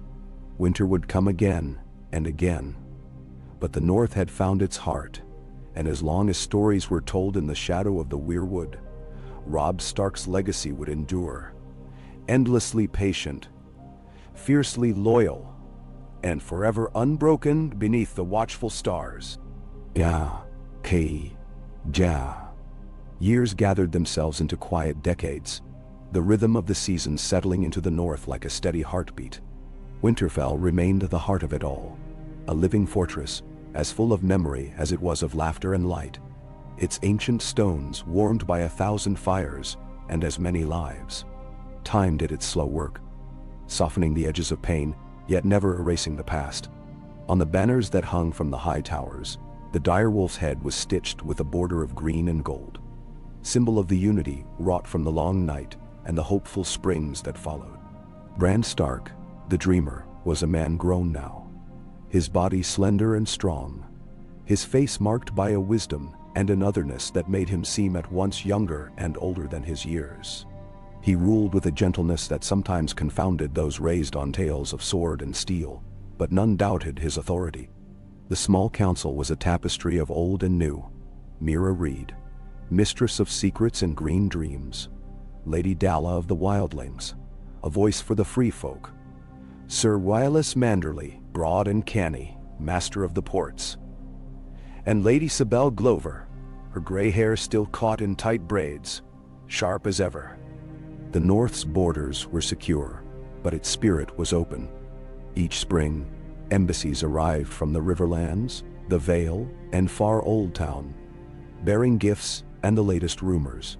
The South sent traders for wool and grain, scholars for Bran's council, and now and then, a high-born youth to foster at Winterfell, learning more of humility than of battle. No one arrived untested by journey, for the roads north of the Neck were still long and wild, but all left changed by the place and the people. The castle itself had changed too. Wildlings had built their own halls of timber and stone outside the gates, the Rills and Skagos men their own farms along the lakes. The kitchens overflowed with the bounty of new orchards and well-tilled fields. The Godswood grew ever vaster, its boundaries slowly expanding to reclaim more ground. The old heart tree still watching, its carved face softened by lichen and time. Children flourished everywhere, reed-haired and raven-dark, some as broad as an umber, others quick and slight as a crannog man. They learned to run with the wolves and climb the watchtowers, to read in the sunlit library, to swim in the old pools, where the ice broke first each spring. Bran liked to walk among them, listening as they bickered and boasted, watching as the future shaped itself anew. In the halls, storytellers spoke of Robb Stark and the long night he ended, of Catelyn the unyielding and Ned the just. But there were as many new tales as old, of Dalla's daughter who led the autumn hunt, of the great flood broken by Howland Reed's cunning, of the ironborn woman Sigga, who wrestled a bear in the snowy wood and lived to take it as her sigil. The old ways remained, but always there was something new woven through. Every autumn, The Feast of the Dawn marked the anniversary of the Night King's fall. For 3 days and nights, all the North's folk poured through Winterfell's gates. There were games and dances, contests of strength and wit, songs in every tongue. Bran sat at the high table, not as a king, but as a host. He listened to every guest who sought his ear, remembering faces and stories with the gift that had once frightened him, and now only brought joy. Meera Reed, grown into her full height and dignity, was never far. She had traveled as far as Braavos and the Shadowlands in Bran's service, bringing back seeds, strange books, and tales of distant lands. Her return was always a festival. Children would swarm her for tales, and she would tell them of the black stones of Valyria, or the lost city of Lorith, or of the laughing ghosts of the Neck who danced in the fog. The wildlings thrived. Dala's grandchildren mixed freely with the northern-born, their dialects softened into the common tongue. They taught the children of Winterfell the old ways of snaring birds and finding water in snow, of star-reading and listening for wolves in the wind. When a child was lost, it was always a wildling who found them first. Sir Willis Manderley oversaw the fleet at White Harbor, now a bustling city whose markets boasted wares from every coast. The Manderley family grew fat and content, and their ships sailed as far as Sunspear and Liss, returning always with stories, and sometimes with gold. Lady Sibel Glover's house became the home of learning in the north. Her grandsons and granddaughters opened schools in every major village, teaching reading, healing, and the laws of both gods and men. The mountain clans were frequent guests at Winterfell. Their songs, fierce and haunting, could echo through the walls well after midnight. The Ironborn, once feared, became the North's guardians on the water, and old Sigga herself retired with a necklace of teeth, revered as a matriarch. Bran's reign was not without trial. In the 5th year of his rule, a sickness swept the valley, taking old and young alike. Bran dreamed of its coming before the first cough sounded, and Meera gathered herbs in the Neck, while Maester Tybalt devised new tonics. The North lost many, but the grief was shared, and the bonds of kinship grew only stronger in the aftermath. In the 10th year, a band of would-be conquerors, dispossessed lords from the far south, their hearts bitter with old losses, tried to raid the rills. They found the wildlings waiting, then the reedmen at the fords, then the North's hosts marching under the direwolf banners. They left with fewer numbers and new respect. Each winter seemed shorter, each spring more bountiful. The memory of the long night faded into story, but Bran never let it be forgotten. He had the story set in glass mosaics in the Great Hall. A swirl of blue and white, wolves and weirwoods, men and women standing together against the cold. As for Bran himself, he aged more slowly than most. His hair went silver at the temples, but his step remained light, his eyes undimmed. The power within him changed, less of visions, more of understanding. When he knelt beneath the heart tree, he no longer saw distant disasters or ghosts, but the quiet pulse of life in root and branch and stone. He grew content to watch the world turn, guiding it with the gentlest hand. On the last day of one long golden autumn, Bran sat in the Godswood. Summer's last daughter curled at his feet. Meera found him there, her hair touched with gray now, her eyes the same green as the marsh. They spoke of the old days, of their travels beyond the wall, and the dreams that had frightened them, of the kin they had gained and lost. "You were always meant to be here," she said at last, "not just as Lord, but as the heart of the North." Bran smiled, a little sadly. "We all find our place if we listen." Night fell gentle and slow. The castle below glowed with firelight, songs rising from every window. Bran felt the presence of his family. End and Catelyn, Robb and Arya, Sansa and Rickon, even Jon far in the wild places, each one a thread in the tapestry he guarded. As the stars wheeled overhead, Bran rested his palm on the heart tree and whispered the words he had spoken in every season. "Remember." The leaves shivered, and somewhere in the deep wood, a wolf howled, her voice low and strong, echoing into the endless night. Winter would always come, but so would spring. And as long as one heart in the North remembered, there would always be hope and always a Stark beneath the boughs of Winterfell. K. Snow came late the next year, riding slow and silent across the moors. Blanketing the land in silver, driving the people of the north once more to their hearths and their stories. Winterfell's halls pulsed with warmth and light, the stone corridors filled with the scents of pine, cinnamon, and roasting game. Robb's children, he had 3 now, and each more willful than the last, raced laughing through the covered walkways, their wolf pups at their heels, heedless of the cold that painted their cheeks red and tangled their hair into wild knots. Robb himself, older, stiffer but still strong, rose before first light as he always had. The years weighed on him more with every season. He wore his scars and silvered beard like armor, and the people of the north had come to see in his steady tread a comfort greater than banners or stone. His eldest, Eddard, named for the grandfather he'd never known, now stood shoulder-high to Robb, his brow thoughtful and quiet, more bookish than his father but quick with a bow.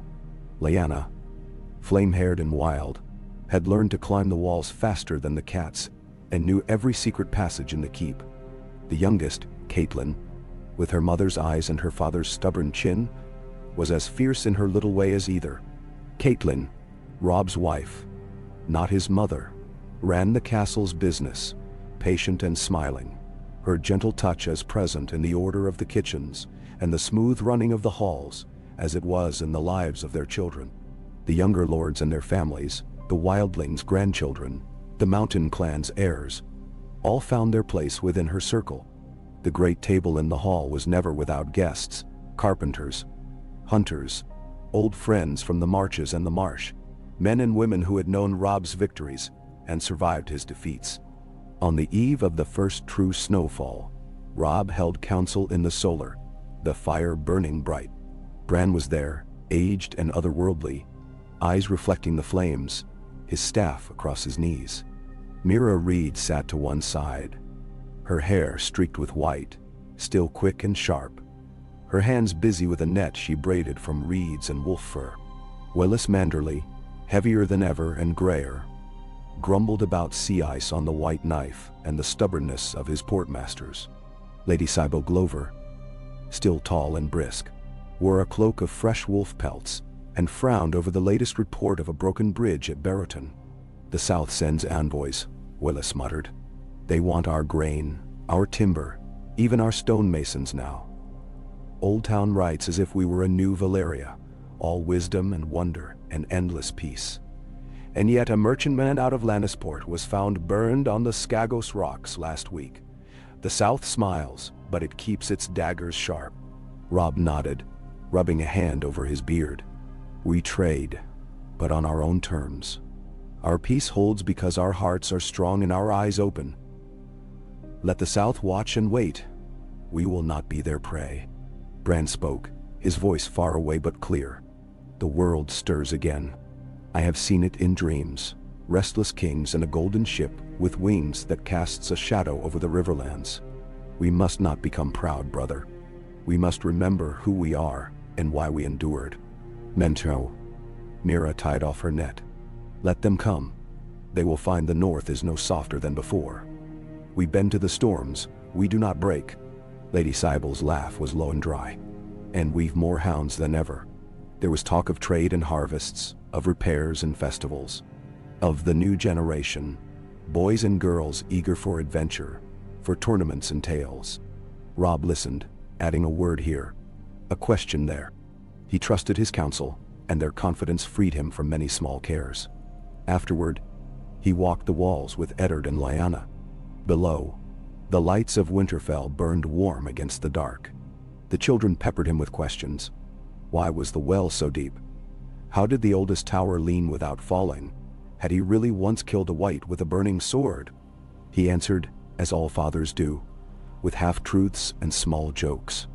"Never let a story get in the way of a good tale," he told them. And they laughed, chasing each other past the ramparts, the new wolf pups close behind. Through the winter, the North's new order held. The wildlings in the forest settlements sent food and pelts to Winterfell in exchange for tools and seed. The crannogmen of the Neck brought strange medicines and news of marsh storms. White Harbor grew richer. Ships of every design filling its quays. The mountain clans, once insular, now sent their bravest sons and daughters south to serve in the castle or study with the healers and singers. Each village, each croft, each old stone circle in the moors was woven into the fabric of the North, all linked by the memory of what had been endured. Yet the peace was never taken for granted.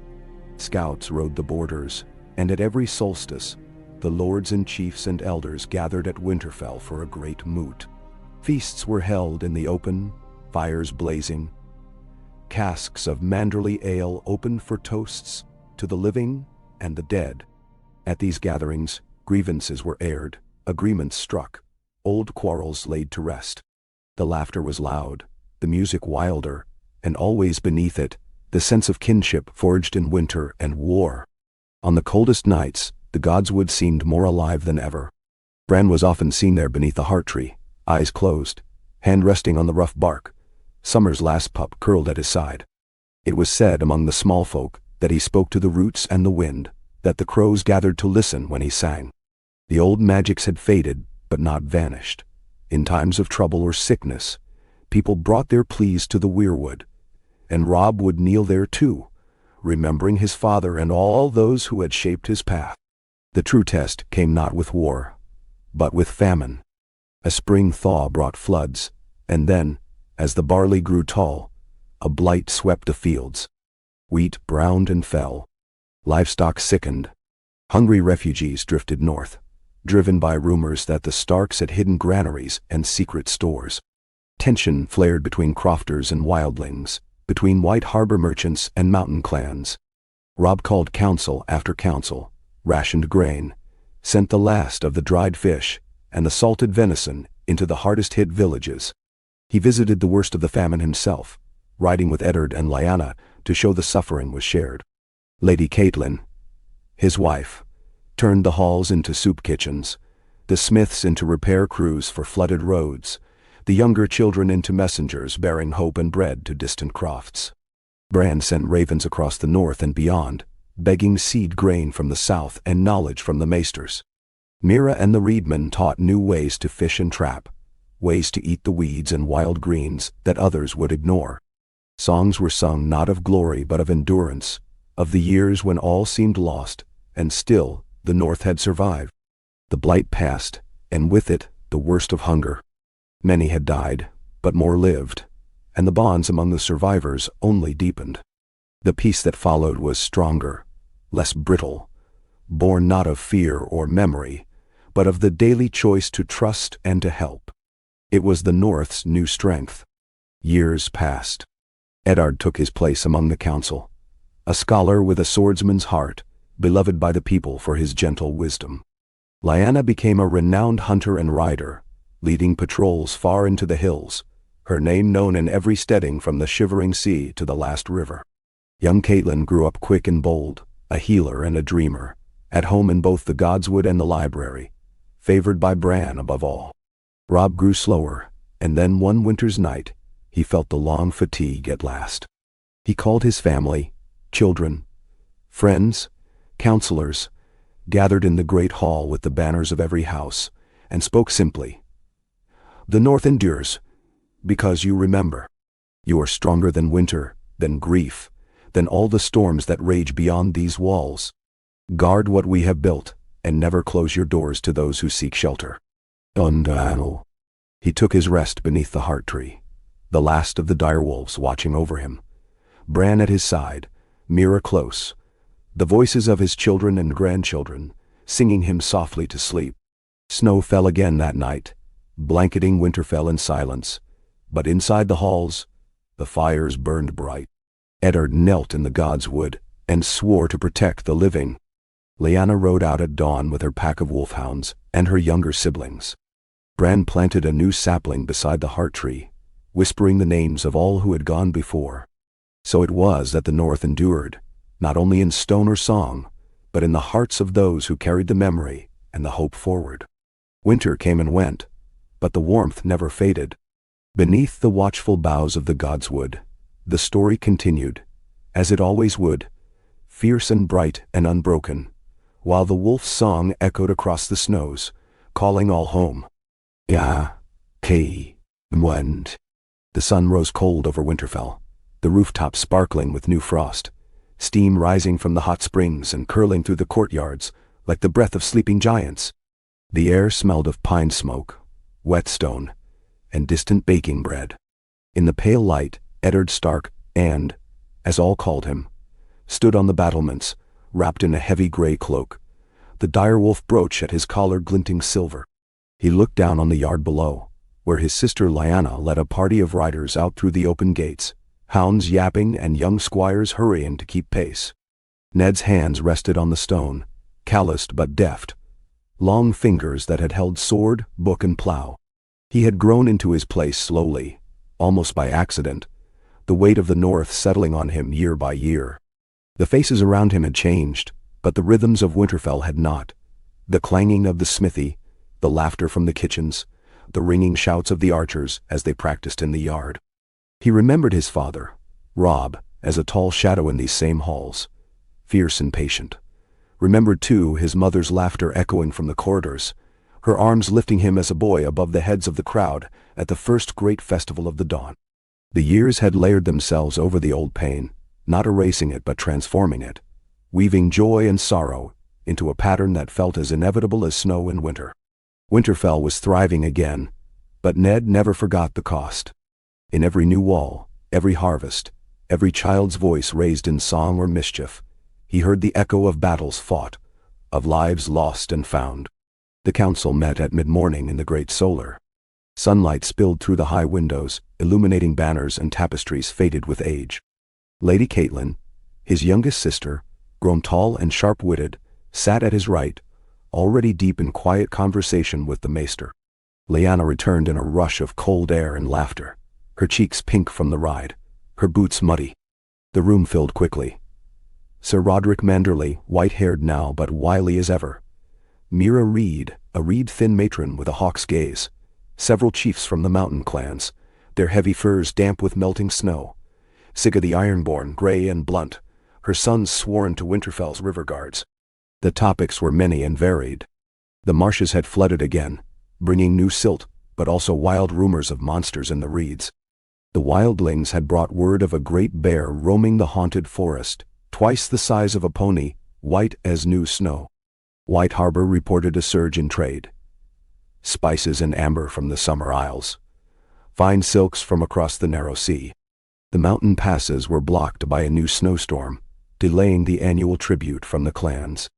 And then there was word from the south, a letter from Old Town, hinting at strife among the lords of the Reach, and a second, sealed with the Golden Lion, inviting Winterfell's young to visit Casterly Rock for a great tournament. "We keep our own," Ned said quietly, turning the sealed Lannister letter over in his hands. "The last time a Stark went south for a tournament, it cost us nearly everything. Let the lions roar on their own hills. We have enough pride here." Yeah. Lady Catelyn's smile was approving. "We'll send gifts. A cask of Manderley wine and a fine carving from the woodsmiths. They'll get the message." The room laughed, good-natured, relaxed.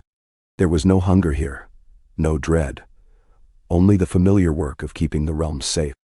The council turned to local matters, repairs to the aqueducts, a new school for the children of the Crofts, a wildling boy caught poaching in the King's Wood. Bring him to the kitchens, Ned decided. Let him earn his bread stirring the soup. Every wolf needs to learn the house before he joins the pack. The day unfolded with the easy bustle of prosperity. Ned walked the yards with the builders, stopping to inspect the new dovecote and listen to their suggestions about the best stone for the outer wall.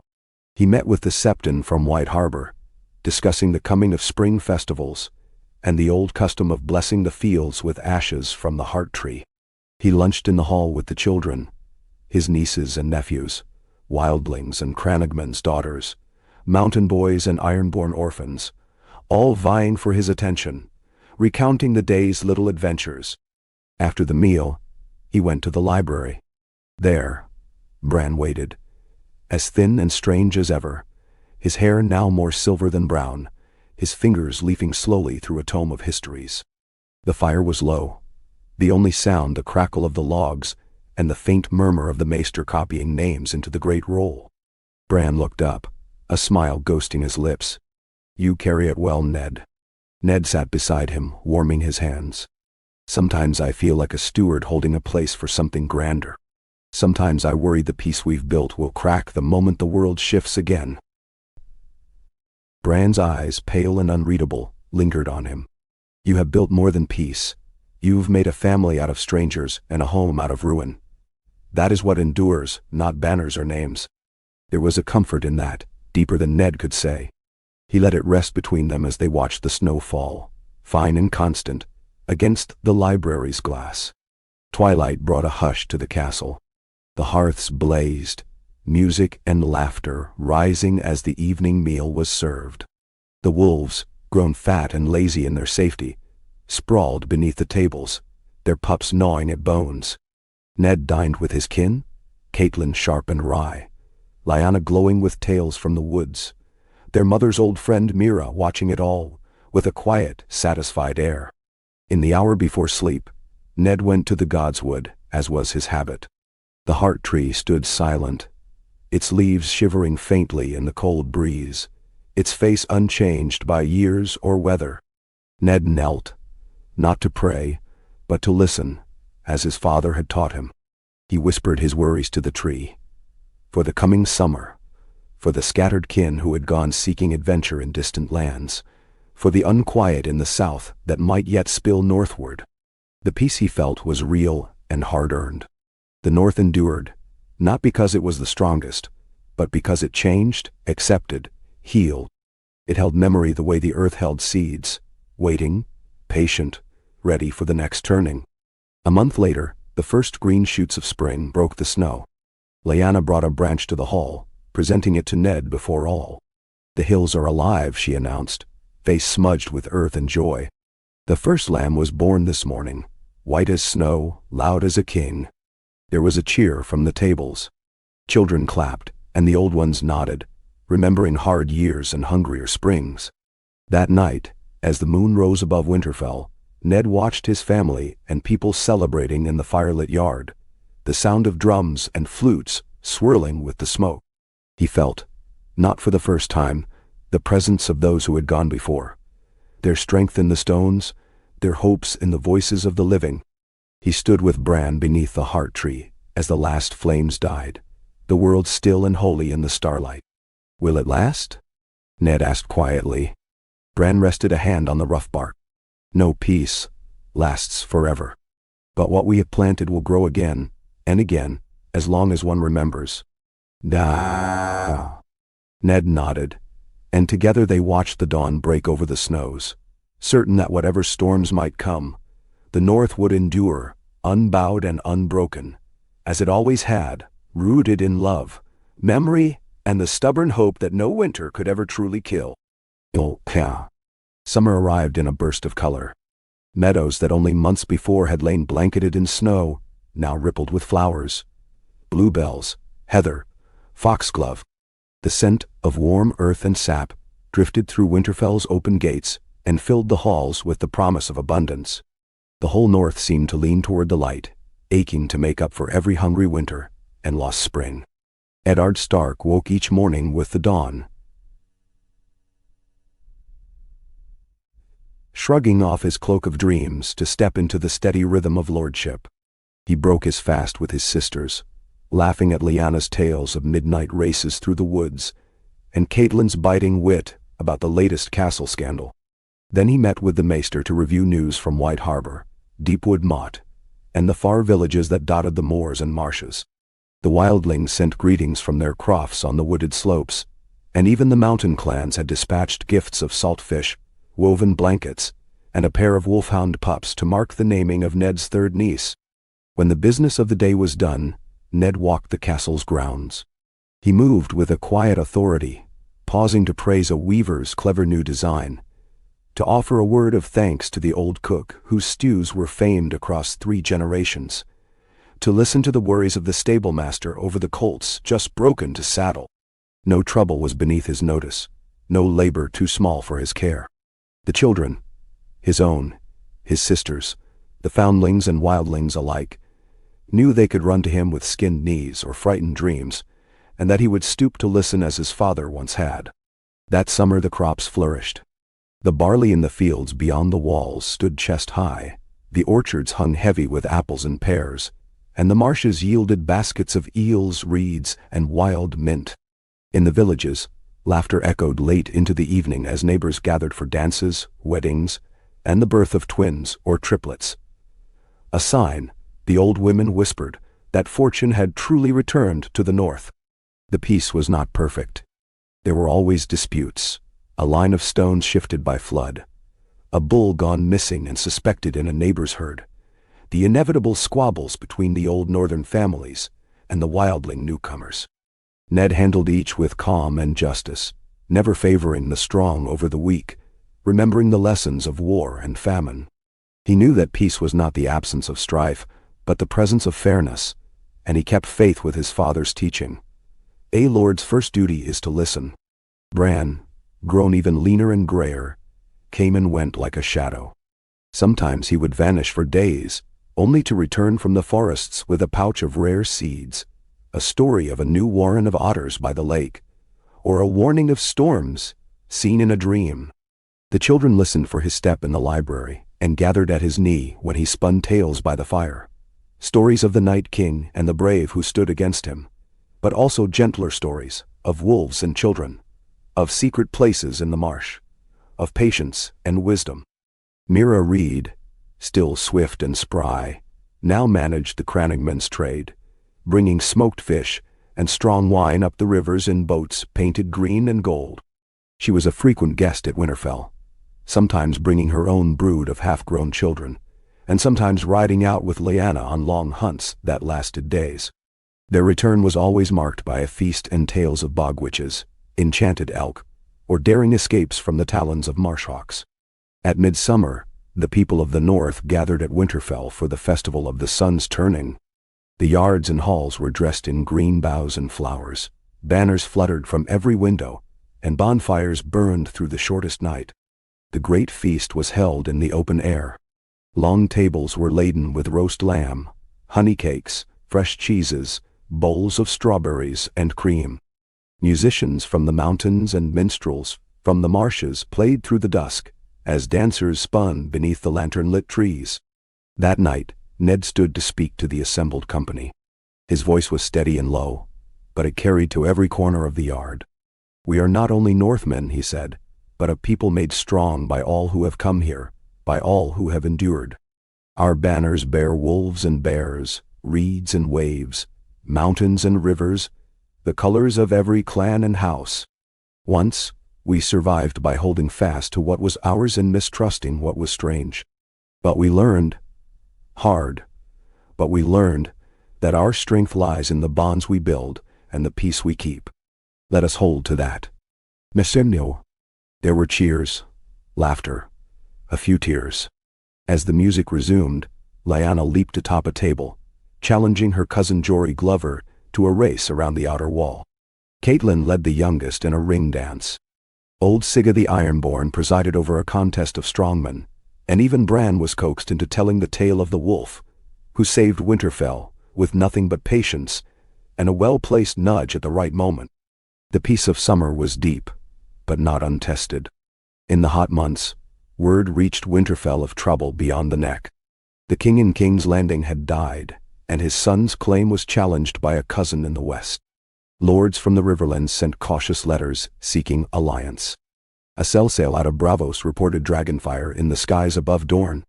Some of Ned's own kin, restless for adventure, begged to ride south to see the world that was changing beyond the narrow borders of the north. Ned met with his council. The hall was quieter now, many of the oldest gone or retired to the marsh or mountains. New faces joined the table. Young lords of Glover and Manderley, wildling and mountain chiefs grown gray in service to Winterfell, Maester Brynden with his gold-rimmed spectacles, Lyanna and Catelyn at his right and left. "We have rebuilt what was lost," Ned said. "The north is strong, we have peace, but the world beyond grows restless again." Mira spoke, her voice like wind through reeds. "Let us remember what was won. We do not hide, but neither do we rush to war. Send our kin to sea, to learn, to trade. Let them carry word of the North's peace. If others wish to bring us trouble, they will find us ready, and if they seek refuge, they will find our doors open." "Dan?" Bran nodded, and all agreed. Summer ripened to autumn. The woods turned gold and copper, the air crisp with the promise of harvest. Hunters brought in deer and wild boar, the river fish ran fat, and the granaries filled to bursting. The north was prosperous, but Ned never allowed pride to dull his vigilance. When a sickness swept through White Harbor, healers from Winterfell rode day and night with medicines and comfort. When a late storm battered the coast and drove a Braavosi ship aground, the survivors were fed and clothed, given shelter until they could return to sea. Lyanna and her cousin Jory grew famous for their exploits, rescuing a snowbound family near the Wolfswood, driving off a band of thieves in the high passes, racing all the way to the edge of the neck and back, with only a loaf of bread and a wineskin between them. Songs were sung of their adventures in every hall.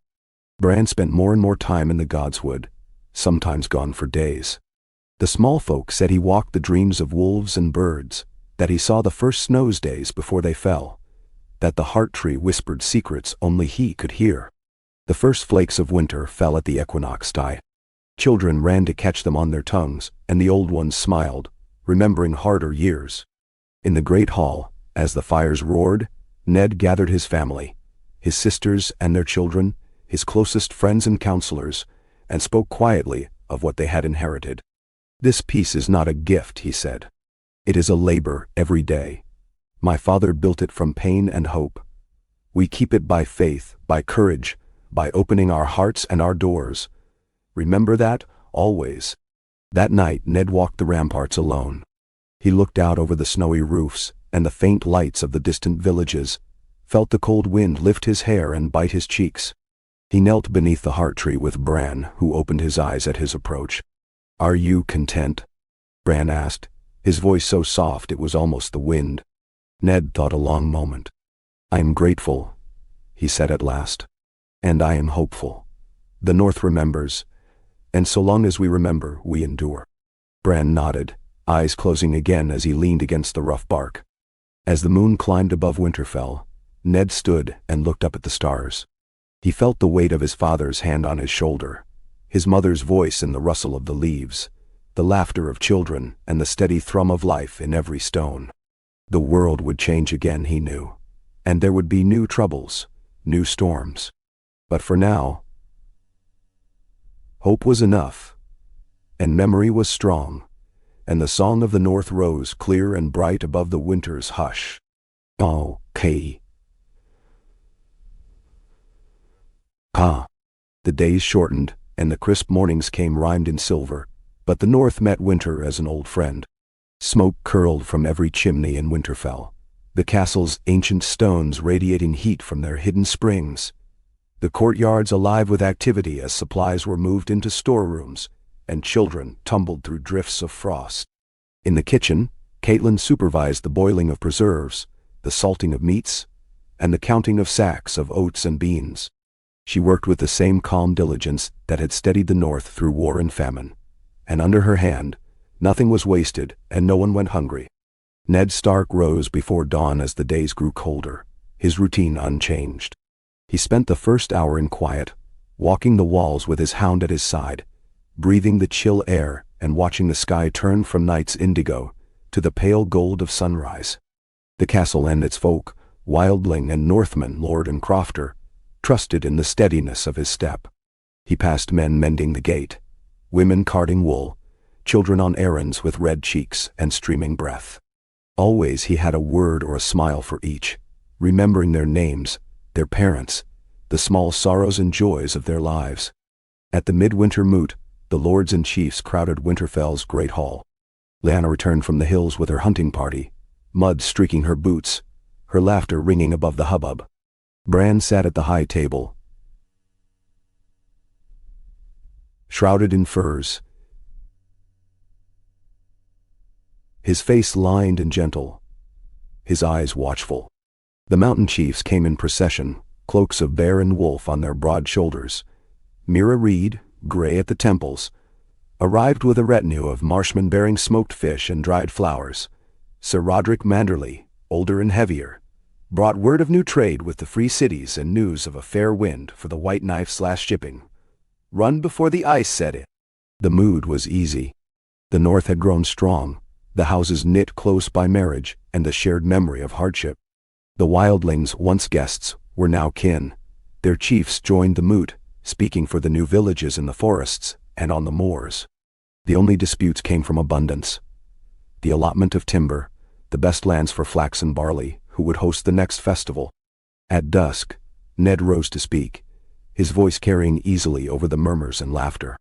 Winter is no longer a shadow, nor a threat to our hope. We have learned to face it with open hands and honest hearts, sharing our strength as freely as our table. Let each house and village remember that no one survives the cold alone. If you have more than you need, give. If you have need, ask. This is the law of the wolf and of the North. His words settled on the gathering like snow, but lasting. Afterward, the hall was filled with toasts, songs, the stamping of boots as the mountain men led the first dance. Bran told the children the story of how the wolf and the reed and the bear became brothers and drove the cold from the world. Lyanna and Catelyn led the little ones through the corridors in a mock hunt for the last apple of autumn, hiding it at last in the folds of the old heart tree's roots. As winter deepened, the world contracted around the castle. The snow came heavier, piling against the walls and burying the roads. For weeks at a time, the world outside was nothing but white silence and the black line of woods. The river froze, the ships locked in harbor until spring. Yet within Winterfell, life thrived. The musicians played every evening, the halls bright with laughter, the kitchens redolent of spice and roasting meats. Ned spent the quiet months listening, hearing his counselors and kin, watching his children, paying heed to the dreams and worries of wildling and Northman alike. He knew that peace was never a gift, but a garden that must be tended with patience and humility. Bran, now seldom leaving the Godswood, was more present in the minds of his kin than in their company. The small folk whispered that he could speak to the birds and summon the wolves with a word.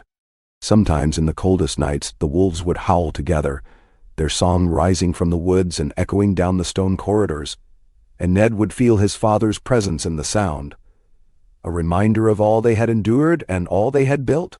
The winter was not without its trials.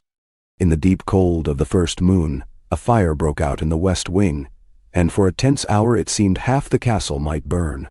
But the people of Winterfell moved as one, wildlings and Northmen, mountain men and marsh folk, all passing buckets, tearing away burning thatch, carrying the children and the sick to safety. When the flames were out, the damage was less than feared, and the repairs became another occasion for kinship, the hall echoing with the laughter of those who had saved each other's lives. Not all news from beyond the walls was as reassuring. Messengers arrived from the Neck and from White Harbor, bringing warnings of war to the south, a new claimant to the Iron Throne, a dragon banner raised in Dorne, a fleet of ships massing in the narrow sea. There was unease at the moot, but Ned was cautious. The storms of the south are far away, he told his council. Let them come if they must. The north is ready. Even so, he sent scouts to every border, and messengers rode the snowy roads to every keep and croft. He knew that peace, like winter, was never forever. In the depth of the cold, a woman arrived at Winterfell's gates, a traveler from the distant east, wrapped in silks and speaking the common tongue with a lilting accent. She brought stories of cities beyond the Bone Mountains, of sorcerers and scholars, and of a prophecy written on a wall of black stone, that the land which survived the last long night would endure to the end of the world. Ned welcomed her with the courtesy due to any guest, sharing the warmth of his hall and the strength of his people. She watched the north with curiosity, marveling at the peace that bound wildling and lord, clan, and crofter. She wrote long letters home, and when she left with the first melt of spring, she took with her a piece of Winterfell's story, vowing to spread it far. The snow began to melt, and spring pressed in at the castle's edge, green and insistent. Streams broke through the ice, crocuses speared the old lawns, and the first lambs bleated in the folds. Ned stood at the gate as the first wagon from the south arrived, loaded with seed and news, the driver grinning with tales of a world awakening after long sleep. The people gathered for the spring festival, banners bright, the smell of fresh bread and roasting lamb in the air. Lyanna led the opening ride through the woods, her laughter ringing clear. Catelyn sang with the children, their voices rising to meet the larks. Bran blessed the fields with water from the hot springs, his words as gentle as the breeze. At the feast, Ned stood and spoke, not of war or hunger, but of hope. We are made strong by memory, but stronger by love. Let the world change as it will. The North will endure, not because we cling to the past, but because we welcome what is new together. There were cheers, and then music. The dance went on until the stars faded and the birds sang in the gardens. Ned watched his children, his kin, his people, and felt the same quiet pride that had filled his father's heart. A certainty that whatever storms might come, the North would meet them with open hands and unbowed heads. And as the sun rose on a new year, lighting the towers of Winterfell and the rolling green beyond, the wolf's song echoed in every corner of the realm, fierce and hopeful, woven with memory and promise, unbroken as the land itself. The river ice melted at last, freeing the white knife to flow swift and silver through the fertile lands between Winterfell and the sea. For the first time in years, merchant ships came upriver as far as the castle docks, their sails bright against the green banks, hulls heavy with southern wares, wine and gold, bolts of Tyroshi velvet, honeyed sweets from the Reach, sharp knives from the smoking sea. The docks themselves teemed with children, dogs, and haggling traders, and the air thrummed with the hope of a new season. Ned Stark watched the bustle from the shade of the east wall, his hands folded atop the pommel of his sword. He was older now, silver at his temples, a scar across his right hand that had never quite lost its ache. The years had gentled him, deepening his patience and quieting the urgency of his youth. He saw everything with the slow attention his father had once counseled, trusting in the rhythm of the land, the pulse of the people, the web of kinship that held the North fast. On the road leading to Winterfell, the caravans rolled in. Some were local, from the Barrowlands or the Rills, others from as far as Gulltown or Lannisport. The inn just outside the southern gate was full every night, the air thick with the scents of roast goose, pipe smoke, and the sharp tang of foreign wine. Tales spread, of dragons on the Dornish marches, of a new High Lord in Old Town, of the Targaryen princess in King's Landing, making peace with the Lion and the Rose. Some tales Ned dismissed as fancy, others he marked for the next council. The summer fair began on a golden morning. Tents blossomed along the river, bright as wildflowers, and the fields east of Winterfell filled with games, contests, and the clang of makeshift tilts. Lyanna, now a huntress with her own pack of hounds and a silver wolf's head brooch, judged the archery, her sharp tongue and laughter setting the tone. Catelyn, ever poised, oversaw the embroidery competition and the judging of the barley cakes, her presence a quiet balm among the gathered mothers and daughters of the North. On the first day, the young men and women of the wildling settlements raced the mountain clansmen across the open fields, barefoot and howling, tumbling in the grass with joy and challenge. The crowd cheered for both, and the winner, a red-haired wildling girl named Edda, was lifted high on the shoulders of the Glover boys and given a crown of river reeds. Ned joined the feast that night with a simple joy he had rarely known in his youth. He ate at the end of the low tables with the children, sharing stories, laughing at their boasts and dares. He listened as Mira Reed, older but quick-eyed, told tales of marsh spirits and ghostlights, while Jory Glover sang the old wolf songs, with a voice deep and rough as a winter wind. As dusk fell, a troupe from White Harbor performed a new play about the long night. The actors wore painted wooden masks, direwolf, reed, bear, merman, and danced the story in torchlight. When the children cheered at the defeat of the Night King, Bran, silent beside Ned at the head of the table, closed his eyes and smiled. The fair lasted a week, each day richer than the last. Maester Brynden presided over debates among the scholars and healers. The smiths held a contest for the sharpest blade and the finest chain. Traders from the south displayed their wares: a glass candle from Lys, bolts of silk from Volantis, seeds for rare fruits. The wildlings sold furs and scrimshaw, the mountain clans their carved stones, the marsh folk their eels, strong drink and sweet honey water. Ned met with every delegation, hearing their hopes and complaints. He took particular note of the Ironborn traders, who sought to build a small wharf on the northern shore, and the Bravosi, who offered a treaty of free passage for northern ships. Always, he weighed the balance between welcome and caution, remembering what had happened when the North trusted too freely, but refusing to shut the gates to a world grown closer and more complex. The council was lively and broad. Lady Sabelle's granddaughter now sat for House Glover, Dallas' son for the wildling folk, a young Cranagman named Ronald Reed, and old Sigga's daughter for the Ironborn. Mira served as Ned's chief advisor, and Catelyn his steward. The moot was never brief, but its arguments were honest, and its laughter genuine. When disagreements flared, Bran's quiet voice often ended them. "We have seen what comes of division. Let us not forget." The talk was of trade and roads, river rights, and how to mend the bridge at Last Hearth before autumn storms.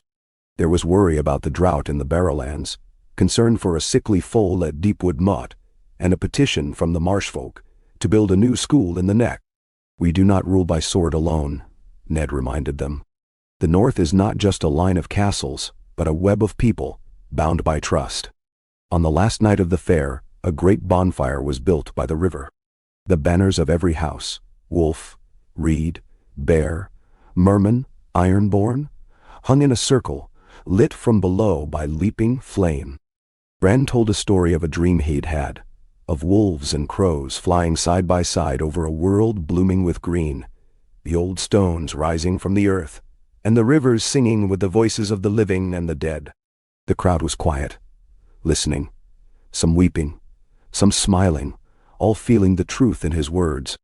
Lyanna passed the horn of mead. The children danced, and Ned watched the flames, remembering his father's hand on his shoulder, his mother's voice in the dark. He saw, too, the faces of the dead: Robb, Catelyn, John, Mira's brother Jojen, old Wyman Manderley, all the lost, and felt only gratitude that the world had given him this peace. In the weeks after the fair, the work of the North resumed. The harvest was heavy, the barns full. Ned spent his days riding the lands with his daughters, teaching them how to read the sky for weather, how to mend a broken boot, or help a frightened colt. He visited the old places, barrows and stone circles, the high hill where his father and mother lay at rest. He knelt at the heart tree with Bran, sometimes in silence, sometimes speaking of the old days, sometimes simply breathing in the peace. Trouble was never far. A fever swept through one of the wildling villages, and Ned sent healers and stores of dried meat and grain. There was a theft at the White Harbor docks, a foreign merchant caught stealing grain, dealt with by a fair trial and a sentence of labor, not exile or the sword. Word came from the south of new wars and alliances, of dragons glimpsed in the sky above the stepstones, of a new king crowned in Old Town, but the North held its calm. Through all, Ned held to the quiet certainties of his life: the strength of family, the bonds of the land, the laughter of children, the song of the wolves at dusk. He was not a king, nor wished to be. He was a warden, a memory keeper, a gardener tending the ground his father and mother had sown. In the deepest part of the summer, as the days began to shorten, Ned sat beneath the heart tree with Bran. The air was thick with the scent of wild roses, the sound of bees, the faint shouts of children chasing each other around the pond. Bran's eyes were closed. "Do you know what you've built, Ned?" Ned looked around at the ancient trees, the dappled light. "A home, a peace." Bran nodded, a small smile on his lips. "A legacy that lives not in stone, but in hearts. The world will change again and again, but this, what we have made, will endure, because it is alive." They sat together as the shadows lengthened, the castle behind them alive with music and the promise of harvest. And when the sun set and the first wolf called from the edge of the woods, Ned felt the same old certainty in his bones, that whatever winter might come, the North would endure, its song woven through the hearts of its people, as bright and unbroken as ever. The first leaves of autumn fell, red and yellow and bronze, dancing across Winterfell's stone as if the trees themselves wished to join in the festival that seemed to possess the castle. Each harvest, the city and the keep both overflowed with bounty. Piles of apples and pears sweetened the air of the lower yard, while barrels of cider and mead rolled through the tunnels to the storerooms beneath the hall. In the fields, grain stood in golden shocks waiting for the last threshing, and the smell of new bread drifted from the kitchens in waves that set the dogs and the children drooling. Eddard Stark, Lord of Winterfell, was everywhere, inspecting the new stonework where a section of wall had been rebuilt after last winter's fire, pausing to judge the pumpkin contest in the market, haggling over a sow at the livestock fair, laughing as Lyanna tried and failed to chase her youngest down from the roof. His beard was flecked with gray now, and the lines at his eyes had deepened, but there was no mistaking the energy in his stride, the breadth of his smile. The peace of the North, as he knew well, was not simply the absence of war, but the continual labor of listening, settling, guiding, and most of all remembering. That year, the harvest feast was larger than any in memory. Tables filled the great hall and spilled out into the yard. Lanterns hung from every branch of the godswood, and a bonfire taller than a man blazed in the old market square. Banners of every house, Stark, Glover, Reed, Umber, Manderley, the new banners of the wildling clans, fluttered above the crowd. The Ironborn had brought a ship's worth of smoked fish and pearls, the Marshfolk their honeyed wine, the mountain clans round cheeses and barrels of fresh-pressed apple brandy. Merchants from White Harbor and beyond shared tales and gossip over spiced cakes. At sunset, Ned stood to address the gathered company, a cup of mead in his hand. His voice carried through the darkening air, warm as the fire, steady as stone. When I was young, I was taught to be wary of strangers. I was taught that the North endures because it remembers and defends itself, not because it welcomes the new. I have learned otherwise. All of you from every clan and land have proven that what makes the North endure is not its walls, but its heart. Tonight we remember the dead who made this peace possible, but we honor the living who have kept it. The applause rang long and loud. Old songs followed, the voices of 100 elders and children braided together, and as the fire burned down, the stories began. Lyanna's hunting adventures, Bran's tales of the world beyond the wall, the legend of a wildling boy who tamed a bear, Mira Reed's quiet, strange stories of the bogs. Children played tag among the roots of the heart tree, their laughter rising like birdsong. After the feast, Ned walked the quiet corridors, listening to the night's sounds, the deep hush of the kitchens, the snore of a guard at the gate, the slow, restful breaths of his sleeping children. He found himself drawn to the godswood, where Bran sat alone, lost in thought, his face silvered by moonlight. Was it always so peaceful here? Ned asked softly, settling beside him on the moss. Bran smiled, a little distant. No, but peace, like anything worth having, must be made and kept and made again. That is what you have done. They spoke of small things. The first frost, the coming school for the wildling children, Lyanna's plan for a new wolfhound breeding yard. They sat in silence for a while, the heart tree rustling above them. The next morning brought a taste of coming winter, a chill wind and gray clouds rolling over the northern hills. The city awoke early, the carts rolling through muddy streets, the bakers firing their ovens before dawn. Ned joined the council in the solar, where Catelyn presided with her usual calm, reading through the petitions and complaints brought by villagers, lords, and traders alike. There was news of unrest in the Vale, raiders from the Fingers striking at merchant caravans. A fever had broken out in a distant village near the Neck. The wildlings in the forest settlements were asking for new axes and more grain in return for furs. The Ironborn wanted to build a new lighthouse on the Cape of Eagles, and White Harbor proposed a great winter market for all the North. We help where we can, Ned said, and we trade what is fair. The peace holds because we keep it, and we keep it by honoring each other's needs, not only our own. Then, the council's business was often tedious, but it mattered. Decisions reached here, sent ripples to the farthest sheepfold, the loneliest hunter's camp. when a quarrel broke out over a debt owed by the mountain men to a wildling trader. It was Lyanna, her voice low and level, who brokered the peace. Mira and the Crannogmen proposed a contest to repair the broken causeway through the marsh, and the Glover cousins bet a cask of brandy on whose crew would finish first. The rest of the day Ned spent as he liked best, walking the outer walls with his eldest daughter, teaching her how to judge a storm by the shape of the clouds and the taste of the wind. In the smithy, he praised a young apprentice for a well-forged hinge. At dusk, he joined the children for supper and let himself be drawn into a noisy game of knucklebones, losing graciously to a pair of wildling twins. When the first true snows fell, the castle closed itself against the cold, and life contracted inward. The kitchens produced endless pots of stew and fresh loaves. The musicians played nightly, and the old ones told tales by firelight.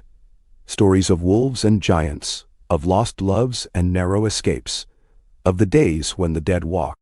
Bran's voice was often heard, low and gentle, recounting not only the dangers of winter, but the beauties as well. The silence of snowfall, the silver of moonlight on ice, the comfort of warmth and kin. As the year turned, word reached Winterfell of yet another war in the far south, and of dragons circling high above the reach. The council met, and Ned spoke plainly. "We have seen what comes of fear and greed. We will not send men to die for crowns that mean nothing to the people who till these fields and tend these fires. The North will trade, will give refuge, will help in famine or plague, but we will not march to old songs." Then the lords and chiefs agreed, and so the North kept its peace. With each winter, the ties among the North's folk only deepened. The old hostilities between wildlings and clansmen, Ironborn and Northmen, became family quarrels, settled by laughter and labor more often than blood. The next harvest was not as rich, but there was enough. When sickness struck, healers from every land gathered at Winterfell, led by Catelyn and a wildling woman known for her cures. When floods swept the lower meadows, it was the marsh folk who led the rescue, and the mountain men who helped build the new dikes. Ned, his hair white at last, was called by his people the Listener. In his last years, he rarely left the castle, but the halls were always full of visitors, farmers, children, young lords seeking wisdom, daughters and sons of every house, each welcomed with the same patient warmth. On the night he died, the first crocuses were breaking through the snow in the Godswood, and the wolves sang until dawn. Lyanna led the funeral. Catelyn spoke of his patience, Mira of his kindness. Bran, old but not frail, led the family beneath the heart tree. And there, as they planted a new sapling for the coming spring, he spoke the words that Ned had made the law of the North. "We endure not by shutting out the world, but by sharing what we have with all who need." The bells tolled, the sun rose, and life continued. Work and laughter, and the stubborn hope that the North would always remember. As long as Winterfell stood and the wolf song echoed through the snowy woods, the North endured. Unbowed, unbroken, forever remade by memory, mercy, and the love of its people. Oh, K. Winter's end came with little fanfare but the slow, persistent thawing of the fields. Snow retreated to the shadows of the keep and the north face of the old walls. The river swelled with meltwater, and black soil began to show in the rutted lanes that led from Winterfell to every corner of the north. The castle itself was full of voices, the sharp calls of merchants preparing for spring markets, the laughter of children splashing in icy puddles, the hammering of smiths repairing tools, dulled by winter's endless work. Lyanna Stark, wild and tall, rode out each morning with her pack of hounds and a troop of eager young men and women, hunters, marsh folk, wildlings, and the sons of lords, all learning from her how to read the woods, how to live on little, how to follow a trail across new grass or snow-crusted earth. Catelyn, her eyes always keen, managed the kitchens and the stores, oversaw the mending of banners and bedding, and sent for new seeds from White Harbor. The young ones, nieces and nephews, kin and fosterlings, raced between lessons and chores, chasing each other through the archways, their voices rising clear as bells. The council met more often now, for the world outside the north was restless. Letters came weekly. From the Vale, where the Lord's Council squabbled over a young heir. From the Riverlands, where another bloody feud threatened to flare. From the Reach boasting of a new order and peace, though the traitors whispered of armies drilling in the fields. Braavosi envoys came north in spring, tall and grave, offering pacts for trade and safe passage. From the south, the king's own raven arrived, bearing a writ sealed in red and gold, requesting grain and oaths and sending news of dragons at King's Landing and the marriage of a Targaryen to a Tyrell. The council table was crowded with faces both old and new. Mira Reed, her hair gone almost white, now spoke rarely, but with the calm of deep water. The wildlings sent a bearded man from the forest villages, whose first act was to share a cask of sour mead with the Umber heir and the Ironborn captain, laughing over old quarrels now softened by kinship. Maester Brynden, hey of the gold spectacles and endless patience, read the missives aloud, pausing often to let Catelyn or Lyanna comment, or to answer some sharp question from the Glover cousins. The debates ranged wide, whether to send more grain south, how many men to keep at each border fort, when to open the river to the new merchant ships already waiting for the ice to break. "We give what we can spare," Lyanna said, her eyes sweeping the table. "But not so much the North hungers for it. We remember the lean years." Catelyn nodded. "We bargain from strength but not from pride. Trade makes us stronger, but so does trust." Bendersar. The wildling chief nodded as well, adding in his thick accent, "Southrons come and go. We remain. Let them bring gold and leave their swords behind." There was laughter and some muttering, but the vote went as it always did. Careful, fair, more concerned with peace than with glory. The arrival of spring brought new life in every corner of Winterfell. Lambs and calves tottered in the meadows outside the gates. The orchard trees, gnarled with age, burst into pale pink blossom. Along the river, the fishers staked their lines, and the first small boats bobbed near the docks, carrying loads of eels, riverweed, and wild duck. The city beyond the castle hummed with preparation. Cobblers and seamstresses, millers and masons, all readying themselves for the markets and the feasts of renewal. Bran, old now, and seldom seen outside the Godswood, called for a gathering beneath the heart tree when the first full moon of spring rose. The word went out to every croft and village, every clan and wildling camp, every outlying farm and distant keep. On the appointed day, a river of people flowed into Winterfell, streaming past the banners and through the wide gates, filling every yard and hall with a tapestry of colors and faces. The feast that night was the largest yet seen in a generation.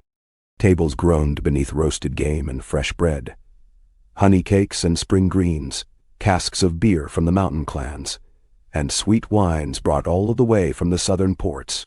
Lyanna organized the games and races, the children tumbled and wrestled in the grass, and the elders sang the songs of memory and hope. Bran stood beneath the heart tree, the crowd falling silent as his clear voice rang out. "We gather not only to feast but to remember. There are ghosts among us, those we have loved, those we have lost, those whose names are written in the stone and soil of this land. Each of you is a thread in the tapestry of the North. Our strength is not in walls or swords, but in the kinship that endures through sorrow and joy alike. Let us greet each new spring with open hands and honest hearts." The night was warm and gentle. The moon rode high, and the fires burned late. Bran's words lingered even as the music rose and laughter carried over the walls. Some wept, others toasted the dead and the living, and children fell asleep in the arms of parents and kin. Trouble did not vanish, but it came less sharply, met not with fear but with the unshakable patience of a people who had outlasted the worst the world could offer. There were accidents. A fire in the market that destroyed 3 shops and left a family homeless. A sickness that swept the lower city, but was met by the healers of every clan working side by side. When a barrow collapsed near the old road, burying 2 men, it was the mountain folk and wildlings together who dug them out with bare hands, cheered when they lived, and sat silent when one did not. The southern world spun on. News arrived of a rebellion in Old Town, of the Reach and Dorne again at odds, of the king's own banners burning in a riot in the city. Refugees trickled north, farmers from the Crown Lands, a band of singers from the Stormlands, even a few lords' sons seeking to foster their children in the peace and discipline of Winterfell. Ned's legacy was everywhere, spoken in every tongue. The North remembers. It became the promise offered to each new soul at the gate, and the warning written at the border posts. It meant that no one starved, no one bled without cause, and no one was turned away when honest work or a fair plea was offered. As the year wore on, Catelyn saw to the summer markets, Lyanna rode farther afield, and the younger generation, their children and cousins, wildlings and orphans and fosterlings, took up new tasks.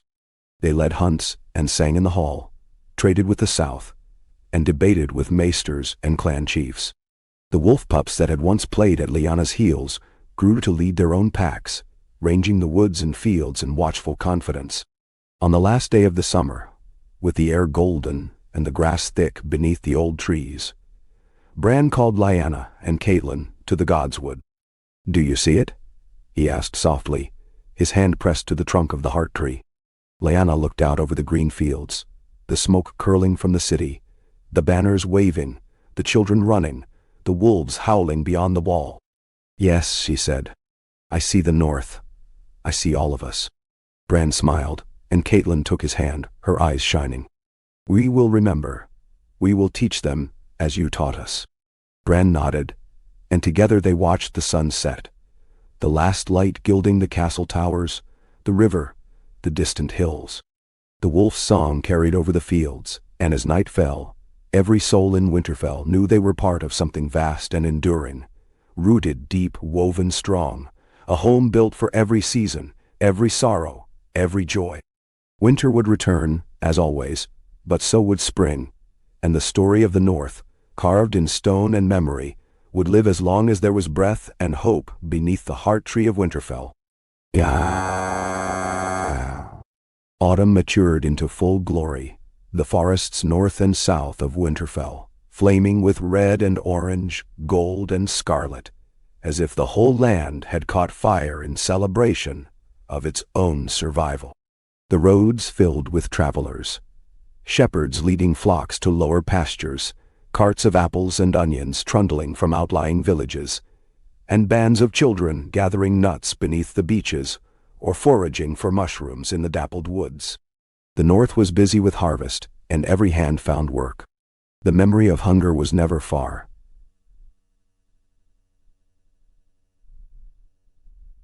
So the pantries were filled, the cellars brimming, and the old stone silos along the river bulged with grain. Lyanna, hair wild and eyes bright, returned from a 3-day hunt with her usual entourage. Clan archers, 2 wildling girls, a Glover boy with a crooked smile, 3 wolfhounds, and a pack of lean gray wolves that ranged at a distance, but never strayed too far. She strode into the courtyard, cheeks wind-chapped, dragging a great stag whose antlers spanned a man's reach. The children cheered, and the cooks hurried to claim their share for the feast.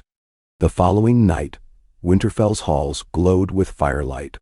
Tables overflowed with roast venison, stewed hare, turnips sweet with honey, thick brown loaves, and pitchers of cider and mead. The elders sat in places of honor, while the youngest ringed the benches closest to the minstrels and the wildland drummers. Lyanna and her kin, those born of the marsh, the mountain, the wood, gathered at the high table beside Catelyn and Mira, now a matron herself, her hair streaked silver. Ned's memory was never invoked aloud, but all felt his presence in the rituals of the feast, the passing of bread, the cup of sweet water from the godswood, the blessing Bran whispered over the fire.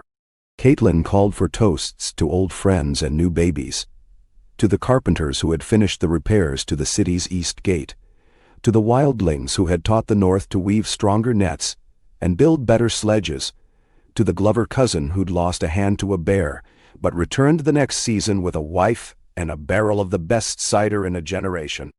After supper, Lyanna told tales of the deep woods, the white elk glimpsed at dawn, the wild girl who lived in the hollow oak and sang with foxes, the old gods whose faces were seen in puddles after rain, and whose voices echoed in the distant call of crows. The children clustered close, eyes wide. Then the oldest among them, Mira, the marsh folk, the mountain men, took up the telling, and the hall was filled with the sound of laughter, memory, and music. Morning brought fog and a sense of stillness, but the work went on. Lyanna led her hunting band north to check the traps set in the lowlands, while Catelyn met with the traders and marsh folk, planning the routes for the last wagons before snow. The council assembled before midday, the air in the solar sweet with beeswax and wood smoke. Glover's granddaughter spoke for the valley, the wildling chieftain, his hair plaited with bits of bone and shell, spoke for the forest. The ironborn captain, Sigga's eldest son, announced the arrival of a new shipment of saltfish and pearls from the coast. All took their turns, the business practical and fair. There were concerns, as always. Bandits along the Green Fork, a drought in a western valley, a new sickness in 2 villages near the marsh. Braavosi traders wanted to send a permanent factor to White Harbor, and the Southerners were again seeking passage for their wagons and peace for their merchants. After debate and compromise, the council resolved each matter in turn. No one left unheard, no decision reached in haste. Bran, who attended less often now, sat by the window with the sun on his white hair, quiet but attentive. When the last matter was settled, he turned to Catelyn. "What is sown in peace," he said softly, "bears fruit even in winter." The first true frost came early that year. Rimed grass crackled underfoot, and the river steamed at sunrise. The market in the city slowed, and folk began to gather in Winterfell proper. The wildlings and mountain clans brought their best furs and meats, joining the old houses and townsfolk in the annual barter and celebration. Mira oversaw the marsh folks' contests, reed boat races, net mending, riddling. The mountain men tested axes and wrestled in the yard, their laughter echoing from the stone. Lyanna organized the first snowball fight of the year, and by the end of it, everyone from the smith's youngest apprentice to the chief cook had joined in, the castle ringing with joy. The long nights were bright with candles, the great hall warm with bodies and song. Children rehearsed a play about the last winter. A pageant of wolves and crows, reeds and bears, dragons and wildlings, all united to save the north. The audience cheered and wept by turns, and even Bran was coaxed to smile as he watched a boy with painted brows portray him climbing a tree, then sitting in patient silence, listening to the heart of the world. The Wildlings' Festival, too, had become a part of Winterfell's year.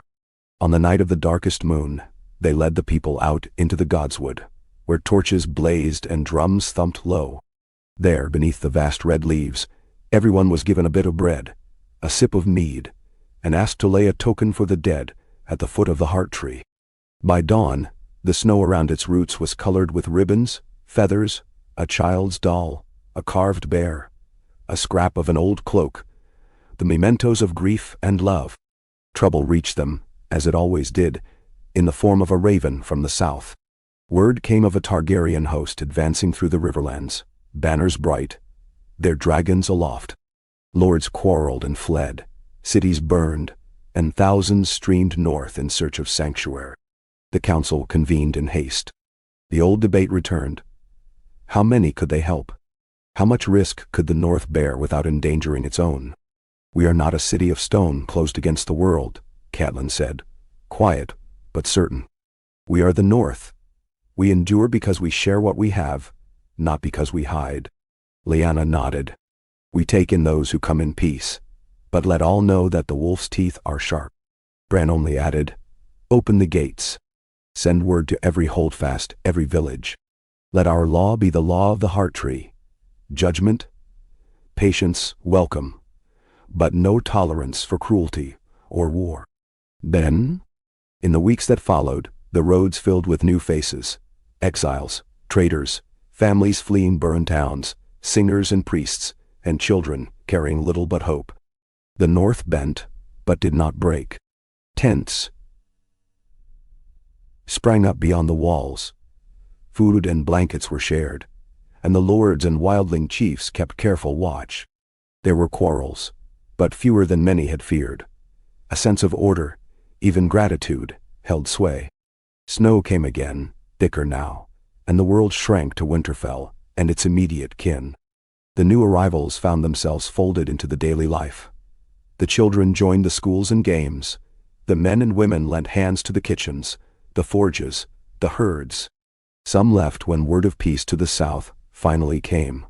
But many stayed, finding a place in the fabric of the north. As winter deepened, Lyanna and Catelyn walked the battlements most evenings, looking out across the roofs dusted in white, listening to the muffled music of the castle. It was never just survival, Lyanna said, but the making of something that could last through any storm. Catelyn slipped her arm through her sister's. We built it together. Now we teach the next ones to keep it. The heart tree stood silent in its ring of red. Snow at its roots, the tokens of memory buried beneath. The story of the North continued, as always. Each night a little darker, each morning a little brighter, the people and the place outlasting even the hardest winter. In the quiet between storms, the wolves howled, and the fires burned, and the hope that had carried the North through so many trials burned steady and bright beneath the watchful eyes of the old gods and the living. The song went on. Winter set in at last, harsh and unyielding, sealing the North in snow and silence. The wind scoured the battlements and pressed thick drifts against Winterfell's massive walls. The roads vanished beneath sheets of white, and the world shrank to the castle, its city, and the web of nearby crofts and villages held fast by icy distance. Each morning, Catelyn Stark woke to a courtyard sparkling blue in the frozen dawn, the sharp tang of wood smoke in the air, and the muffled laughter of children before their lessons. Lyanna's laughter, loudest of all, echoed down stone corridors as she led the younger kin and wildlings to tramp new trails through the snow, tracking fox and hare with wolfhounds bounding beside them. Inside, the castle's routines became its heartbeat. The kitchens were a world of steam and bustle, flour dusted on every surface, great pots bubbling with rabbit and roots and last year's beans. Catelyn oversaw the apportioning of stores, making certain each hearth from the highest turret to the humblest barracks had breath and the promise of warmth. She tended the sick herself when fever struck a dozen children in the city, sleeping beside their beds, teaching young healers the old ways of willow bark and honey, holding mothers and fathers close when the fever broke, or rarely when it did not. Lyanna's days were spent half outdoors, half within. She rode every wall, walked every yard, kept the guards keen with games of snow archery and races across the towers. By night she sat among the wolf pups and old soldiers, telling stories and listening to the boasts and grievances of the men and women who'd become the North's family. When tempers frayed, it was often her voice that calmed the quarrel, her laughter that cut through gloom. The council met twice each week, the solar warm with fire and the smell of beeswax and parchment. Lyanna, Catelyn, Mira Reed, now nearly stooped with age, the Glover and Manderley kin, wildling and mountain chiefs, and the Ironborn's representative, each with their own stories and burdens. Reports came of roofs caved in by snow, a shortage of salt fish in the lower town, a sled lost to wolves between the city and the southern villages. Always the news was met with swift, sensible action. Repair crews dispatched, stores redistributed, healers sent where needed, a word of thanks or comfort as required. What once would have been a crisis had become mere work. The North had learned to endure, and now it had learned to help. At dusk, the Godswood was bright with lanterns and firelight. Bran rarely left the heart tree's shadow, yet each evening, as the family gathered, his presence was a blessing. He asked questions of the children, praised their lessons, listened to their retellings of old tales and their bold new dreams. When the hall grew restless with the pent-up energy of youth and weather, he would tell stories of the wolf and the tree, the bear and the snow, of how a people found hope in the darkest night. Even the wildest children quieted for Bran's tales. When the moon was high and the fires burned low, the adults remained for a last cup of mulled wine and conversation. News of southern kings, tales of dragons in Dorne, new trade along the White Knife, the latest antics of the wolves and hounds. Sometimes a singer would take up a song, and in the hush of midnight, with the wind rattling the shutters, the voices of the North wove together, wildling and Northman, river and mountain, hearth and field, in harmony as old as the land itself. With winter's bite came hardships. The deep snow collapsed the roof of a shepherd's hut. Lyanna and a band of her hunters spent 3 days digging the family out, carrying them to Winterfell for healing and shelter. When a fire broke out in the brewhouse, it was Mira Reed who organized the bucket line, wildlings and city folk shoulder to shoulder, until the flames were drowned. When a blight hit the city's stores of onions, Catelyn and the healers replaced every spoiled root with a careful ration of dried meats, oats, and wild greens, foraged by the marsh folk who knew what could survive even the coldest months. Once, late in the season, a wolf pack was found circling the lower city, drawn by hunger and the scent of herds. Lyanna went out alone, cloak snapping, the castle's wolves at her side. She returned an hour later, the pack trailing docile behind her, eyes bright with trust. The city's children watched from the walls as the wild pack and the castle's wolves met and mingled, and it was said afterward that no wolf went hungry that winter, and no stray child either. Word came north of trouble.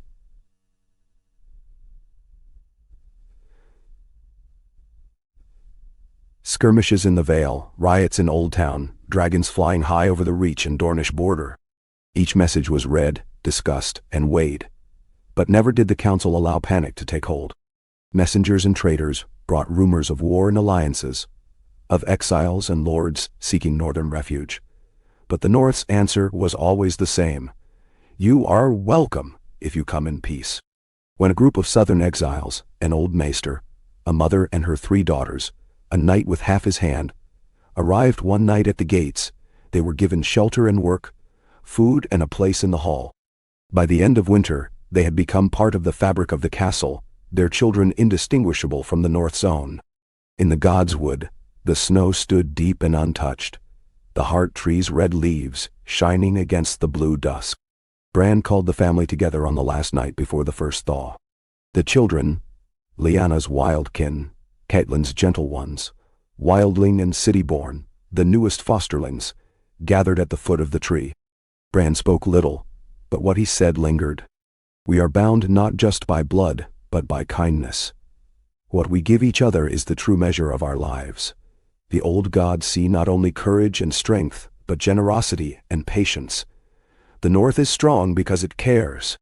The family sat together long after the words faded, listening to the quiet, the wolves and the creak of old boughs above. With the melting of the snows, the world opened again. Roads reappeared, the river roared, and the first green tips pressed through the black earth.